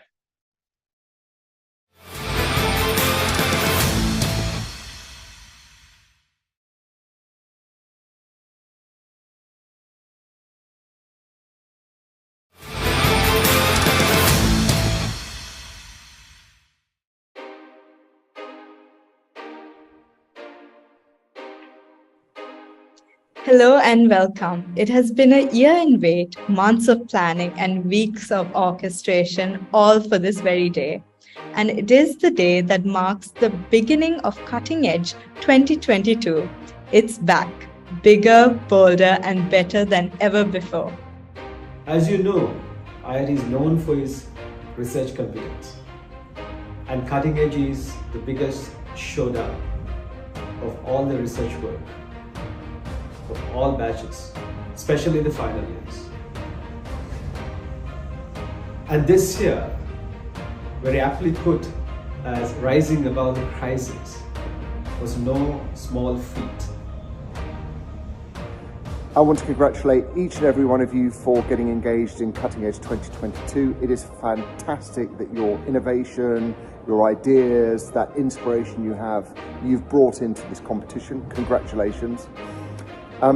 Particularly, of course, because you've had COVID to cope with, and also all the economic challenges that are present in Sri Lanka. So even more than ever, you deserve special commendation for your involvement and engagement in Cutting Edge 2022. So as each year, we see students' creativity and innovation. That's what students are. They are supposed to have creative thinking behind them. They are passionate about various things. And normally through Cutting Edge, they bring out their talents in an IT or a business solution. And these solutions are very, very well thought over a period of time.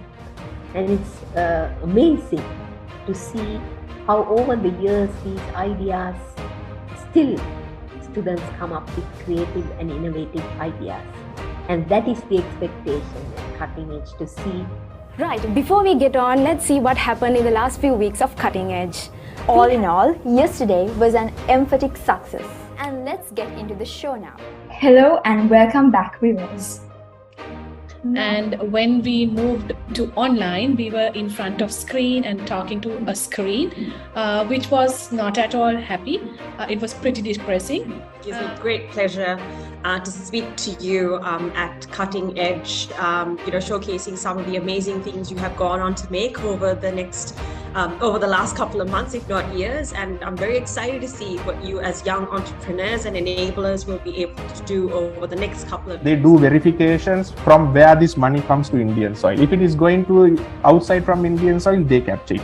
I know the accuracy is 30% from the records that I have found, but at least they have some amount of real-time detection. That's not happening in Sri Lanka. Right, if your data has been accessed unauthorizedly, you have to change the passwords of your devices and accounts. I was actually interested in a degree program which actually gave the whole essence of a bachelor's degree. So I really wanted to pursue my career in terms of becoming a software engineer. So that's the main reason why I have chosen this degree. Up the corporate ladder. And here with me today is someone who did just the same. He has risen through the corporate ladder to become a chief technical officer over the years. He's an award-winning software architect and interest in marketing stems from her time at the University of Colombo, where she completed her bachelor's degree in marketing. Evaluate customer opinions and feedback. Well, before I explain more about this, let me ask you a few questions. Have you ever come across a very lengthy paragraph of text or even a customer review on a site such as Amazon? And have you ever wondered how it would have been if this lengthy review was summarized and shown?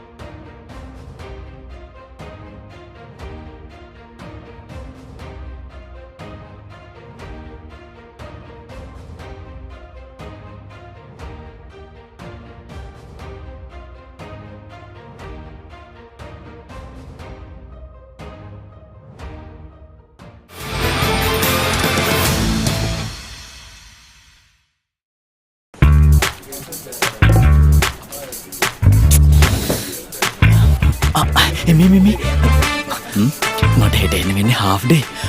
Boss හෝ shape එකක් දාගන්න පුළුවන් නේද? හරි. කොහෙද හෙට යන්නේ?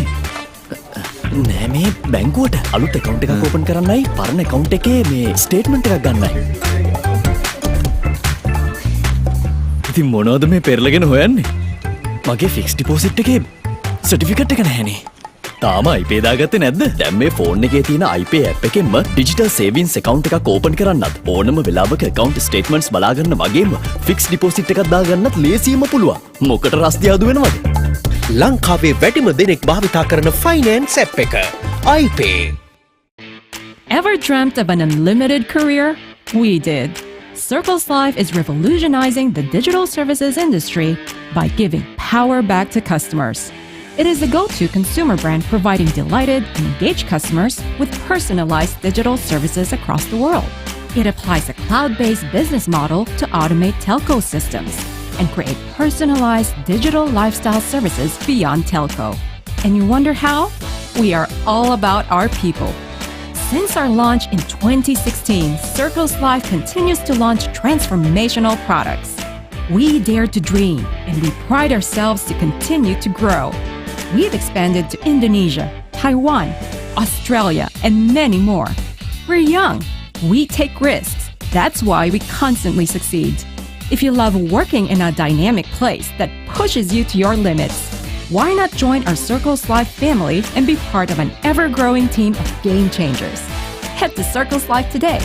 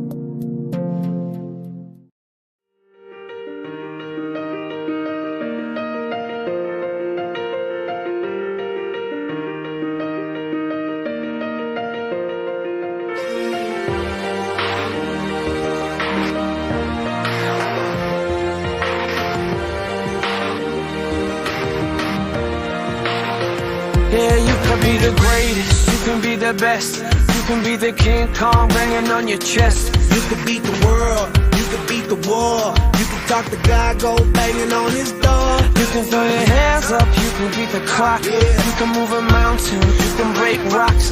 You can be a master, don't wait for luck. Dedicate yourself and you gon' find yourself standing in the Hall of Fame. Yeah. And the world's gonna know your name. Yeah. Cause you burn with the burning flame. Yeah. And the world's gonna know your name. Yeah. And you'll be on the walls of the Hall of Fame. You can go the distance, you can run the mile, you can walk straight through hell with a smile. You could be the hero, you can get the gold, breaking all the records they thought never could be broke. Yeah, do it for your people, do it for your pride. Are you ever gonna know if you never even try? Do it for your country, do it for your name, cause there's gonna be a day when you're standing in the Hall of Fame. Yeah. And the world's gonna know your name. Yeah. Cause you burn with the burning flame. Yeah. And the world's gonna know your name. Yeah. And you'll be on the walls of the Hall of Fame.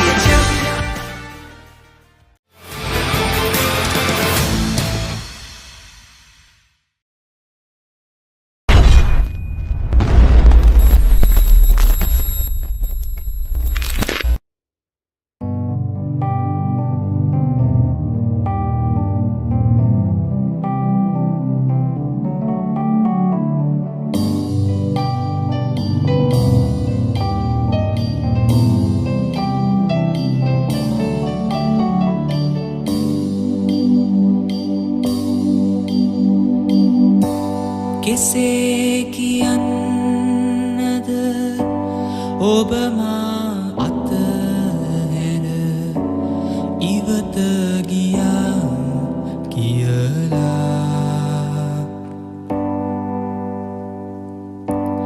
මගේ මුවින් මම ලොවට කියා ඇත ඔබ ගුණවත් කියලා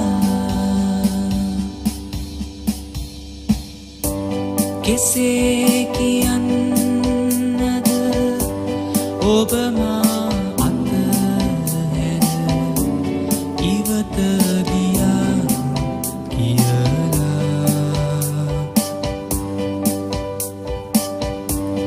මගේ මුවින් මම ලොවට කියා ඇත ඔබ ගුණවත් කියලා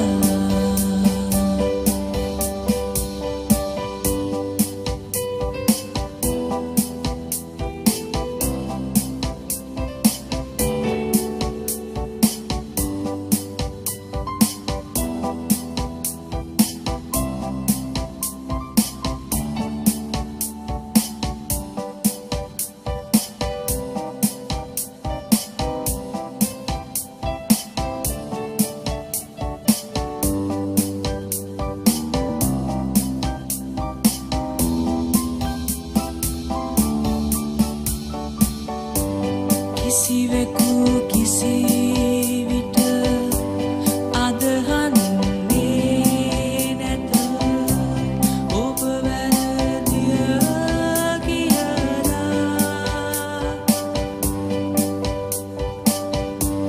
ලොව මට එරෙහිව දොස් පවරනු ඇත මා වැරදිය කියලා කෙසේ කියන්නද ඔබ මා අතහැර ඉවත ගියා කියලා මගේ මුවින් මම ලොවට කියා ඇත ඔබ ගුණවත් කියලා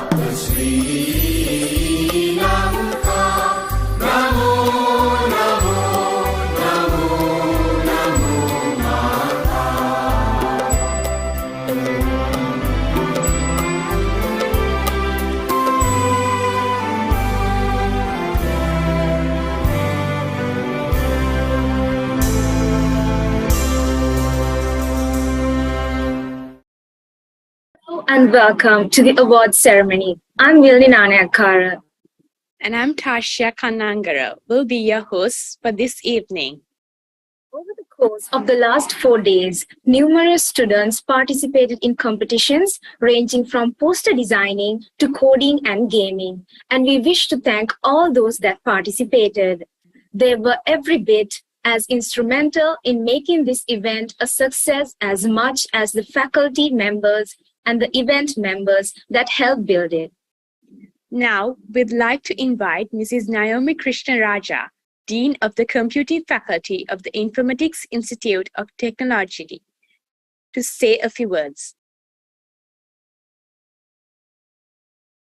Good evening, management of IIT, staff, students, well-wishers, ladies and gentlemen. This year's Cutting Edge 2022 theme was Rising Above the Crisis, a fusion of technology and business.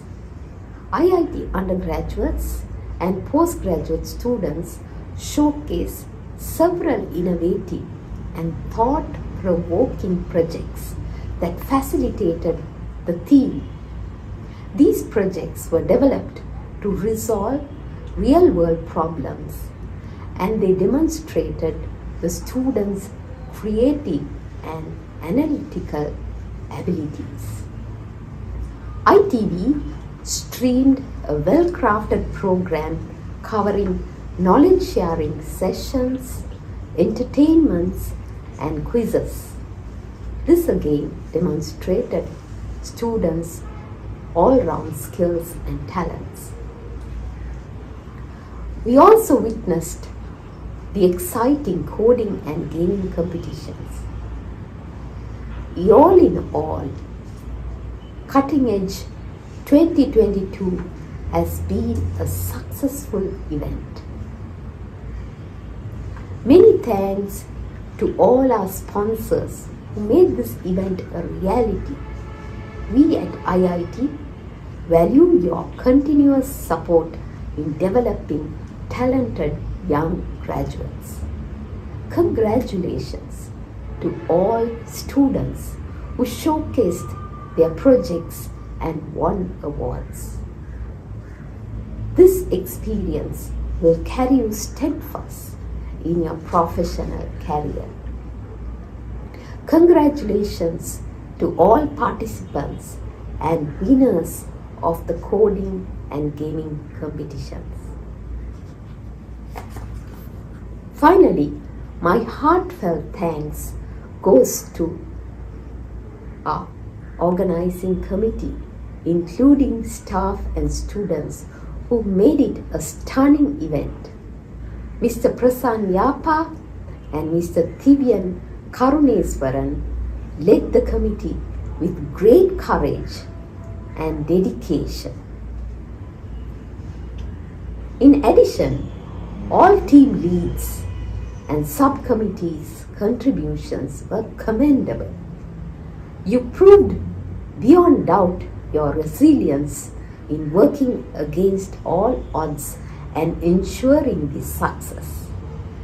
Your tireless efforts have paid off. Well done. Thank you.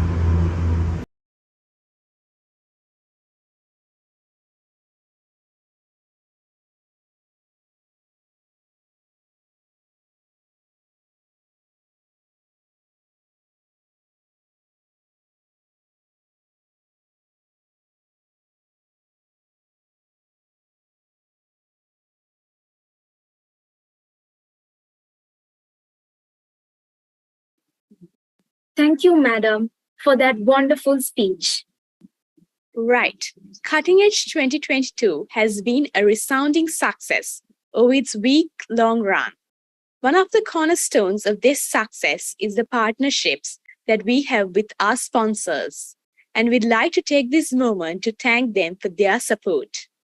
Platinum sponsors: Circles.live, WSO2, Creative Software, LOLC Technologies, Fortude, Vetstoria, Millennium IT ESP, Crystal Systems, Ascent Technologies, 1 Billion Technology, 99X Technologies Innovation Partner, Informatics Business Progression Partner, Gold Sponsors, Airtranam Lanka Private Limited, Code Gem, Silver Sponsors, Virtusa, Certificate Partner D-Pro.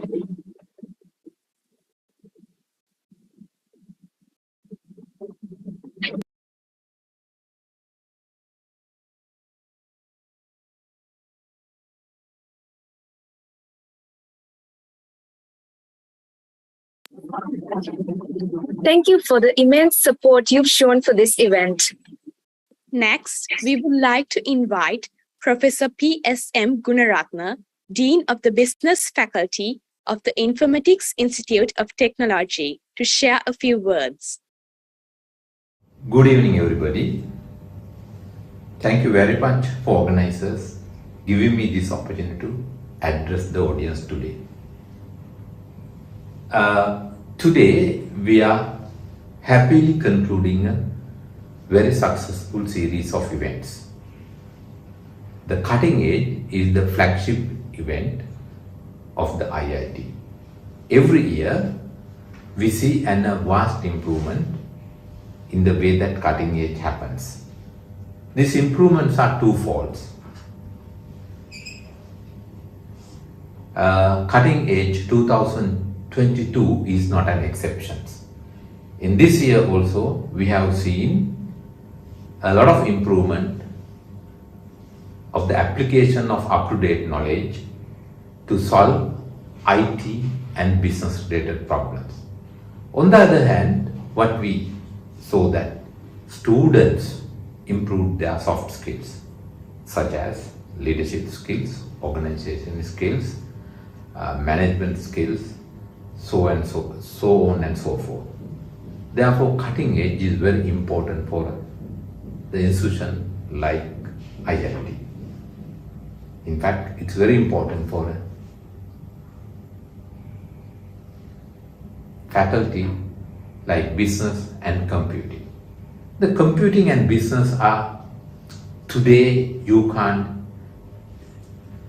consider as two distinct disciplines, because the computing look at the problems in the business world.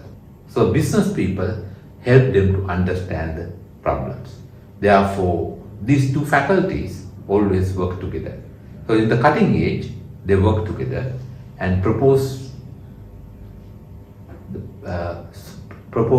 solutions for real day problems. So therefore, the cutting edge is very important event for our graduates. Because of these events, our graduates stand very tall compared to the rest of the graduates. Therefore, this helps our graduates to find employment very fast. So they are experienced, skillful graduates. Employers like this kind of graduates. Therefore, we would like to continue with cutting edge as well as more and more events organized and help the student to organize such events in the future as well. Thank you very much.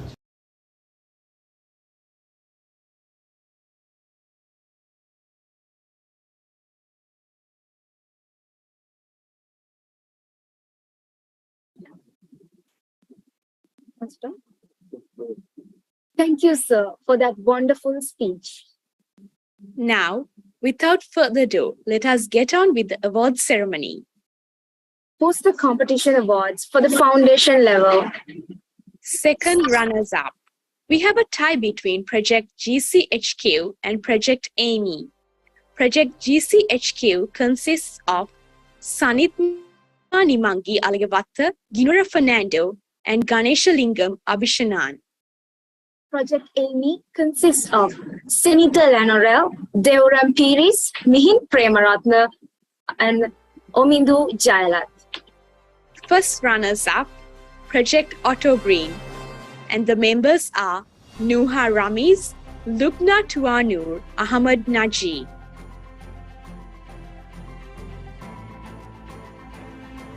And the winner is Project Be Safe. The team consists of Danuka Pereira, Abhishtakan Sivachandra Devan, Isara Damanand, Arafat Riaz, and Abdul Rahman. Poster Competition Awards for First Year Computing. Runners-up, Project Bookaholic. The team consists of Udara Kaushali, Yusuf Khalil, Sachin Shahan, and Malit Amaravikrama.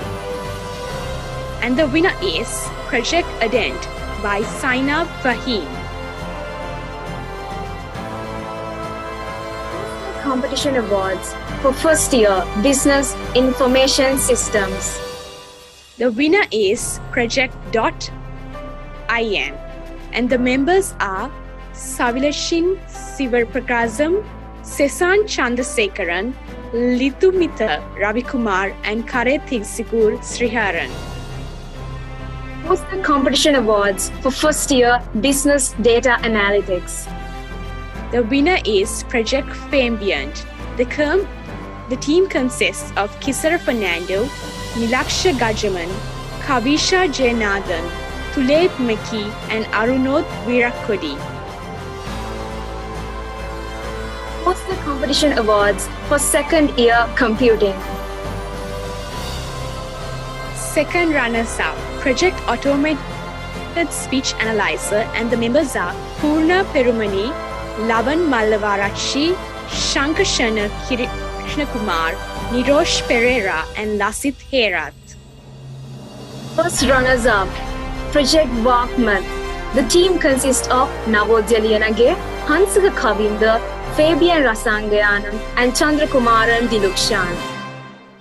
And the winner is Project Kokia, and the members are Tamudita Gate, Rukshan Fernando, Avishka Atyagala, Devshi Kulatunga and Sujena Sachinathan. What's the competition awards? Second year Business Information Systems. The winner is Project Easy Ago, and the team consists of Nimnaka Swaris, Rusiru Adarshana, and Sanvi Sunadara. What's the competition awards for second year Business Management? First runners-up, Project Blue. And the members are Rehana Nandasiri, Malisha Pereira, Jordan Nandasapillai, Inupa Gunasekara, and Navodya De Silva. The winner is Project Lazy Mob. The team consists of Kushika Naryasamy, Kaushika Umesh, Vigneshwaran Anojan, Kirti Resh Kandasamy, and Jayalakshman Kapil. Poster Competition Awards for second year Artificial Intelligence and Data Science. First runners-up, Project Planet Hunters, and the members are Thailand Praveen, Kanishka Hewa Gigana, and Hamdan Mohideen. The winner is Project Aurora. Members are Lasal Jayawardena, Banuka Fernando, Lakindu Kumar, and Mohammad Finance. Poster Competition Awards for the final year Computing. Second runners-up, Project Lazy Koala by Isela Pierisi. First runners-up, Project Exec Mentor by Vishmi Ganepola. The winner is Project Proactive Horizontal Pod Autoscaling in Kubernetes using Temporal Convolutional Networks by Xiang Santosh. Poster Competition Awards for final year Business Information Systems. Second runners-up, Project Peer to Talk by Hasita Veeraratna. First runners-up, Project Snow Help by Thupika Ganesharaja.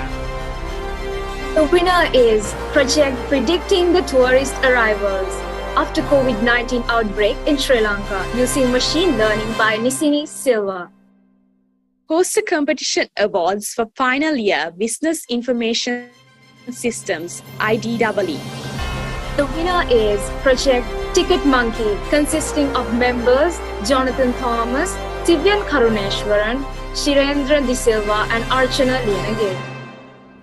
Poster Competition Awards for final year Business Management. Second runners-up, Project Impact of Social Media on Consumer Brand, Loyalty for FMCG Brands, a study on consumers in the Colombo district of Sri Lanka by Danidu Kuripili. First runners-up, Project The Impact of Social Media Marketing Dimensions on the creation of brand awareness in the Sri Lankan fashion retail sector by Harunya Rajendran.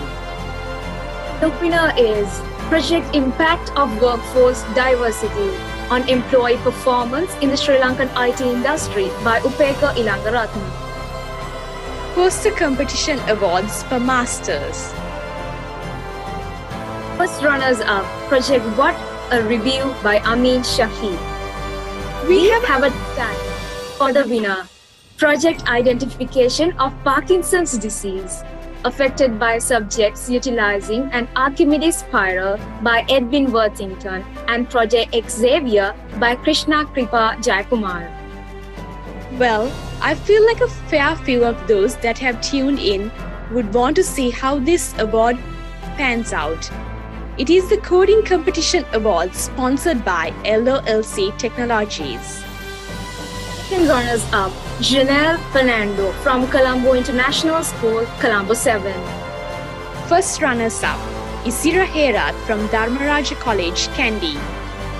And the winner of the Cutting Edge 2022 Coding Competition is Sakya Piris from Ananda College, Colombo 10. Next up is the Gaming Competition Awards, sponsored by Crystal System. League of the Legends. The first runners-up is Noob Alliance Ascend. And the winner is Noob Alliance Vanguard. Valorant. First runners-up, Team Extract. And the winner is Noob Alliance VIF Masters. Call of Duty Mobile version. First runners-up is Spartans. And the winner is Old School. PUBG mobile version. And the winner is ISSL Noob Alliance. Trumka. The winner is Enuka Kion Veerasinghe. Congratulations to all the winners of the poster coding and gaming competition. Okay, I'm certain a lot of you are anxious to get to know the results for the project competition. But before we do that, please enjoy this performance by two students from the graduating batch, Lakshan Abesinghe and Shani Abesekara.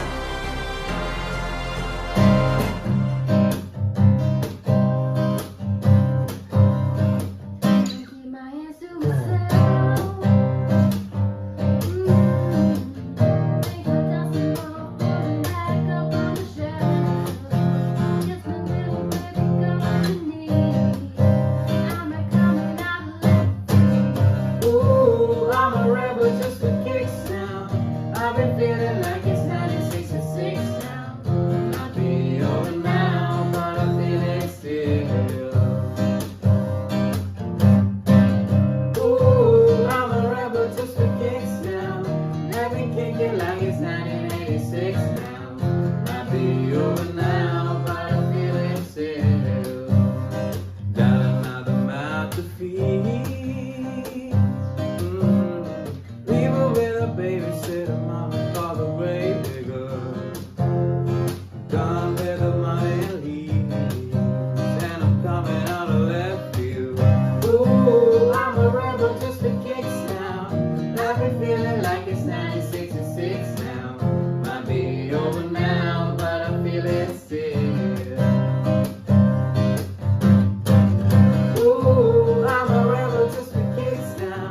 Let me kick it like it's 1986 now. Might be over now, but I feel it still. Ooh, I'm a rebel just for kicks now. Love is an abyss for my heart to eclipse now. Might be over now, but I feel it still. Ooh, I'm a rebel just for kicks now. I've been feeling like it's 1966 now. Might be over now, but I feel it still. Ooh, I'm a rebel just for kicks now.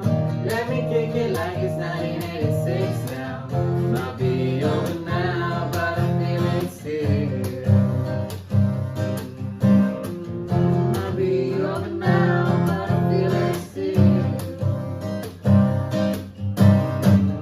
Might be over now, but I feel it still.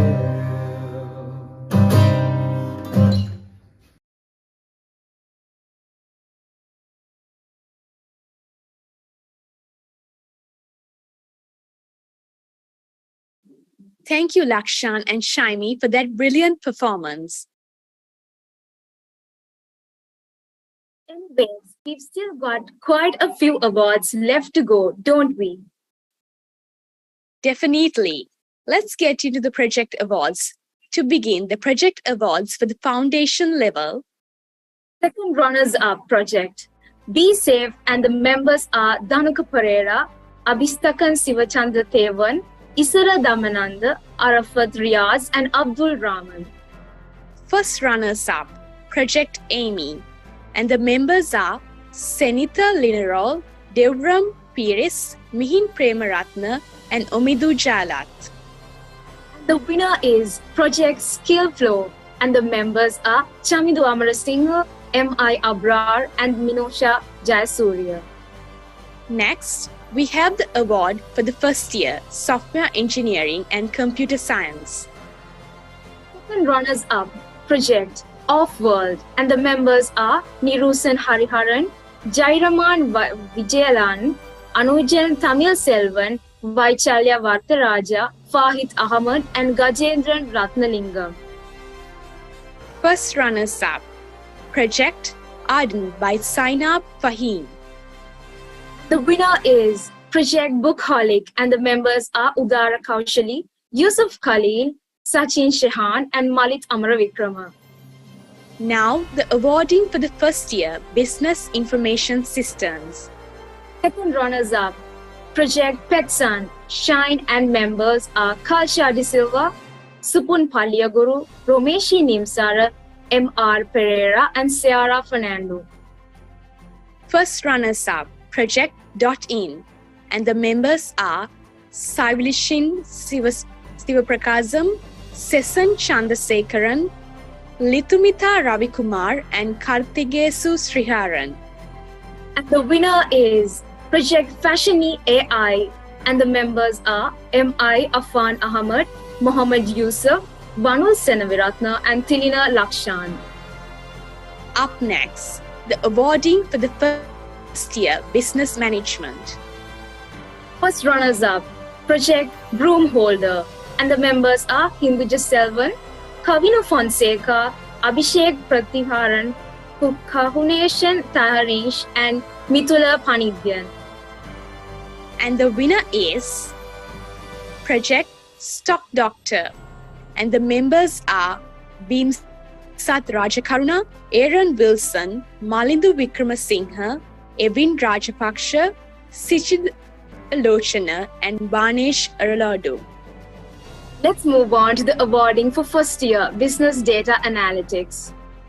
The winner is Project Fambiant, and the members are Kisara Fernando, Nilaksha Gajaman, Kavisha Jayanathan, Tulay Meki, and Arunod Virakodi. The awarding for second year Computing. Second runners-up, Project Walk Math, and the members are Navodaya Liyanage, Hansaka Kavinda, Fabian Rasayanagam, Chandrakumaran Dilukshan. First runners-up, Project BM Health and team consist of Ahmad Adnan Azmi, Tharindu Silva, Harini Rodrigo, Lashen Monangaraj, and Yatisha Ran Godage. And the winner is Project Unicoders, and the members are Tulana Tirasivan, Haris Srinivasan, Mohammad Arif Sahir, Sandali Sirvardhana, and Saad Mohideen. Next up, we have the awarding for second year Business Management. First runners-up, Project Blue, and the members are Rehana Nandasi,